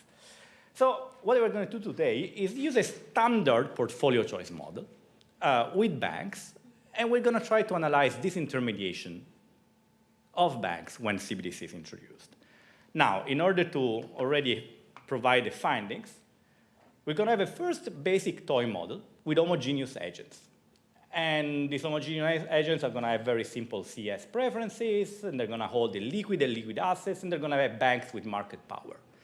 So in this very simple setup, once we introduce CBDC, there's actually no disintermediation. There's actually an increase in deposit in the banking systems. Why? Because banks react, and react by increasing remuneration of deposits. And that's actually enough in order to, for households to actually have more deposit in the banking system. If this is only the story, then it's kind of disappointing. It's like, okay, where are the problems? And so then we have reached the model. And we have reached the model along two key dimensions. The first one is we introduce fixed costs of holding CBDC and deposits. And this plays a huge role in the model and the results. And then we're also going to introduce some heterogeneity. And it's going to be also important. And what happens is that now we're going to have an extensive margin. People are going to choose whether to hold CBDC or not, or to hold deposits or not. And once you start introducing extensive margin, well, the results can be overturned. And so you're going to have that, okay, there is always this competition to banks by CBDC, so bank deposits will fall. And total deposits actually may decrease, but only under special conditions. It's not a given. And in a further extension where we're trying to use also lending, the effect of lending is quantitatively small. And I'm going to try to explain why we get that. So long list of papers in the literature. I'm not going to go through it. Some of the authors of they are here in this room, so maybe some are not even here. They are in the paper, and apologies for that. But I mean, the literature on CBDC is starting its burgeoning now, especially on the financial on the financial implication side. So what I'm going to do is basically I'm going to look at the basic Mickey Mouse version of the model, then the enriched model, and then talk about the extensions when there's also we enrich the balance sheet of the banks. So what is the overview here? So we're going to have portfolio choice model. Households, they're going to invest and manage their liquidity needs. So there was this discussion this morning about liquidity. What one of the Scott was presenting about. Okay, what is how low should we go in terms of to model money? What are the key frictions? Here we're going to take actually a very high approach. The household is going to have notes, CBDC, and deposits, and they're going to have some illiquid bonds in which to invest. And we're going to assume that notes, cash, CBDC, and bonds are a fully elastic supply. The central bank can set the rate on bonds and set the rate on CBDC. But for all of our talk today, we're going to set the rate on CBDC to 0. So it's not going to really matter. So it has no interest rate CBDC. And then we're going to have banks, several banks. They're going to provide deposits and choose the remuneration. So banks, they act as competitive monopolists in deposits. They choose the deposit rate in order to maximize their profitability. And their profitability is basically, in the simple now model, the only thing they can invest into the bond, which is a return of F. So basically, the only margin is how much they remunerate their deposit, this RD, and how much they invest, and this is actually the only thing they care about. So the model is very much based on the paper by Drexler et al. On the deposit channel of monetary policy. You might be familiar with this paper, but it's taken out there. So going a little bit more into details. So what do they care, these homogeneous households? Well, they care about wealth, and they care about liquidity service. So remember I was saying before, you need to choose how deep you want to go into the frictions motivating you towards money. You might want to, money into the utility is a trick. It's a trick that is useful as long as it buys something else. You know, one of the first things that I learned when I was starting doing mathematics is that the blanket is always too short. If you pull it from one side, if something else leaves open. Here, in this side, we wanted to take a closer look at the heterogeneity of households in terms of wealth, because that's what we think is something interesting. And so we took a very high-level approach on this, on the money demand side. And so, well, the wealth, there is L, which is the liquidity services, and there is some complementarity between wealth and liquidity, and then we're going to have liquidity services given by cash, by deposit, and by CBDC, and there are substitutes among them. We're also going to assume, for the sake of the argument, that somehow that the delta C, what is the relative utility of CBDC with respect to deposit and cash, is going to be higher for CBDC with respect to deposits. And the idea here is that we're building something that is actually more convenient for payments with respect to deposits. And then, well, the budget constraint of this household, well, they can invest into the bond. The bond is going to give them the return F. And everything else they don't invest into the bond is going to cut into their return. So if they hold money, the opportunity cost of holding money is the opportunity cost of holding the bond. If they hold deposit, is the difference between the cost of the bond and the return on deposit, and the same for CBDC. But we forget about our C, it's going to be 0 anyway. So what is the nature of the exercise now we're going to do? We're going to compare the equilibrium of the model in which there is no CBDC, apologies. So we're going to set this delta C parameter equal to 0. And then we can compare the equilibrium when there is CBDC with this delta C greater than 0. So this is the nature of the exercise we do. And let me do the first result into this basic model. And this first result is actually, we can work it out analytically in a limited case in which we let the value of liquidity services go into 0. But still, it's insightful because it gives a first take of what are the forces at play that we are describing here. So here, in this simple model, whenever we introduce CBDC, deposits, so aggregate deposits, and their remuneration increase. Well, why? Because the competition from CBDC forces banks to increase the deposit remuneration. Banks, they want to have deposits. They have an investment opportunity at half, It's a pity for them not to have deposit because they can gain a profit. And so they say, okay, fine, I'm going to increase the remuneration of deposits so that the household don't substitute away from banks. It's kind of an analogy, it's like a monopolist losing market power, they charge less and supply more, and this is actually what is happening with banks. And the depositor actually increased their holding of deposit because, well, okay, now there is CBDC, I'm going to hold some of CBDC, but also when you hold more of deposit, why not? Well, because now the return on deposit is higher. And if you want, this is the intensive margin of your choice of how much deposit to hold. You're there. We are only looking at how much you're holding, given that you have to hold it. Now remuneration on deposit is higher. Great, I'm going to hold a little bit more.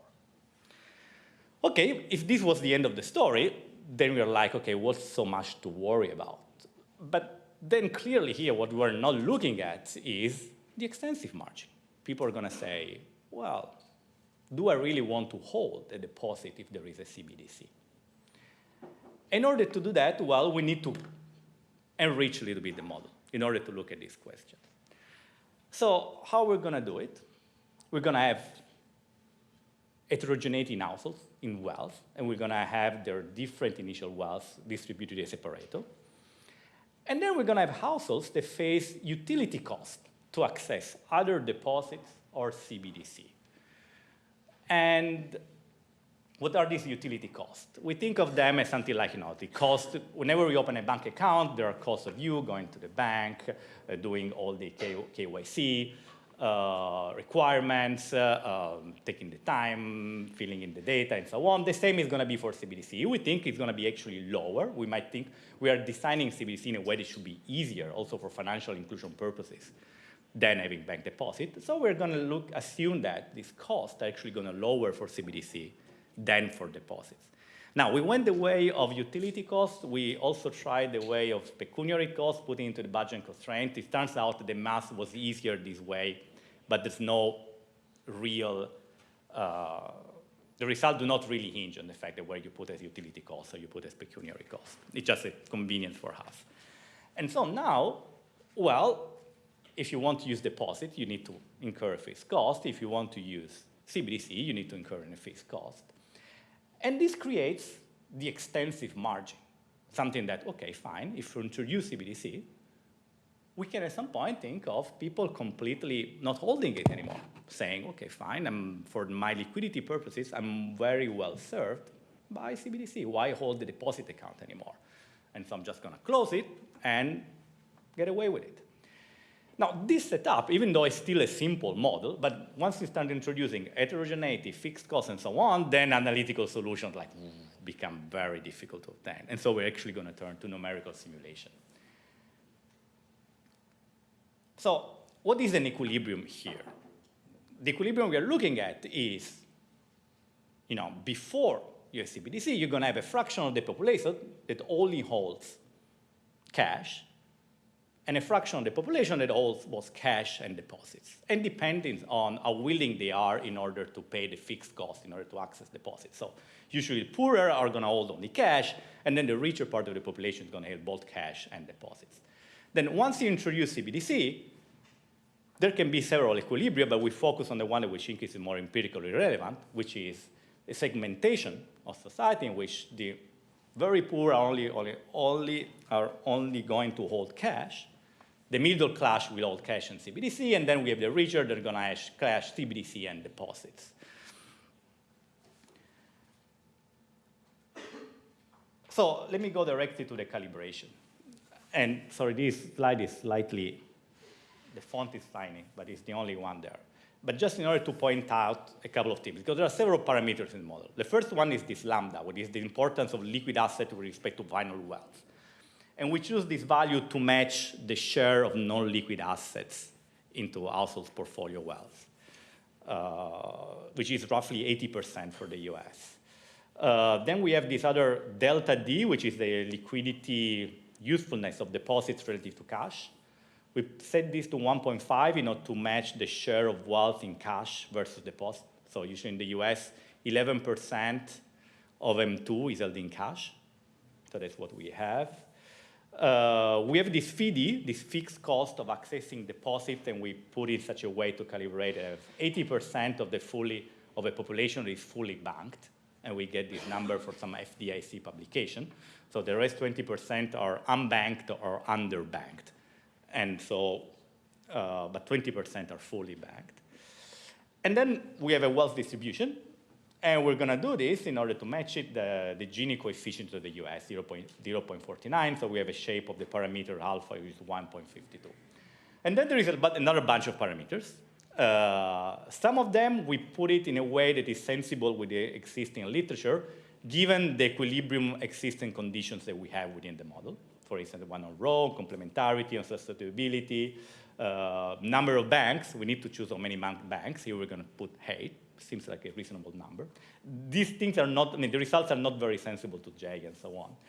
With some other ones, we're going to actually do, we do in the paper, I'm not going to talk here, but we're going to see robustness, how things change when we change the parameter. Importantly, what we're going to talk a lot about is how results change when we change the cost of accessing CBDC and how we change the wealth distribution in the economy. So what is going on in the model? Actually going very fast. I can go slower. So as I was saying, so here is a simple chart trying to show what's going to happen in the model before I get to the actual results. On the x-axis, we're going to have wealth of the individuals. And then this blue line is how much they hold of deposits relative to wealth. Given this is a CS model, they're going to have, each is going to hold the same share of their wealth in the instrument. So each is going to hold a fixed amount of wealth into deposit in this case. And then there's going to be a threshold. In this case, it's called WA. Below this threshold, well, nobody's all deposit. People will hold only cash. And then above this threshold, well, they're going to have around 20%, I guess, if these numbers are right. Around 20%, a little bit less in deposit of their wealth. Now, what happens when CBDC is introduced? Well, okay, now, given the fact that CBDC is lower cost to access, sure. Now, the threshold below which people are not going to hold deposit anymore is going to increase. So all this area here, oh, I keep on pointing to that. The threshold here before we had people before WA, they were not holding deposits. Now the threshold is going how? All these new people that have wealth within this region, they're not going to hold deposit anymore. Why? Because they're just going to switch to CBDC. On the other hand, all the people with wealth above WB now, well, now you know the banks, they're going to increase interest rates. And so they're actually going to hold more because it's more convenient for them to hold more deposits.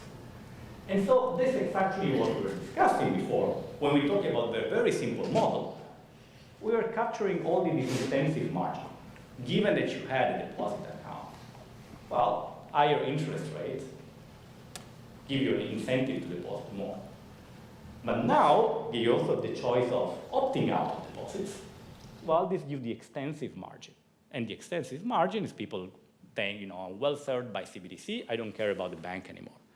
And so the whole interplay, once you start looking at this way, is understanding when the extensive margin is stronger than the intensive margin. Because they all work in the same direction. The intensive margin always tends to increase deposits, the extensive margin tends to decrease aggregate deposits because some people go out. Okay, and then they're going to hold some CBDC. Here's the line. And you see that people in this part of the wealth distribution, they're going to hold significant amount of CBDC, while in this part of the distribution, when they also have deposit, they're going to hold lower amount of CBDC. Why? Because they're always losing the return. CBDC pays 0 here.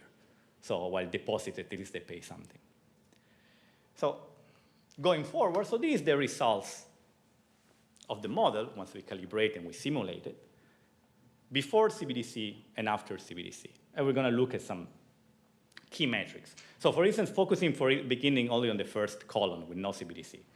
So you see, when there is no CBDC, people here in general have 1% of their total wealth in cash, and around 15% of the total wealth in deposits. The interest rate on deposit is 2.25%, and I forgot to say before, we're setting the policy rate, the bond rate at 3%. So when we set this, actually we did the simulation first a couple of years ago, before the rise in policy rates, it seems like, oh, this is a huge number. Now it's actually low. But so the banks, they earn a spread of 75 basis points. So that's the power, the franchise power of banks, the monetary power such that they can earn this money by providing deposits. Then we have a number for bank profit, which is not, it's only relative in terms of understanding. Then financial inclusion is the people who have a bank account, in this case 80%, but we calibrated the model such that this was the number was going to go out. So once we introduce CBDC, well, the first thing to look is how much the interest on deposit, remuneration deposit increases. So banks react to it. It goes, remuneration deposit increased by around 50 basis points. It's substantial. I mean, given the amount actually of increase in our deposits after the increase in policy rates, which has been almost doesn't exist actually, at least on my bank account, this is something that actually that is relevant. What happens? Well, people are going to actually hold less cash. They're going to hold CBDC, around 3.5% of their wealth, which is actually consistent, and we're surprised by a couple of other papers that were trying to estimate the effects. Maybe even the paper by Jackie is going to present afterwards. I don't remember exactly, but this 3%, we found it also in some other papers that were trying to estimate the demand of CBDC, and we were very surprised to find the same numbers. But then aggregate deposits are going to decrease. And they're going to decrease because there's going to be a change in the intensive margin that, okay, some people are going to hold more, 1.7 percentage points. But then all the fractional people that move out, they're going to hold much less. And actually 6 percentage points of deposit are lost through this way. And so this gives a net effect of loss of deposit of 4.2%. So this is the extent of the disintermediation with the parameters that we have now. Okay, but then what else can we learn for this model? And we're going to study a couple of key parameters that are important here. The first one, the cost of accessing CBDC. The second one is the wealth distribution of the economy. What up? Let's first, in the first column. So let's assume now that there are higher costs of CBDC with respect to before. Now, what's going to happen? Of course, a lot of the people, the extensive margin is going to have less bite. Why? Because all of the people that were going to switch to CBDC because it was cheaper than deposit, they have less of incentives to do so. The question is, how much of a stronger bite can the extensive margin have? And actually, we can even overturn the result of disintermediation and go back to intermediation to have higher aggregate deposit into the backend sector. If you look here, well, in this environment, well, these numbers were as before. Now, actually, the change in deposit is 0.1%. So here, these people, now, you also notice that banks, actually, they don't increase as much the interest on deposits. Once the threat of a CBDC is less strong because the cost of access is actually lower, well, banks ultimately react and say, well, I'm not going to increase interest rate as much, and people are going to stay with me anyway. And so they're optimally going to react to the design feature of CBDC. In this case, the value is such that we don't get disintermediation anymore. We get intermediation. Now, let me get also another key parameter for us, which is the wealth distribution. Now, before we had a wealth distribution was matched the US, let's assume that now we have a poorer society. So we're going to increase the alpha parameter, the Pareto distribution, so we have more mass on the lower wealth. Well, this actually goes the other way around with respect to CBD, to fixed cost. It goes the other way around because now we have a higher share of poorer households, and banks, everything goes through banks here. Here, the interest rate on deposits is the key endogenous variable. No? The banks have a less incentive to aggressively hike. And so they're also going to hike less. Notice only that these numbers here, the column, they're not directly comparable with these ones because alpha is a parameter that defines the calibration of the economy. Once we change the alpha, the economy looks radically different. So the numbers cannot be the same by construction. Anyway, the important thing here to get is that whenever the change in deposit out, this intermediation is much stronger. There are poorer households, banks don't have any incentives to go after them. And actually what we get from here, is it possible to go into the additional slides of parameter space? I don't know whether, if you click on the button there, press it. So you see here we have a chart with alpha parameter on the x-axis and the ratio of the cost of CBDC and deposit on the y-assets.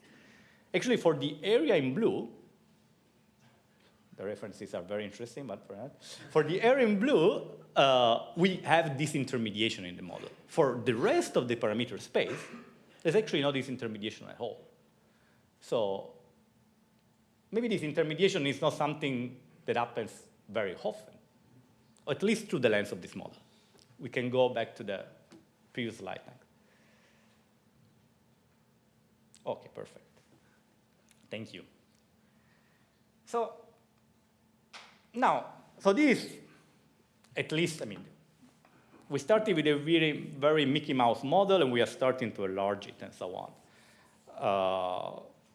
First, we enriched the household side. Now, let's enrich a little bit the bank side. Banks so far are just investing in bonds and getting deposits. So what can we do? Let's try to add lending and wholesale funding. And we're going to do it in a very reduced form. I mean, we're not going towards general equilibrium, or at least this is not going to be part of our paper. We hope to write it at some point, but we haven't done it yet. But it gives a little bit more flavor or the forces that at play. So now we're going to have banks, then instead of just investing in bonds, they're going to have lending opportunities. And the lending opportunity is going to have a return which is a little bit higher than the policy rate, but it has some concavity, so there is some risk there. But they also can get funding, wholesale funding. We can call it wholesale funding, we can call it central bank funding. For the purpose of the model, it's actually equivalent.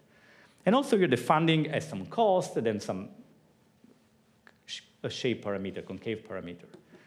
And now we can try to think, okay, within this model, with this new lending and funding opportunity with banks, what happens to lending once we introduce CBDC?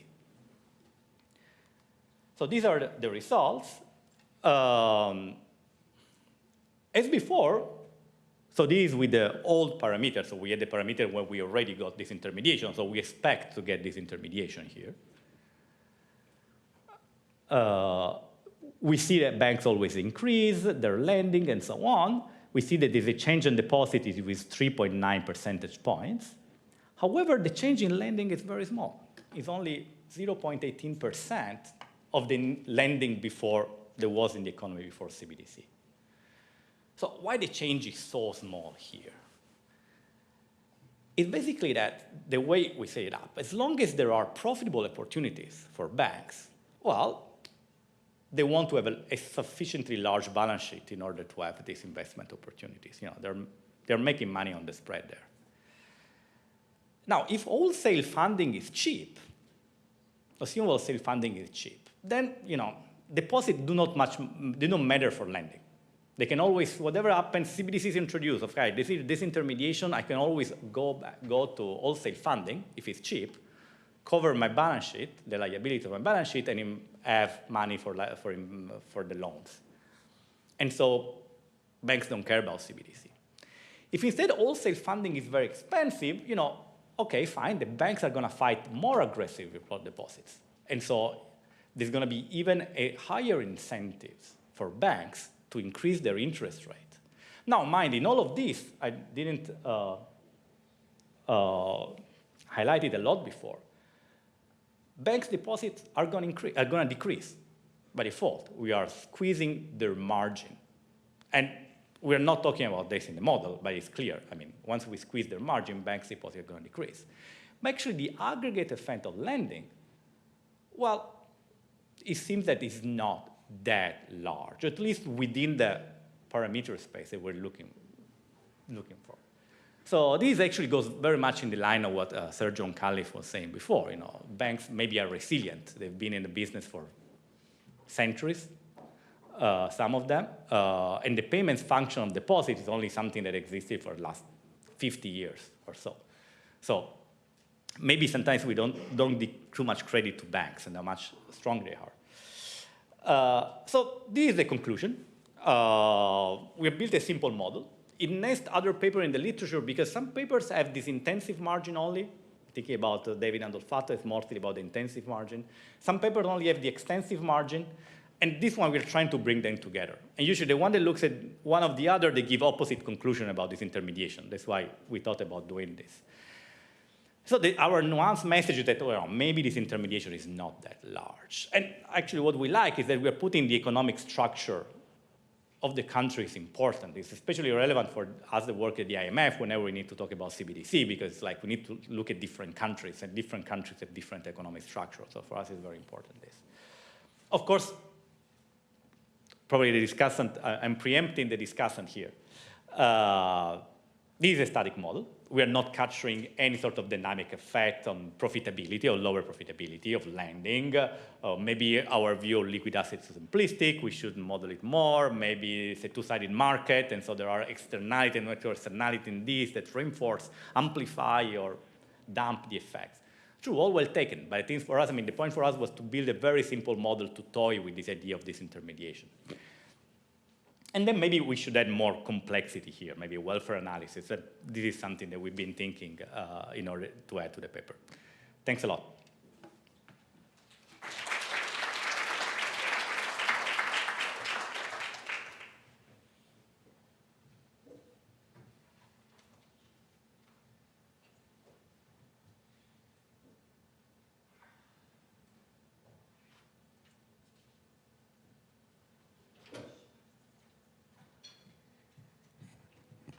Good afternoon, everyone. My name is Xiaoying. Thank you very much for inviting me to this great conference. I came from Indiana University, and I really appreciate to have this opportunity to discuss this exciting paper. I'm also doing research in central bank digital currency and its impact on the financial intermediation of the commercial banks. So I'm really enjoying reading this paper, and I think the author did a fantastic job putting together very important factors in a standard yet very elegant model in a way that help us to better understand this very important question, that is how CBDC will affect the bank intermediation. So having said that, I think we agree that the CBDC still remain in a very earlier stage of development. Therefore, there are a lot of unanswered questions whether or not it will cloud in or cloud out bank deposits, depending on a lot of important factors. So for example, there are papers by the Train Devani Nishihiri and Jen and Drew published in the JBE. They said that bank market power or the competitiveness of the banking deposit market sector is an important factor determining whether the CBDC will cloud in or cloud out the bank deposits. So this paper, they highlight different perspectives. Specifically, they present two contrasting or opposing important factors, which namely is the intensive margin and extensive margin. So I think the author already did a great job explaining in detail what the intensive margin means and extensive margin means. So here I will just give a very intuitive, economic intuitive issues into these different two margins. So specifically, if we observe the intensive margin dominate the extensive margin under specific parameter specifications, then the CBDC actually will cloud in the bank deposits, meaning that bank deposits will increase. However, if it's opposite, means that if we have the extensive margin dominate, then the CBDC actually will cloud out the bank deposits. So the key parameters here in the extensive margin, which is also relevant to my discussions later, is about the access to the different liquid assets. So here, the liquid assets include like cash, CBDC, or specifically the bank deposits. So we assume that those relative costs of holding those liquid assets, people are trade off those costs with those benefits. For example, CBDC could provide different relative liquidity services compared to bank deposits. So households are trade off between those costs and benefits.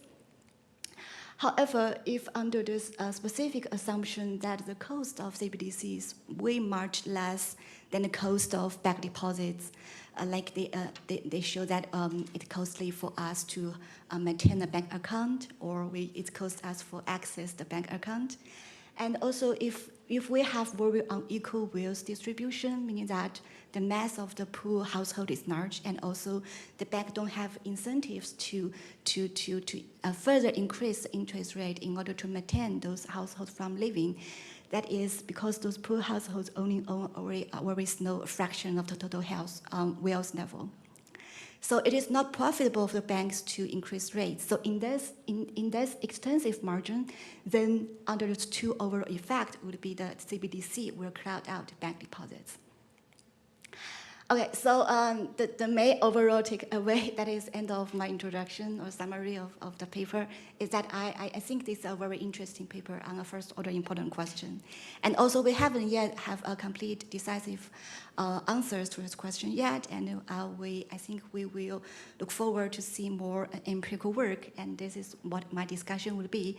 So I will take as an empiricist standard point of view and provide some of the empirical evidence. And I also will discuss some of the assumptions in a real-world setting using observational data. Okay, so my first comment is related to the choices of the key parameters, that is the cost of access in the CBDC. So the first question, or maybe suggestion, that I think in China, when the PBC, the Central Bank of China, when they introduced the CBDC, they designed in a way that the cost of access in the CBDC is kind of correlated with the liquidity services provided by the CBDC itself. So there are 4 types of CBDC people can obtain or access to in China. They can open 4 types of different wallet. There are 4 columns, at least here, type 1, type 2, type 3, and type 4. So if I would have your attention focus on the rightmost column, which is type 4. So this one is the lowest cost in terms of access to this wallet. It only requires people to have a mobile number, then they can open this wallet.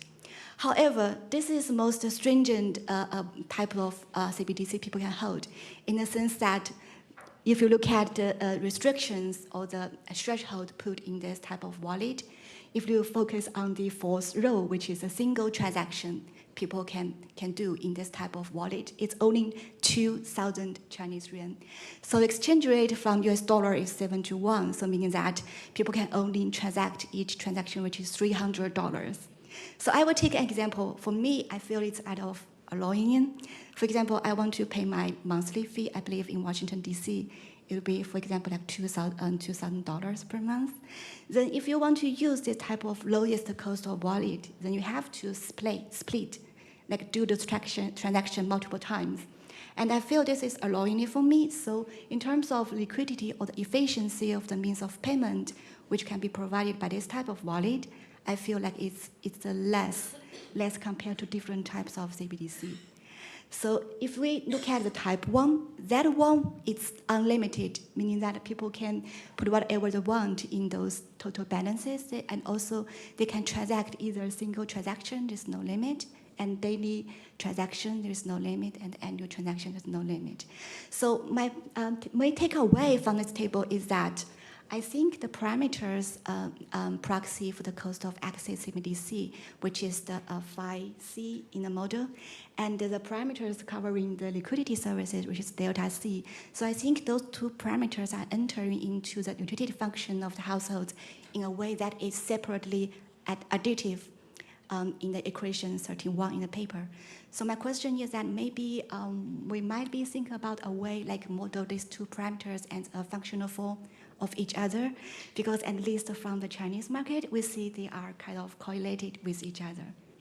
Okay, So that is my first observation using the Chinese data. And later on, I think we already have this question from previous Q&A section that we know in China and, for example, Nigeria, the adoption rate or like the actually transaction rate people are already know in terms of the CBDC compared to other payment system. So here I use the daily app activity data for XII and also the app for the mobile bank, which is how people conduct electronic transaction using a bank deposit, like their checking account. We see that over each month for the 2022, the mobile banking app usage activity data is average 10 times larger than the XII, which is the Chinese CBDC. And also, the gap is still enlarged if we compare CBDC with the largest third-party payments in China, which is the Alipay. So it's over the same time period, it's almost 1 times larger people using the Alipay instead of using the XII. So my question would be like, in the model, I think the utility assumption is that the utility services of the XII is larger than the other payment systems, especially for the bank deposits. So my question would be, this may not be the only dimensions when we are compare the relative benefits of CBDC can offer in terms of liquidity services compared to the bank deposits. So what other dimensions we might be looking at? That is also a question mark, and which is relevant to my job market paper, but I don't want to spend time on that. so this is just to give you a preliminary empirical evidence using a detailed transaction data from one of the Chinese commercial bank, which I have access to. So here I classify depositor accounts. I can observe the very granular transaction data from each depositor's accounts, both their transaction account, demand deposits, and also time deposits. So I classify 2 types of depositors according to the paper, that is lower income households and higher income households. So I assume that those people put a lot of money in the bank would be those higher richer people. They have a lot of money to save in the bank in terms of both those checking accounts and time accounts. So I use that as a kind of DID, difference in difference setup. The post dummy is here equal to 1. It is post the introduction of the CBDC. So if we look at the coefficient is significantly, statistically significant and meaningfully in magnitude, so it's negative, meaning that yes, consistent with the results of the extensive margin in the paper, the lower income people decrease their holdings of bank deposits relative to those higher income peoples. Then the question is, why is this the case, given that people are not using CBDC? So I think this is a question like for me and also for those scholars in the audience, we need to think about what is those dimensions people are value CBDC, especially for those lower income people compared to rich people. Otherwise, why they are decrease their deposit holdings relative to the other group of the households. Okay, so that's pretty much the end of my discussion, but I'm happy to discuss about these mechanisms, which in my mind, in my paper, is like, I feel like one hypothesis could be like those lower income people, they are not only heterogeneous in terms of their initial wealth, they are also heterogeneous because, for example, their risk-averse preference is different. For example, I believe there is a survey following the Silicon Valley bankruptcy episode. They find out those people, even though we have the federal insurance, FDIC, the insurance coverage, those people with a lower degree, like they don't have college degree, and also the lower income people, that especially worry about the riskiness of the small bank. So in this way, if the CBDC could offer them a lower cost, a way of flight to safety, then that could make them to feel the small bank are safer or riskier in terms of their riskless habitat. So that is just my hypothesis, and that is the end of my discussion. I'm looking forward for future works on this exciting topic, that is how CBDC affect bank intermediation. So thank you very much.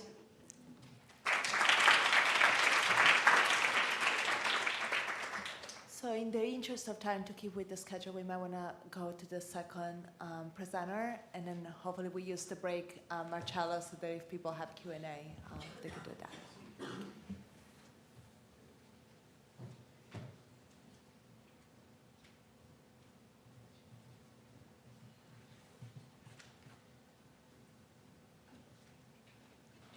So thank you for having me here. Today I'll present the paper entitled Central Bank Digital Currency and Banking Choices. This is joint work with Andrew Usher from the Bank of Canada and Yu Zhu from Renmin University. So the usual disclaimer applies here. The views expressed in this paper and presentation are those of the authors, and they do not necessarily reflect those of the Bank of Canada or its governing council.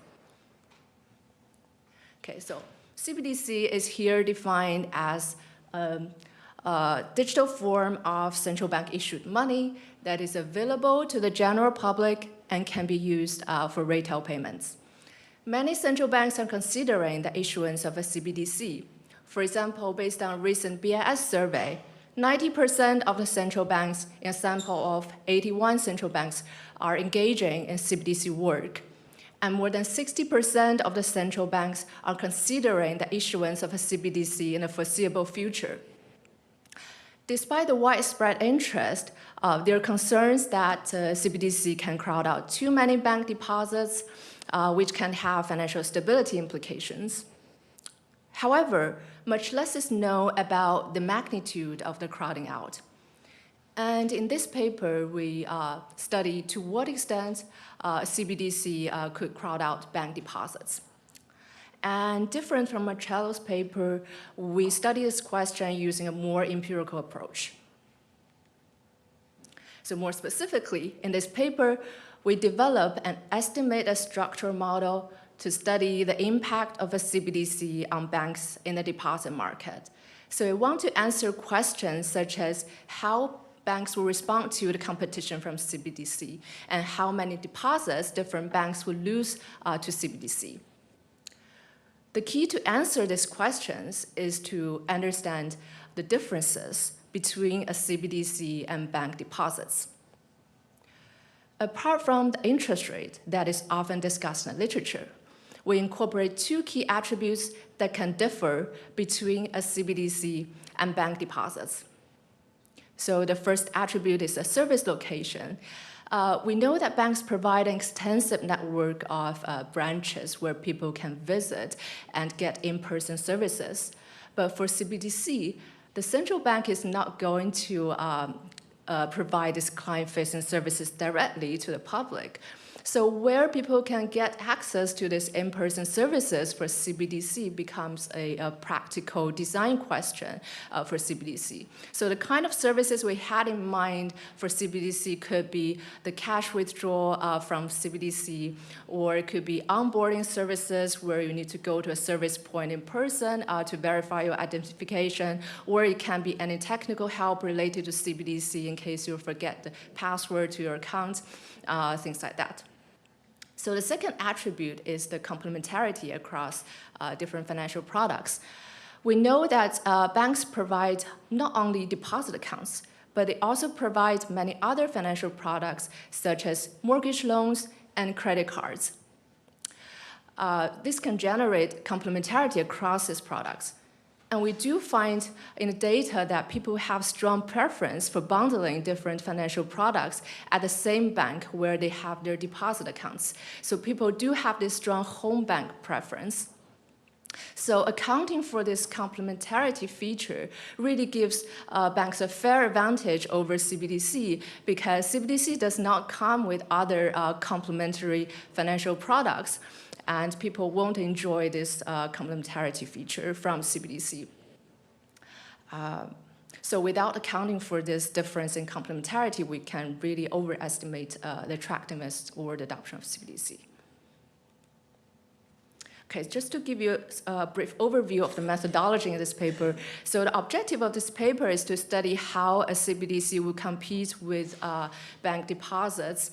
So the first thing we want to understand is how people make their decisions on which deposit bank they go to, so which bank they want to go to for their digital balance. And we want to understand what factors or what attributes are driving these decisions. Then if we design CBDC along these dimensions of attributes, then we can then understand how households are going to choose between a CBDC or an existing bank. So our model consists of the households problem demand side. On the demand side, households will choose their deposit bank after considering things like the branch networks that a given bank would provide, and as well as the complementarity across different financial products. And on the supply side, each bank would provide a deposit product that is differentiated in terms of the deposit rate, in terms of branch network, as well as other attributes. And banks compete via arbitrage competition. They choose their deposit rates to maximize their profits. And then we estimate the model using household level and branch level data. So on the demand side, we can obtain the demand parameters, including household preference parameters for different attributes like the rate of return or the branch network. And on the supply side, we estimate banks' marginal costs, which are treated as supply side primitives, and they do not change after CBDC is issued. And then we use the estimated model to study counterfactual analysis on CBDC. So where CBDC is viewed as a new product with the attributes chosen exogenously by the central bank, and using the estimated preference parameters for the attributes together with the exogenous chosen attributes, we can then study the level of utility that households would enjoy from CBDC relative to the existing banks. So the existing works on CBDC are mostly theoretical because of the lack of data on CBDC. So most empirical works right now use the structural model approach. This paper is most closely related to my previous paper and Tony White's recent paper.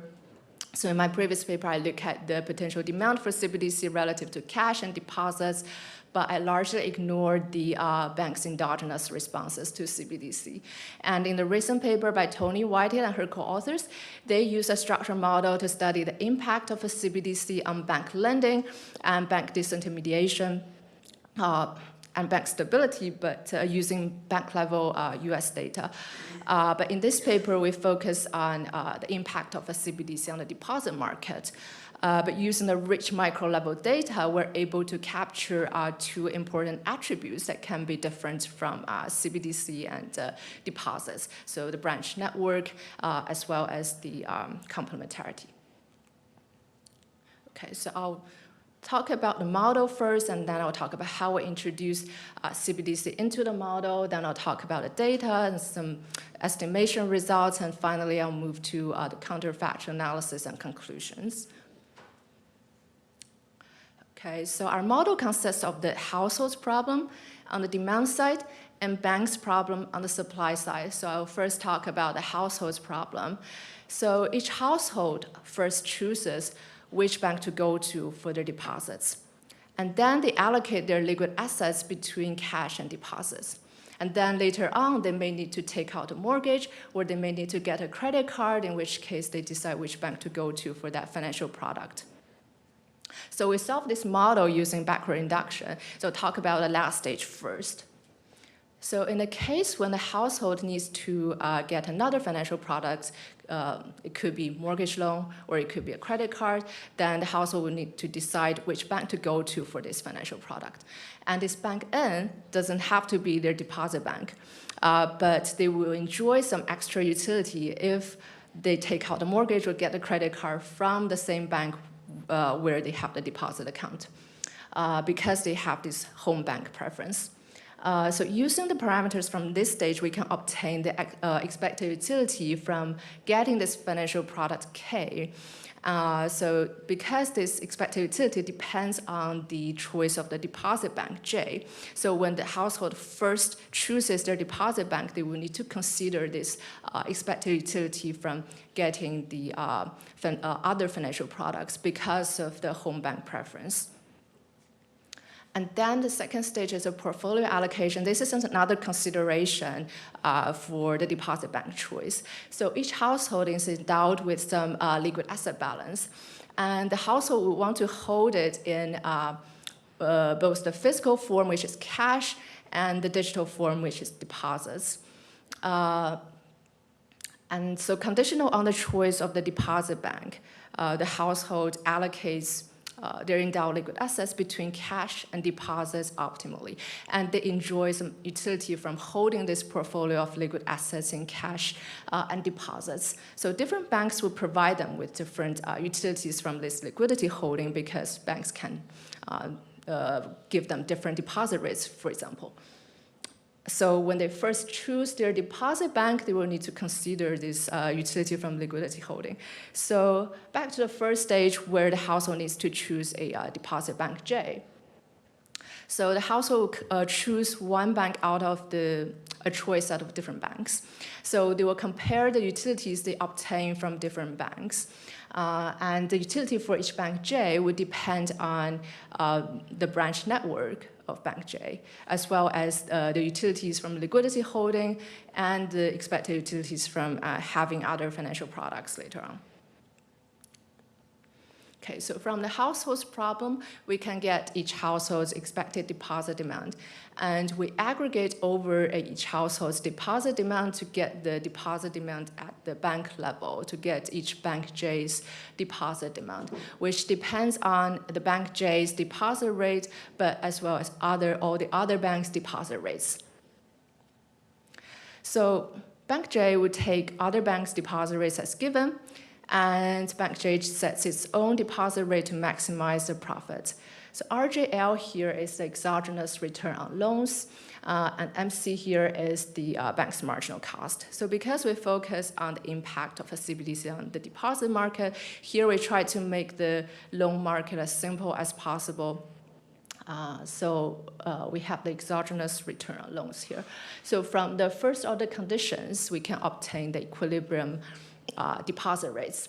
So on the on the left-hand side is the bank's markup, and on the right-hand side is the inverse semi-elasticity of the deposit demand. So when after CBDC is issued, we treat the loan rate, the loan return, and the bank's marginal cost as supply-side primitives, and they do not change after the issuance of the CBDC. But the CBDC introduction will change the deposit demand elasticity on the right-hand side. So then the banks would optimally adjust their deposit rate in response to the competition from CBDC. Okay, so after we introduce CBDC into the model, it's like we're adding a new alternative to each household's choice set. So here it's just for illustration purpose, say the household had J banks in its choice set, but now with CBDC, CBDC is just an extra choice alternative for them. So now with CBDC, the household can choose either to deposit their digital balance in CBDC or go to one of the existing banks for their digital balance. And introducing CBDC will reduce the probabilities of choosing the existing banks. And depending on how attractive CBDC is, the impact of CBDC on banks could be different. So if CBDC is designed to be more attractive, then the impact on banks will be larger. So in this presentation, I'll just focus on the following CBDC design choices. So we look at the CBDC interest rate, the complementarity feature, as well as a network of service locations. So for CBDC interest rate, once a household chooses CBDC, in our model, they will then allocate their liquid assets between cash and CBDC. So the CBDC interest rate will affect their utility from holding this portfolio of liquid assets in cash and CBDC. It will affect their allocation between cash and CBDC.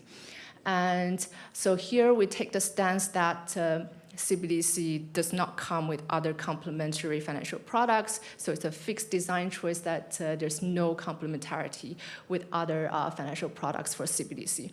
So that means the expected utility from getting other financial products would be lower compared to banks, because if CBDC is your home bank, you would never enjoy this complementarity. You still need to go to another bank for the mortgage loan or credit card. So the expected utility when CBDC is your home bank would be lower. And then we look at different designs for service locations for CBDC. Okay, so we mainly use the Canadian Financial Monitor household survey data that contains information on households' banking choices, as well as their residential location and other characteristics. So I want to point out here that a unique feature of this data is that we do see households' banking choices for different financial products. So we see if they go to Bank A for deposit account and if they go to Bank B for mortgage loan, etc. So this really allows us to estimate their home bank preference. So if we see they choose TD Bank for deposit account, we can see if they're more likely, we can estimate if they're more likely to choose TD Bank for other financial products. And then we combine households' residential location data with the bank branch location data to measure the branch network that is specific to each household's local area. So we can really measure the distance from the household's residential location to the bank branch. And then we use the Canada Post Office location data for one counterfactual scenario where we look at the case when the post office locations can be used as service locations for CBDC. And then we have the bank level interest rates from Mechanics that has the demand deposit rates for the big 6 banks and the 5-year closed mortgage rates, which are used to measure the exogenous return on loans. So this is the most popular mortgage product in Canada. Okay, so in the following 2 slides, I want to quickly summarize the estimation results.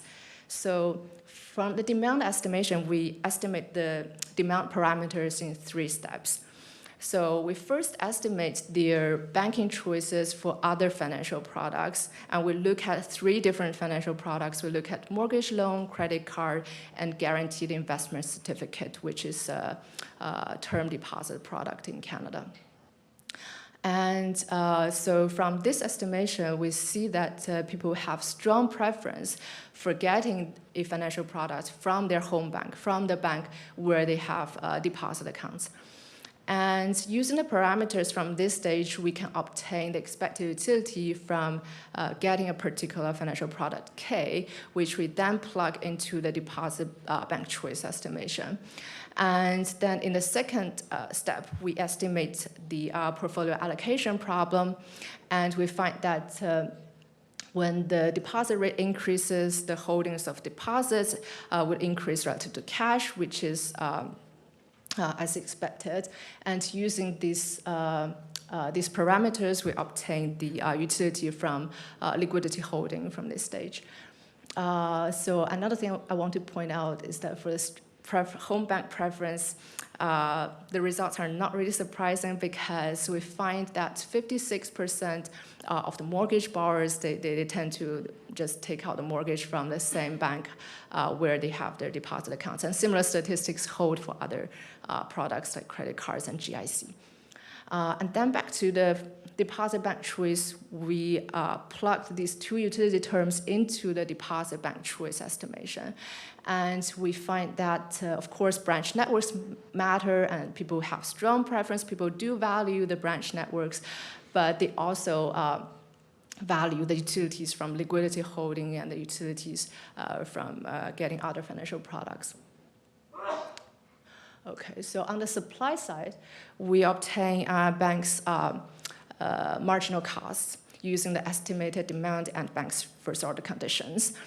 So in 2017, when the counterfactual CBDC would be introduced, on average, banks would have a 5-year closed mortgage rates of around 4.8%, and the observed deposit rate in the data is around 0.1%, and the estimated markup using the demand parameters is around 2%. So that gives us an average bank's marginal cost of around 2.7%. So we treat these banks' marginal costs as supply-side primitives that will stay unchanged after CBDC issuance. And similarly, we treat the preference parameters from the demand side as model primitives, and they don't change after CBDC issuance. And then we solve the Nash-Bertrand game for each CBDC design. So in the following slides, I will talk about different counterfactual analysis, but I will focus on the following CBDC design choices. So the CBDC interest rate, CBDC branch network, in which case we look at different design scenarios where there is no service location for CBDC, or all the Canada post offices are used as service locations, or when all the bank branches are used as service locations for CBDC. And we take it as a fixed design choice that CBDC does not have the complementarity with other financial products, and this gives banks a fair advantage over CBDC. Okay. So in this slide, I plot the aggregate CBDC shares under 4 different designs of service locations and 2 different designs of CBDC interest rates. So on the y-axis is the aggregate CBDC share, and it's calculated using the total CBDC holdings divided by the total household liquid assets. And if you see the first 2 bars, when there's no service location, the CBDC share is very low. It's just below 1%. And if all Canada post offices are used as service locations, even if CBDC is non-interest bearing, the aggregate CBDC share increases to around 6%. And then when all bank branches are used as service locations, the share increases to more than 8%. And then when all the bank branches and Canada post offices are used as service locations, the CBDC share can be more than 10%. And so when the interest rate increases to 0.1%, the CBDC share increases slightly, but this is not to say that interest rate is not important, because I use 0.1% because it is the average deposit rate in the year 2017 when the counterfactual CBDC was introduced. But say if the interest rate is 1.5%, then within each service location design, the CBDC share would double. So if the interest rate is attractive enough, then it can still have a large impact. So here I plot the percentage change in deposits, again, against 4 different designs of service locations and 2 different designs of CBDC interest rates. So here, the percentage change in deposits are they're averaged across different banks. So when CBDC has no service location, the impact on crowding out deposits is very small. But say if all bank branches and post offices are used as service locations, the crowding out effect on deposits can be larger. And another thing I want to point out here is that here we're assuming that CBDC does not have the complementarity feature. But say if we don't account for the complementarity features such that both bank deposits and CBDC do not have this complementarity feature, then the crowding out effects on deposits can be much larger, because in that case, CBDC is the relative attractiveness of CBDC increases, and the adoption of CBDC will be higher.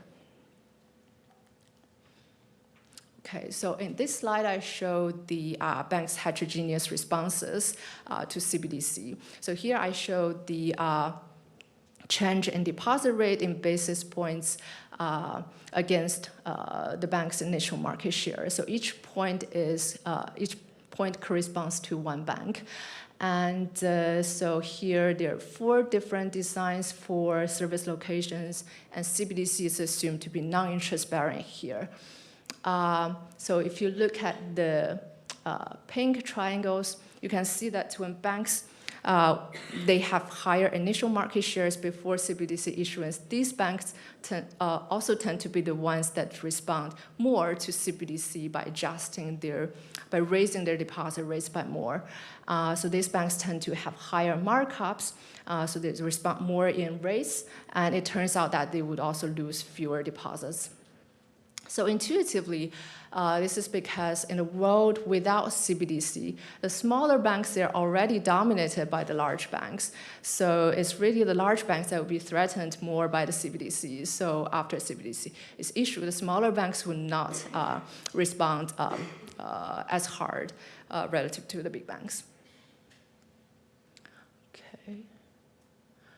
Okay, so I also want to discuss one interesting counterfactual that we study, which is the limits on CBDC holdings.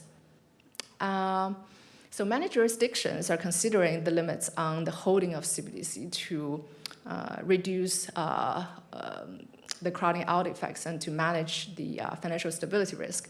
So for example, the Bank of England is discussing a limit around £10,000 to £20,000, and ECB is discussing a limit of around 3,000 to 4,000 euros.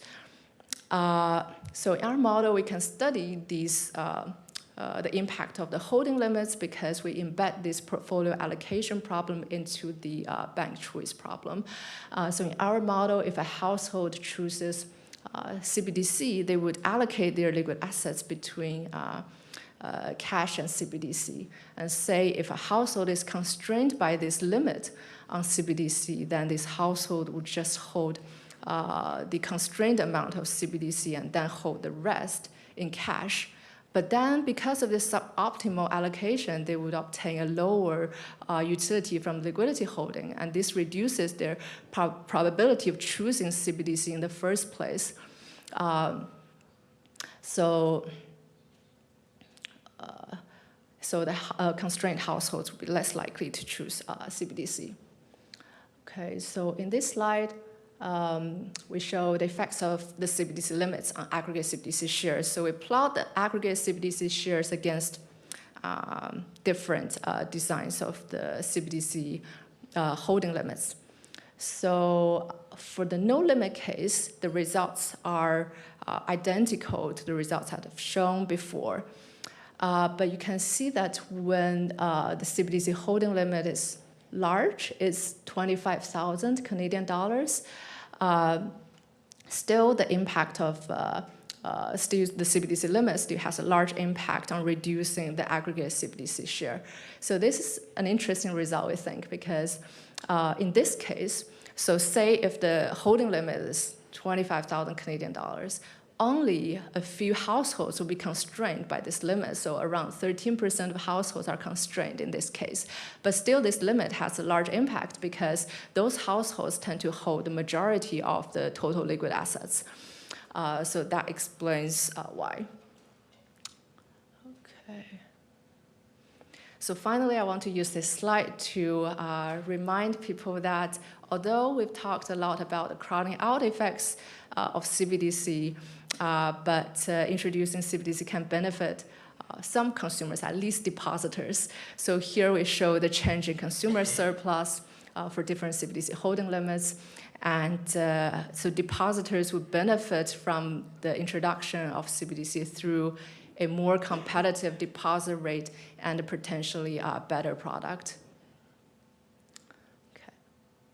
So just to conclude, we develop and estimate a structural model to quantify the impacts of a CBDC on banks' deposits, incorporating some key features like the interest rate and complementarity between CBDC and other financial products, as well as a branch network for in-person services for CBDC.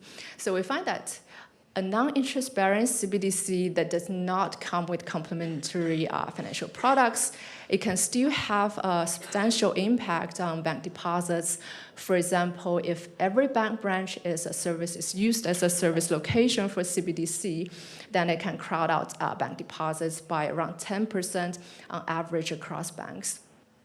And if CBDC has no service location, then its impact is very small. But if we introduce a holding limit on CBDC, even if the holding limit is very large, it can still substantially limit the take-up of CBDC. Okay, that's all what I want to say. Thank you for the opportunity to present this work.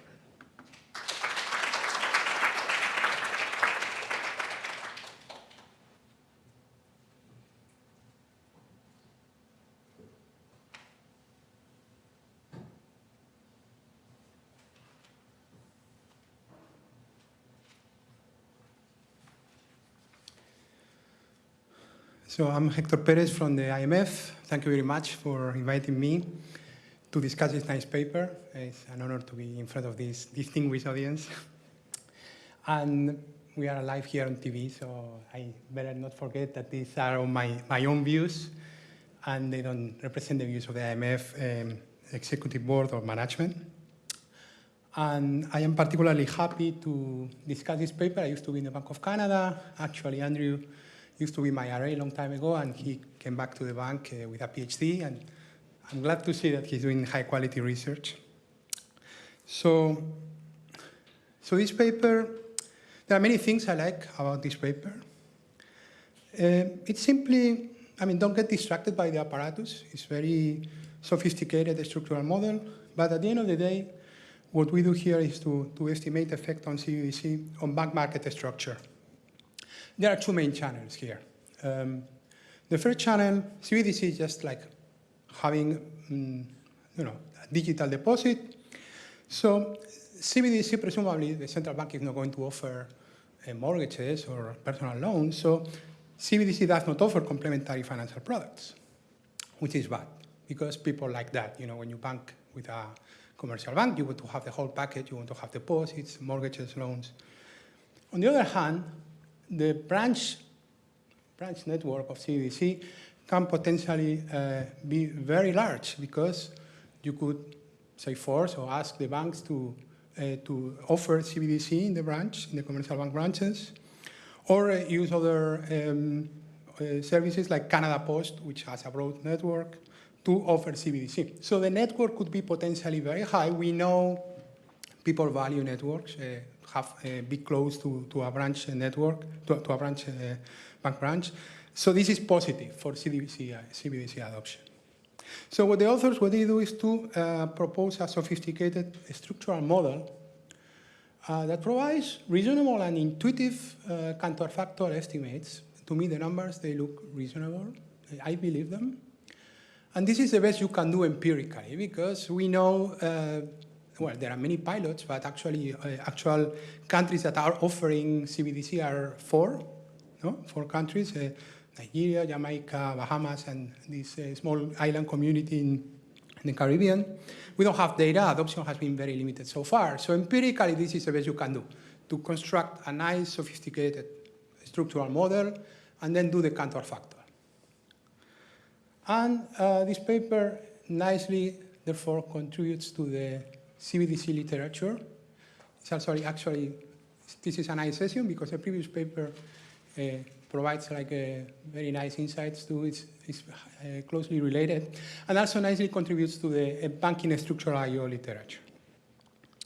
So moving forward, the methodology very quickly, you have a set of primitives, demand and supply primitives, the households, they value proximity to branches, and complementarity of financial products. So that's what is embedded in the demand function. Then the banks, they compete for deposits, setting rates. They compete at arbitrage. And all those, as simple as that, those mechanisms are in the model. CBDC, what happens is, would be a new competitor. So after the authors estimate these primitives, CBDC is a new competitor, a new potential entrant in the market for deposits. And then the authors can do this counterfactual exercise. What would happen if you have this extra new competitor, with potentially a very large network? They resolve for the equilibrium and they estimate, they provide the estimates. Now, without network, let's assume CBDC doesn't have any network. Why would you choose CBDC? You don't really have a reason why, because CBDC doesn't offer mortgages, nothing. It's just digital deposit without any branches. So indeed, without a network, CBDC in this model is not attractive, and the market share is basically zero. If it is not exactly zero, it's because there is some randomness, in the model. With a large network, CBDC, according to the estimates, could reach about 11.6% of the market share. So this is business stealing, right? You are getting part of the pie because it's a new competitor and the competitors are competing, competition is harder. And deposit rates would increase by between 20 and 40% because of this effect. So this is what this paper is about.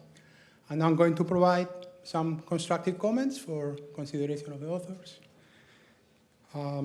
So my first comment. So it's about this channel that everybody is talking about, and I don't know if you should just mention it in the paper, or perhaps you could even try to model it, or maybe it could be a different paper. But actually, you know, everybody talks about CBDC being a safer asset. It's provided by the central bank. So in that case, CBDC is potentially more attractive than commercial bank deposits because banks are vulnerable. Now, here is the case of Canada. Maybe that's why the authors didn't consider this case. Canada is incredibly safe financial system. No major banking crisis in 100 years. I know that I lived there for 7 years. So, and also there is deposit insurance. So maybe in Canada it's not relevant. But what about other countries, right? And coming from the IMF, we have a very broad membership, 190 members, if I'm not mistaken. There are many countries out there, many banking systems that are very vulnerable. The banks can be very, not diversified at all. Small banks, highly fragmented banking system.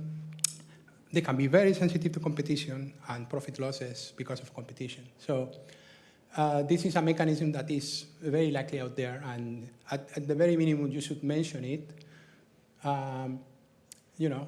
Indeed, during the economic crisis, financial crisis, there is a flight to safety. CBDC would be a safe asset.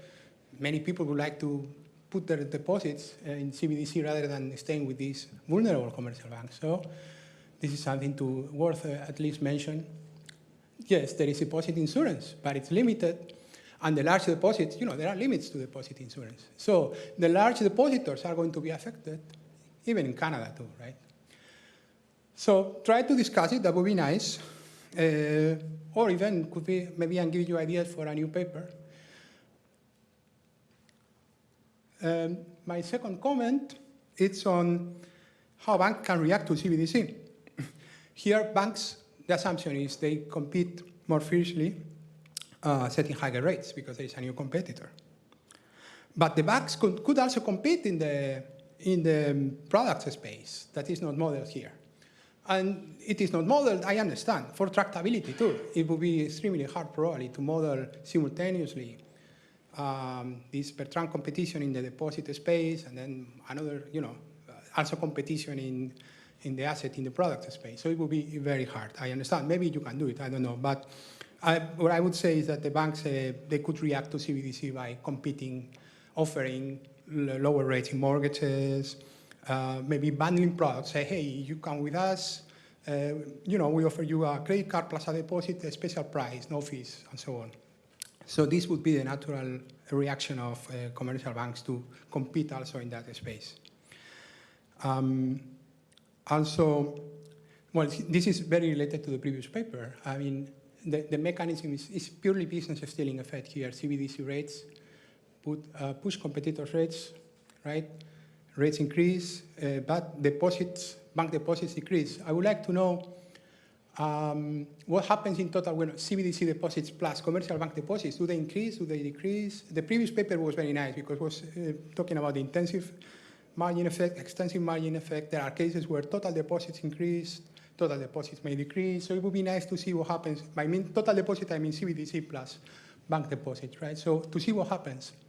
Because everybody is talking about CBDC and monetary policy. I mean, CBDC enters, rates are higher, perhaps. Total deposits are going to decrease, people save more, so that affects monetary policy. So at the very least, mention these implications for monetary policy, what would happen. That would be nice.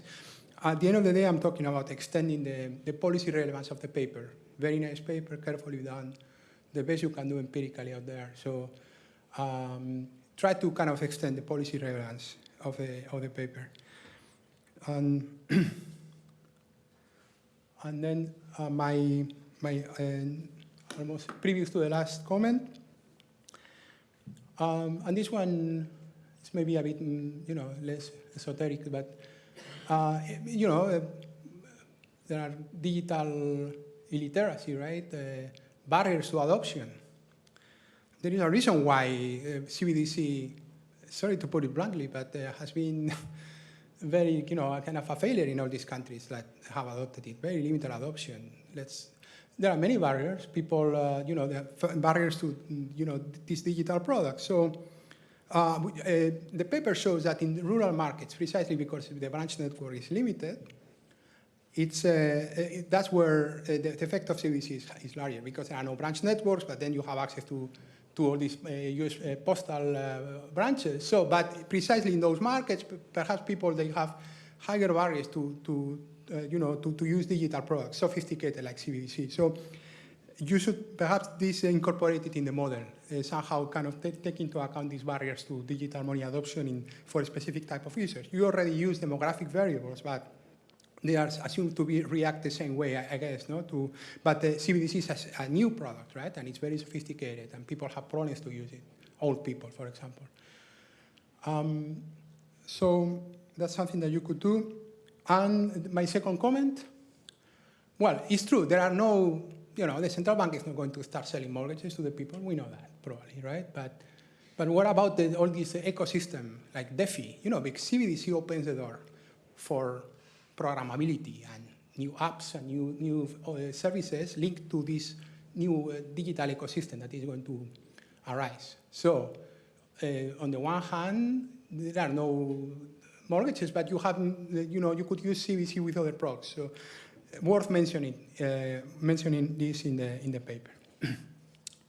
So finally, and as I said, coming from the IMF, we have a very broad membership. We care about the countries, and we have talked a lot with these countries, discussing the cases. We have a handbook now and many meetings to see what happened in Nigeria, Jamaica, Bahamas, and the ECCB, the Eastern Caribbean Community.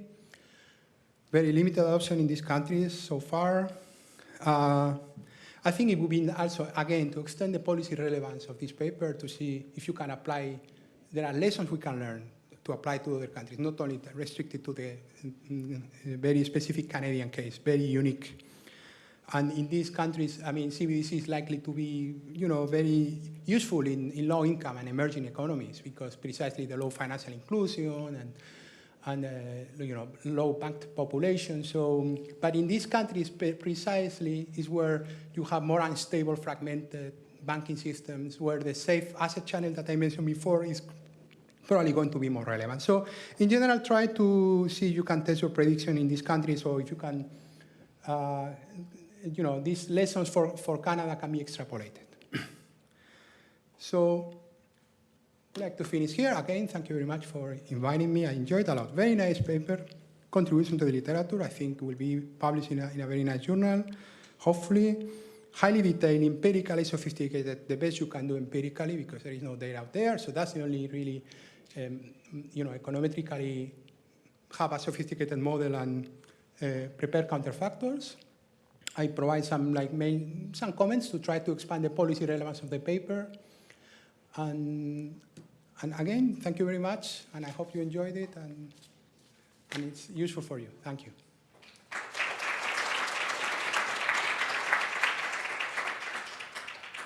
We have time for maybe one question before the break.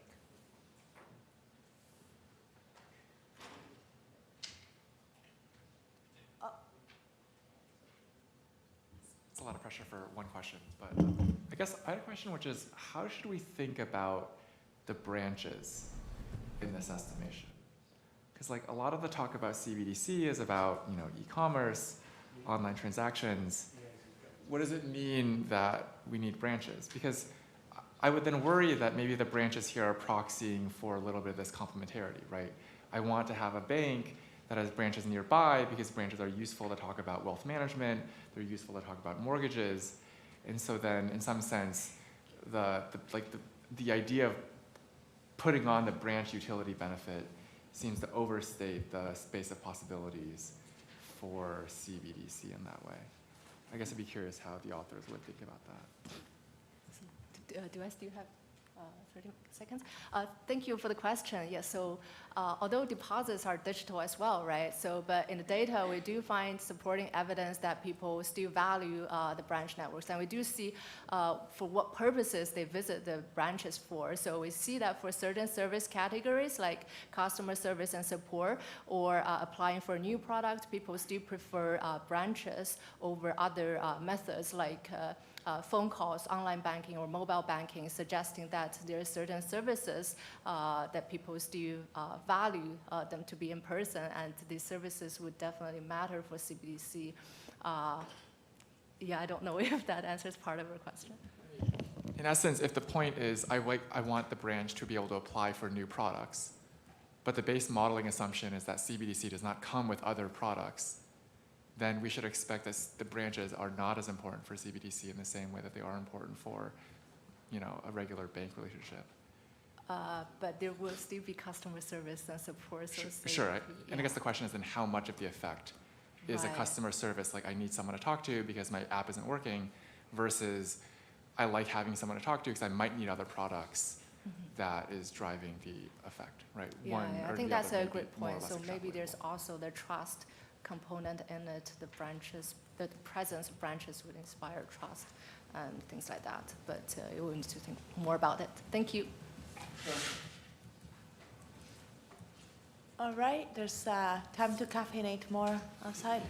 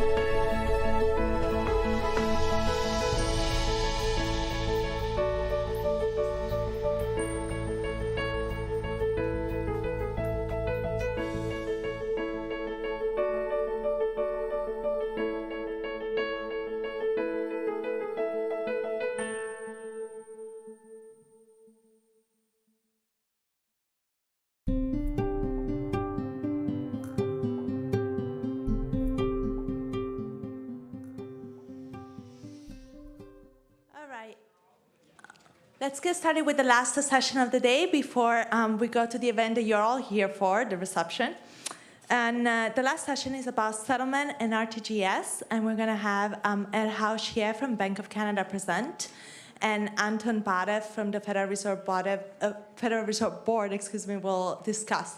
And actually, for personal reasons, Anton could not be here today, so he will join us through Teams right after the presentation. All right, Erhao, there you go. The floor is yours.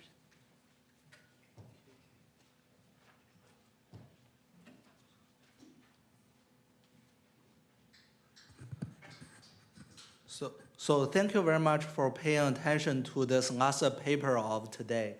So in this paper, Naren, who sits in the back here, and I are looking at the retail payment systems. So we are from Bank of Canada, so the Euro disclaimer applies. So I think because given this payment conference, I think most of us will agree that retail payment systems are really important. So they are critical financial market infrastructure. And here I just give you a few numbers. So in a typical country and for a typical year, so the retail payment system would normally process total transaction value that equals to a few or multiple times of this country's annual GDP. And here I give you the numbers of US and Canada. So this ratio would be roughly similar for other countries as well. So here we are talking about a really big number. So historically, these retail payment systems are usually taking the format of deferred net settlement, or DNS. So each system participant or each bank simply submits the payment order to the payment system. But those payments are not processed or not settled immediately. Instead, they will wait for a certain period of time, typically 1 business day. And the outgoing payment will be offset by the incoming payment. So each commercial bank only needs to settle in the net amount. Through this way, you can see each commercial bank really saves the collateral cost or liquidity cost. But as the Governor Warner mentions this morning in his opening remark, it's just that the payment really takes a long time to go to the recipient's account. So like in recent years, there is a strong demand or strong call for the really fast retail payment system. So, or short for FPS. So here I just use this graph from CPMI's report in 2021 to give you a worldwide view of the FPS in the world. So in this graph, except for the gray area, which represents the regions who don't have any plan for FPS, all other colors represent a region that either they already have the FPS, like US or Brazil, or they have the plan to implement the FPS in near future, like Canada. So, and what's the features or what are important features of FPS? So in most of countries, the FPS will use a form of the real-time gross settlement, or RTGS. So in this RTGS, when commercial bank submits the payment order, it will be settled immediately. So it is really fast. But the gross payment must be fully backed by the collateral that each commercial bank pledged in the central bank. So even though it is really fast, it is immediate, but it requires a higher collateral cost. So, and this may remind you about the well-known or traditional trade-off between the delayed cost of the payments and the collateral cost for the commercial banks. And this trade-off is well studied in Beck and Garrett 2003 JET paper.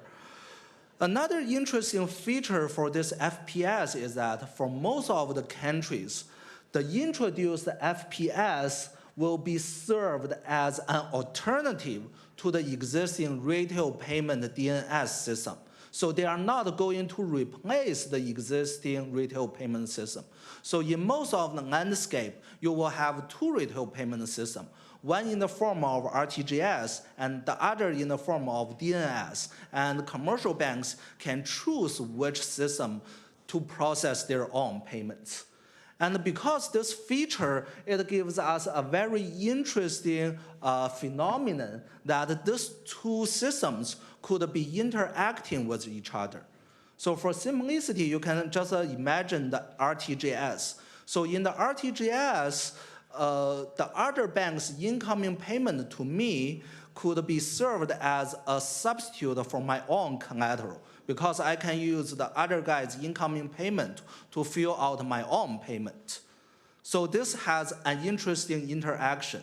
So if the other banks use less frequently about the RTGS, instead they use more about the DNS, then my incentive of using the RTGS should be reduced.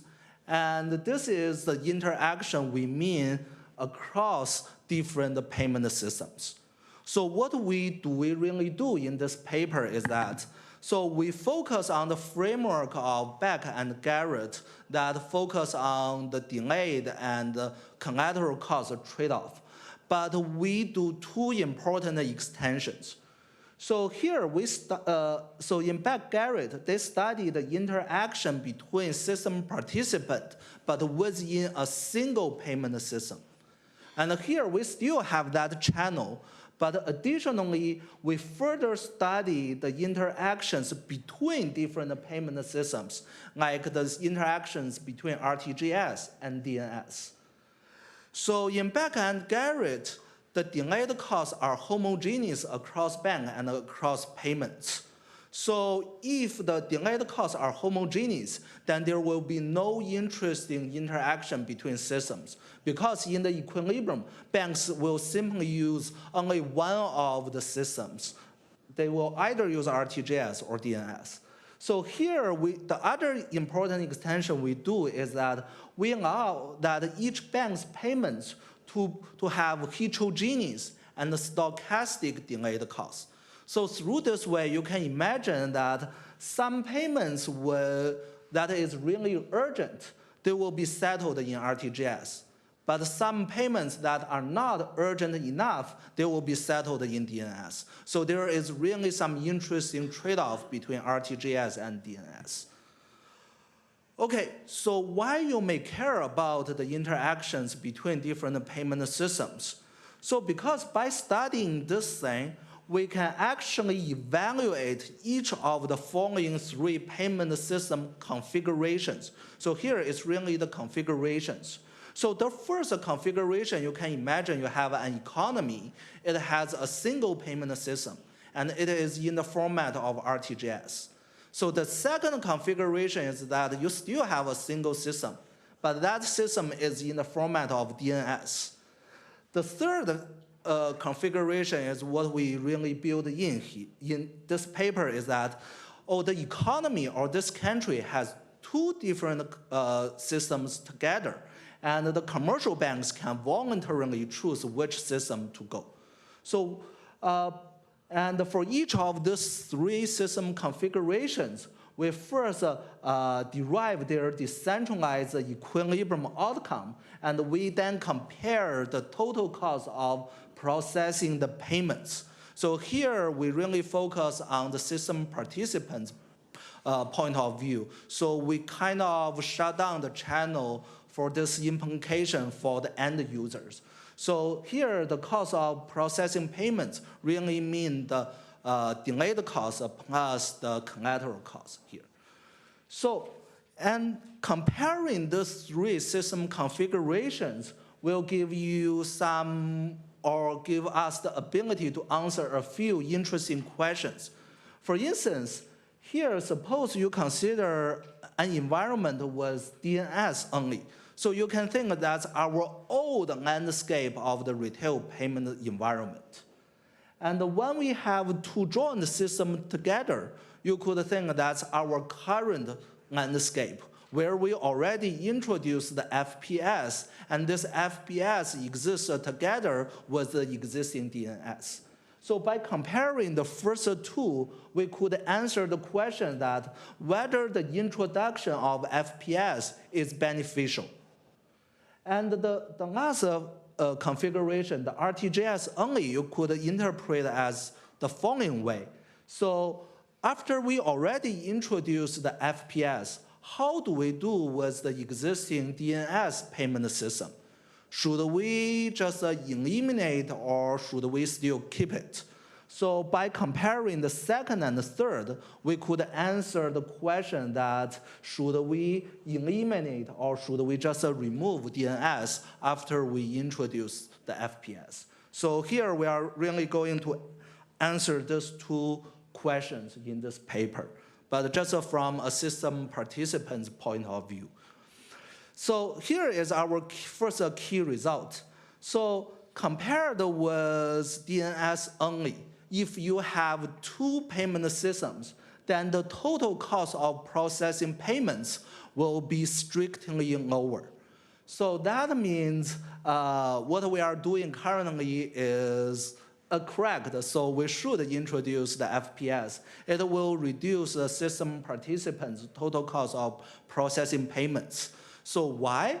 You could think that when you additionally introduce an RTGS for really urgent payment who has a higher delayed cost, they will be settled in RTGS without any delay. So even though those payments will incur a collateral cost, but because those payments are really urgent, the saved delayed cost is higher than the increase of the collateral cost. So introducing FPS or introducing another RTGS would be beneficial. However, whether we should still keep the existing retail retail DNS system would be ambiguous, and it depends on few factors. Why? It really because of the interaction between the payment systems. So here you can think compared with an environment with only RTGS, if we have two systems, then you could imagine that the other bank will switch some non-urgent payment from RTGS to DNS. And because the interactions among systems, so that payment migration to DNS will reduce my own preference for the RTGS. So in RTGS, there will be less payment to be settled. So there will be an increase of the delayed cost. However, because some payments migrate to DNS, it will save collateral costs. So it really depends on the distribution of the delayed cost. Will really depend on the distribution of that delayed cost and its comparison with the collateral cost. And another important feature is that, okay, this comparison between RTGS only and the joint system doesn't depend on the size and the distribution of the really urgent payment. Why? Because in any configuration, you have RTGS. So for really urgent payment, they will be settled in RTGS without delay anyway.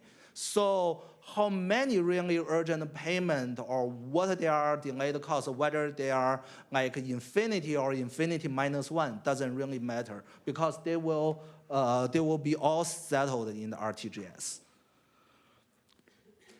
Okay, just a recap of Beck and Garrett framework. So they focus on the RTGS system, and they have two banks denoted by I and J, and we have 3 periods in the day: morning, afternoon, and the end of day, or EOD.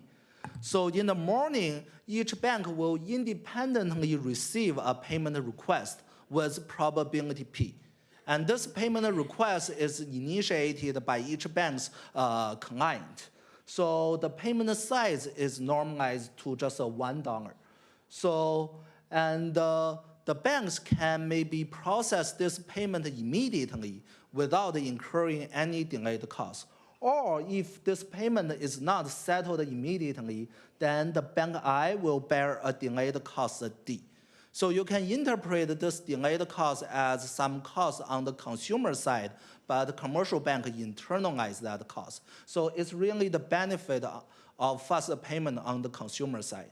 And how much banks could internalize that benefit will depending on the competing feature for the end user, here which we don't model. So there is just a delayed cost for the bank, as in Beck and Garrett.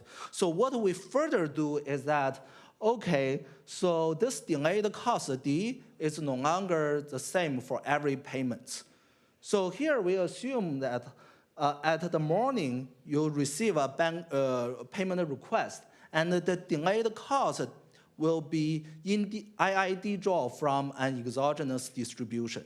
So you can think that in everyday economic life, it will generate very different payments with different urgency level. Some payments are really urgent, but some payments are not so. Okay, so in the afternoon, it is very similar in the morning. So you will receive a payment request with probability Q. And here we, because it's already in the afternoon, so approaching end of day, so any afternoon payments will incur zero delayed cost. However, here we assume that banks must settle all their payment obligations by the end of the afternoon. So they can delay their customers' payment, but they must fulfill their customer payments request.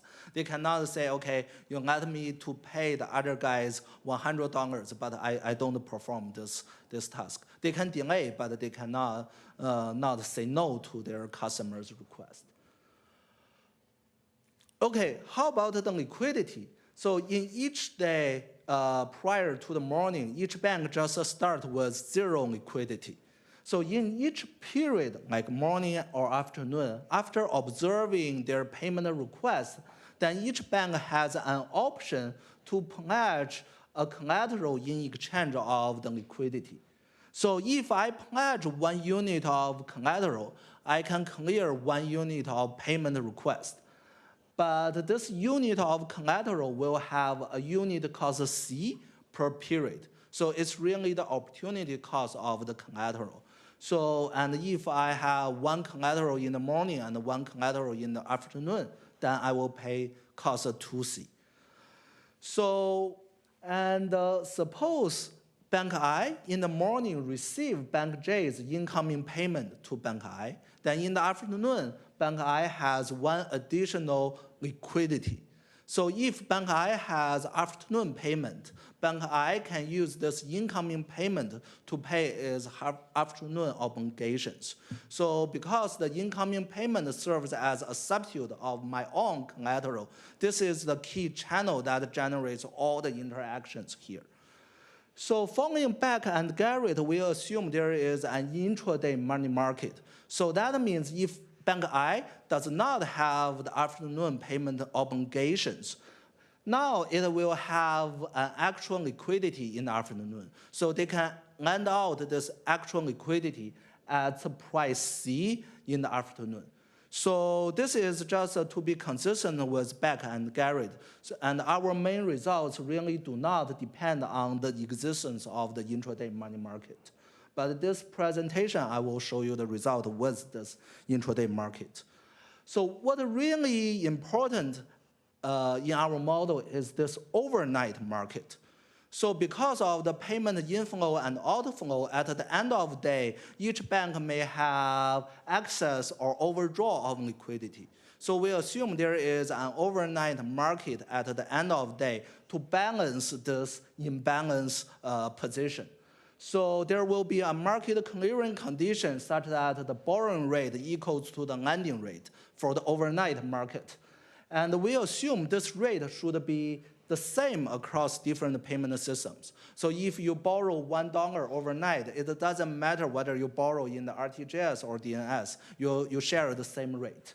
So because you share the same rate, the profits in the overnight market will be solely depend on the daytime payment inflow and outflow. And this payment inflow and outflow is solely dependent on the customer's require. So which banks does not have any control. So because of these features, the profits and loss in the overnight market could be excluded in our analysis. So in our analysis, we only focus on each bank's total cost, which is defined as the collateral cost plus the delayed cost. So this is pretty much the back-end Garrett with heterogeneous delayed costs. So what we additionally do is that we also consider what happens in the DNS. So here we consider a really simple DNS, which everybody just submits a payment order in the system and without doing anything. And all the payments are just delayed to the end of the day, calculate the net value, and settled in the net value. So banks just bears all the delayed costs, but they don't bear about the collateral costs. So here you can think maybe there will be a collateral cost for the DNS, but it's smaller than the RTGS. So the DNS's collateral cost is normalized to 0. So no collateral cost in the DNS. So for today's presentation, we will make 2 simplified assumptions, though our results hold more generally. So the morning payment will receive with certainty. So you will have a morning payment request and no afternoon payment request. The only uncertainty and asymmetrical information comes from the stochasticity of the delayed cost. So you still have a game with incomplete information. So let's calculate the equilibrium of 3 different payment configurations. The easiest one, of course, is the DNS only, because every payment is simply delayed to the end of the day without incurring any collateral costs. So each bank's total cost here is just the expectation of the delayed cost, ED here, which in the integral form could be in the very right. So this is the DNS only.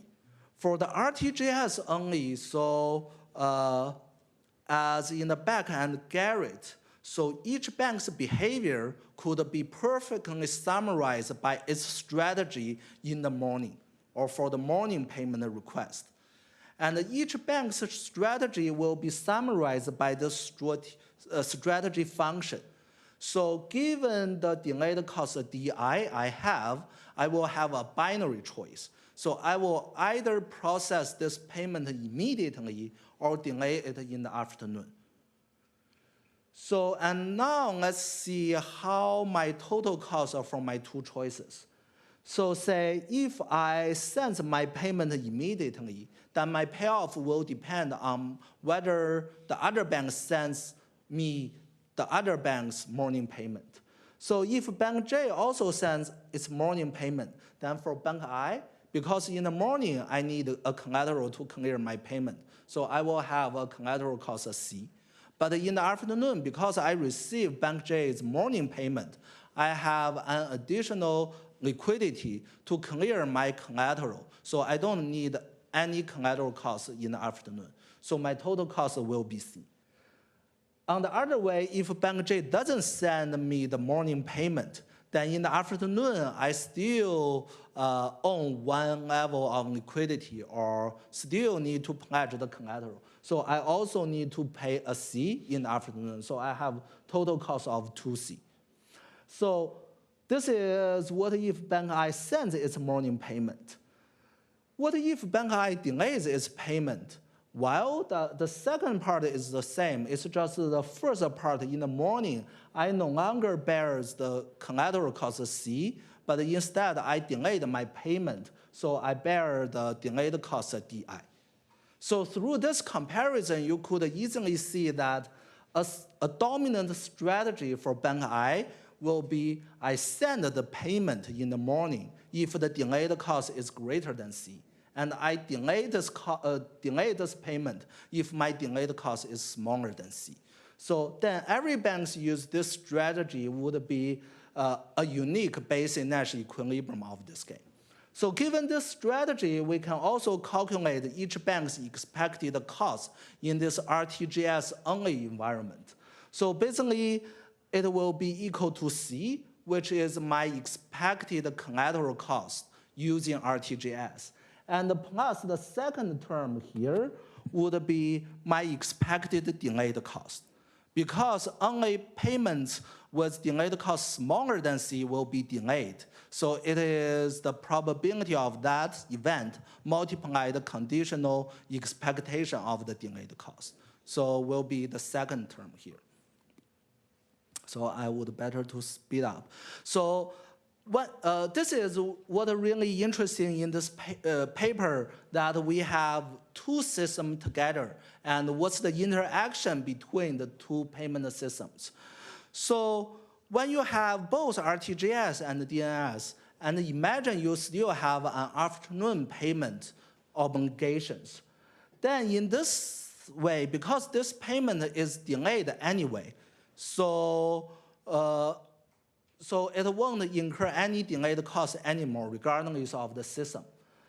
But if you submit this system payment to the DNS, you would save the collateral cost. So it's optimally to send the afternoon payment into the DNS. So in this environment, if you delay, you must delay in the DNS. And again, the strategy will be summarized by this binary choice. So given DI, in the morning, whether I send this payment immediately in the RTGS or whether I delay in the DNS. So I will ignore the derivation here due to the time constraint. But when you have two systems together, you will see the strategy is actually the second line. So you will have the same threshold strategy as the environment of RTGS only. But here you just have a higher threshold to be switching from delay to send. So the threshold now is 2C instead of C. So why you have a higher threshold? You can imagine that this is perfectly because of the interaction between different systems. Because when you introduce a DNS, then my opponent, the other bank, will switch some non-urgent payment from RTGS to DNS. So I'm less likely to receive the other guy's incoming payment. And it reduces my incentive to use RTGS. So I really use RTGS to clear really urgent payment. So the threshold of that delayed cost actually increase. So that's the same. Okay. And here, given this strategy, we can calculate each bank's expected cost under RTGS and DNS. It will be in this form. So with this probability, I will delay my payment, and this is my expected delay cost. And with this probability, I will not delay my payment, and I will pay the collateral, morning collateral costs. So that's the format of that. So, and here is just our assumption on the distribution of the delayed cost. So you can think, okay, so we have 3 types of payments: low delayed cost, medium delayed cost, and high delayed cost. We just assume each type will take non-zero probability. So that we think that's a reasonable assumption because there will be many payments with different urgency levels. So again, this is a total cost for each payment configurations. So our first comparison is the DNS versus RTGS plus DNS. So here, when you subtract the cost, you will see the DNS only will give you a strictly higher cost. This is, again, because when you introduce RTGS to an existing DNS configuration, really urgent payment will be settled in RTGS without delay. And even though you pay higher collateral costs, but this urgent payment has really higher delayed costs. So you save more delayed costs than the collateral one. So you are strictly better off for the system participant. However, for the RTGS only or RTGS plus DNS, the comparison is not so. And it actually depends on two interesting features. So here we just simulate the cost. Use the microphone. And you have 1 minute. Yeah. Okay. So yeah. So here is really the difference between RTGS only minus the joint systems. So and the gray shaded line is 0. Actually, you can see in most of the scenario is like the joint system or two systems together achieve a strictly lower cost than the RTGS only. But in some scenario where you have extremely more or extremely high fraction of medium payment, medium delayed cost of payment, the RTGS only could be cost efficient. So, and we also derive the social planner's solution for each system configurations as a backup here. So let me summarize here. So basically what about this paper is that, so our environment is almost identical to Beck and Garrett 2003, but with two important extensions. The first extension is that we really focus on the interaction between systems, not the interactions within a system.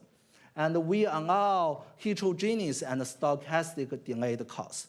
So through these two simple extensions, you could see we achieve some interesting result. So first is that the introduction of FPS that exists together with the existing DNS will strictly lower the total cost of processing payments.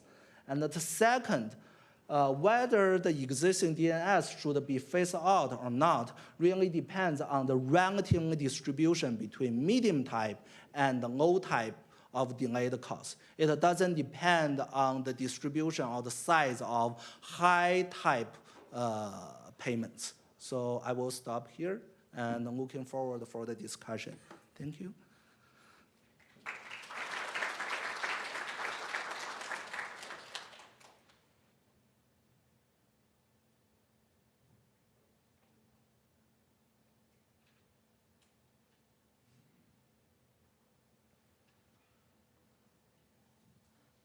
Good afternoon, and thank you very much for inviting me to discuss this paper. I think that during this time of peak interest to the payment industry, the authors picked a really interesting and I would say central problem, a central question of arranging how to arrange a payment platform. Could you advance the slide, please?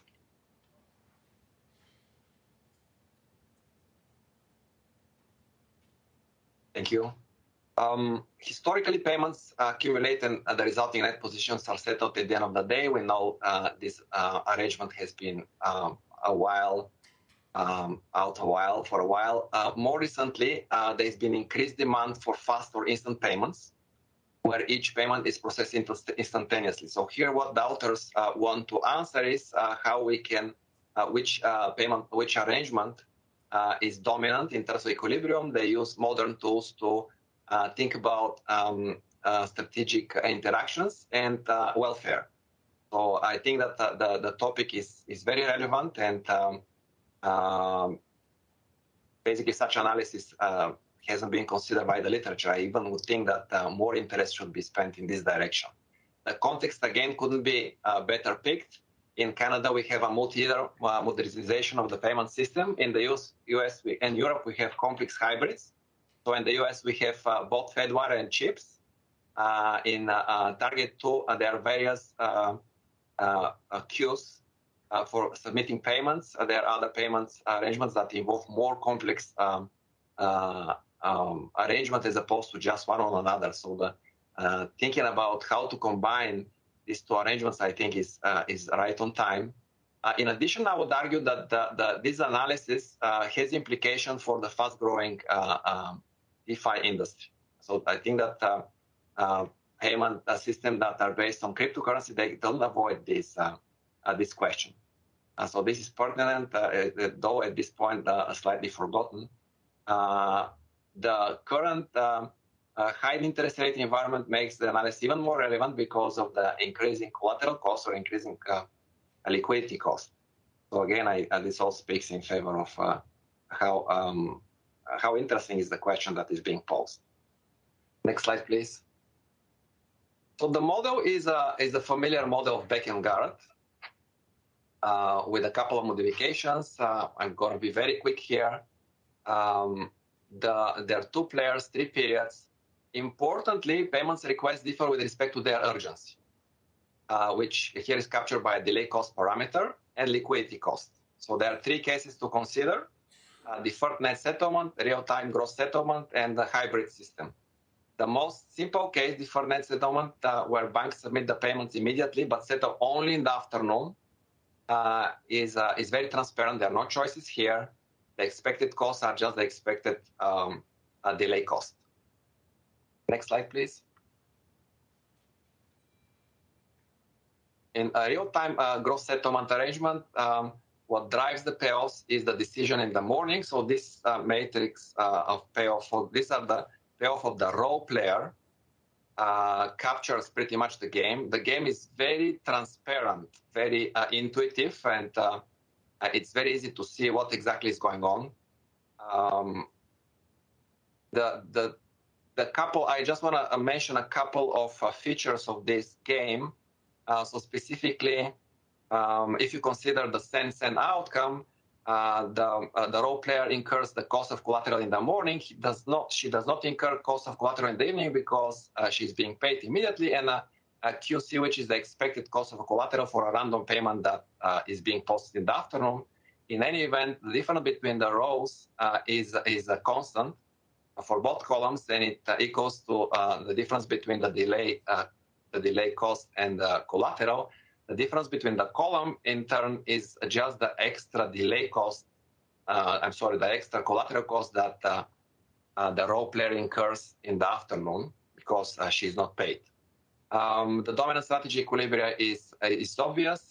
Send in the morning if delay costs are large enough. Here, the delay costs are larger than the collateral cost, and one can zoom in and stare a little bit at the expected cost to see that they are very intuitive as well. I'm going to skip this one. I'm just going to mention that the socially optimal play is to always send, even if the delay costs are small. So here, right away, we have this wedge between the equilibrium and the socially optimal play.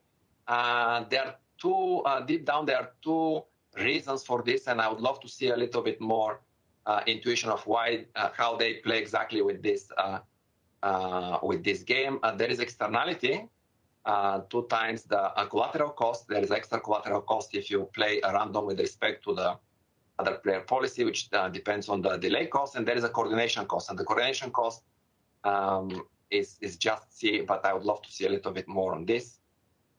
In the interest of time, I'm going to move on. Next slide, please.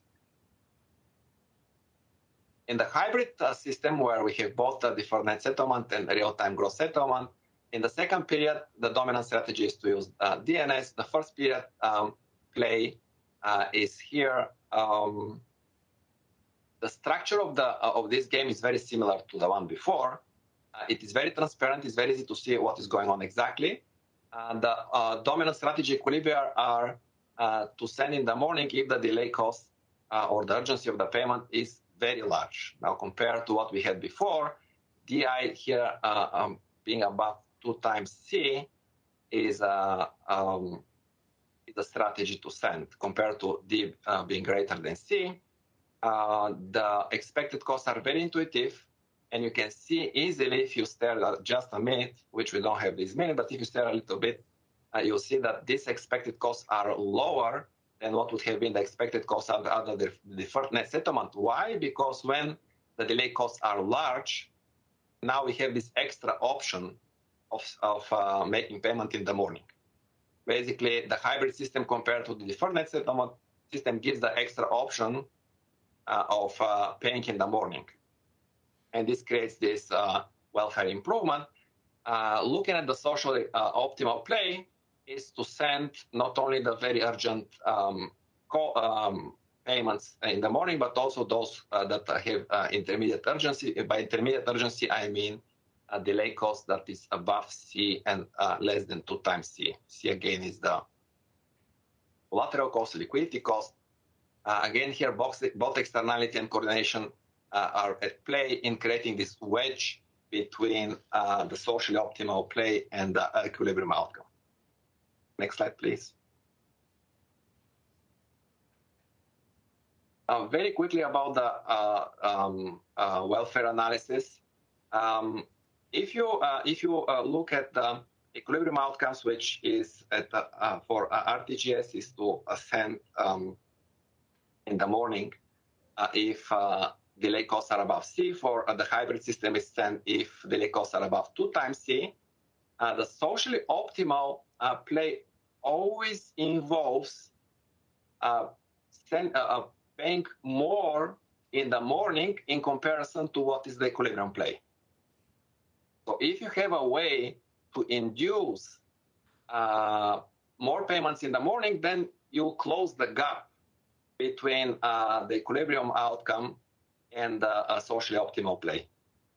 And this is, next slide, please. And this is where I believe that this could be the next step in terms of developing this analysis. So to recap it, the authors argue that heterogeneity in payment urgency is important.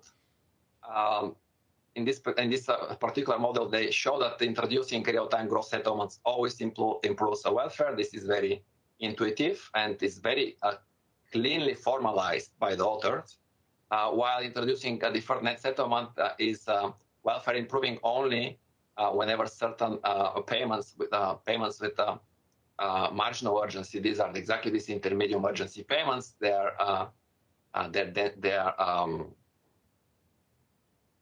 supported enough in the distribution. I do believe that this is a very interesting. These are very interesting questions. I do believe that the framework that authors extend have the potential to answer to analyze additional policies.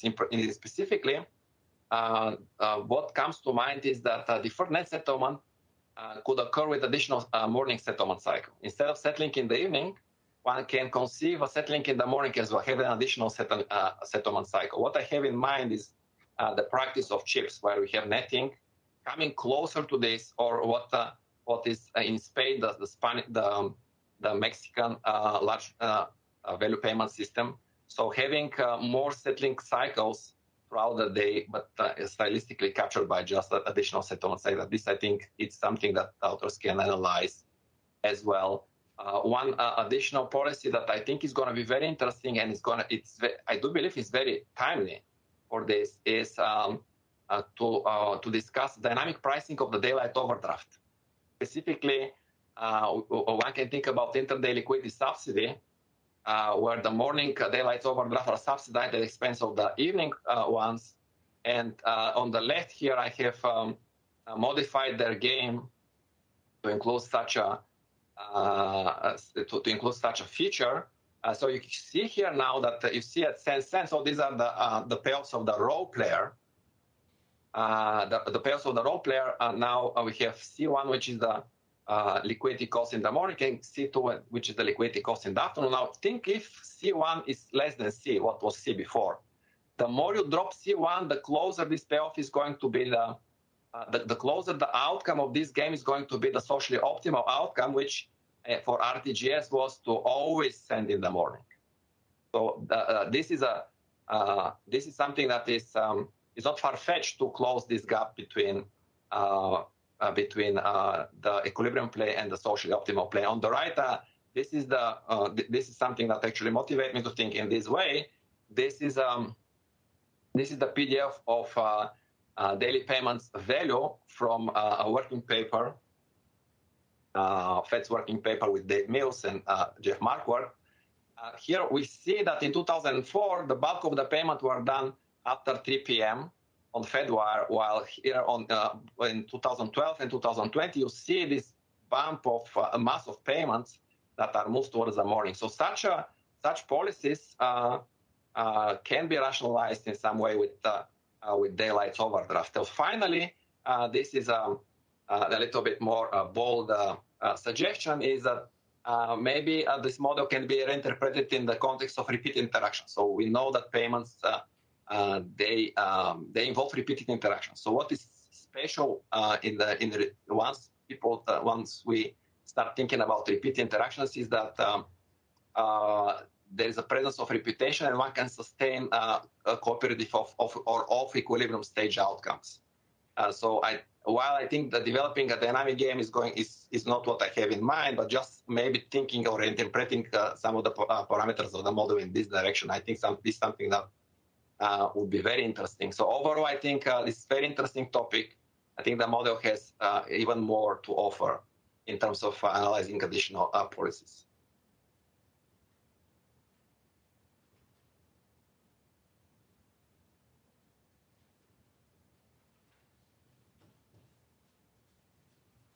I should have started walking sooner, sorry. Thank you, Anton. All right, in the interest of time, actually, we're gonna set up for the reception. So we actually have sort of a 30-minute break, essentially, but we'll go up a little early. But what I wanna do is we'll have Karen, who is the person in the green sweater right there, and Jesse, who was the person holding the mic earlier, who will shepherd the poster presenters to set up the posters. So whoever you are, please go to those two fabulous women, and they will bring you where you need to be. Now, for everyone else, you need to pack everything. You cannot leave anything in this room. You will not go back here.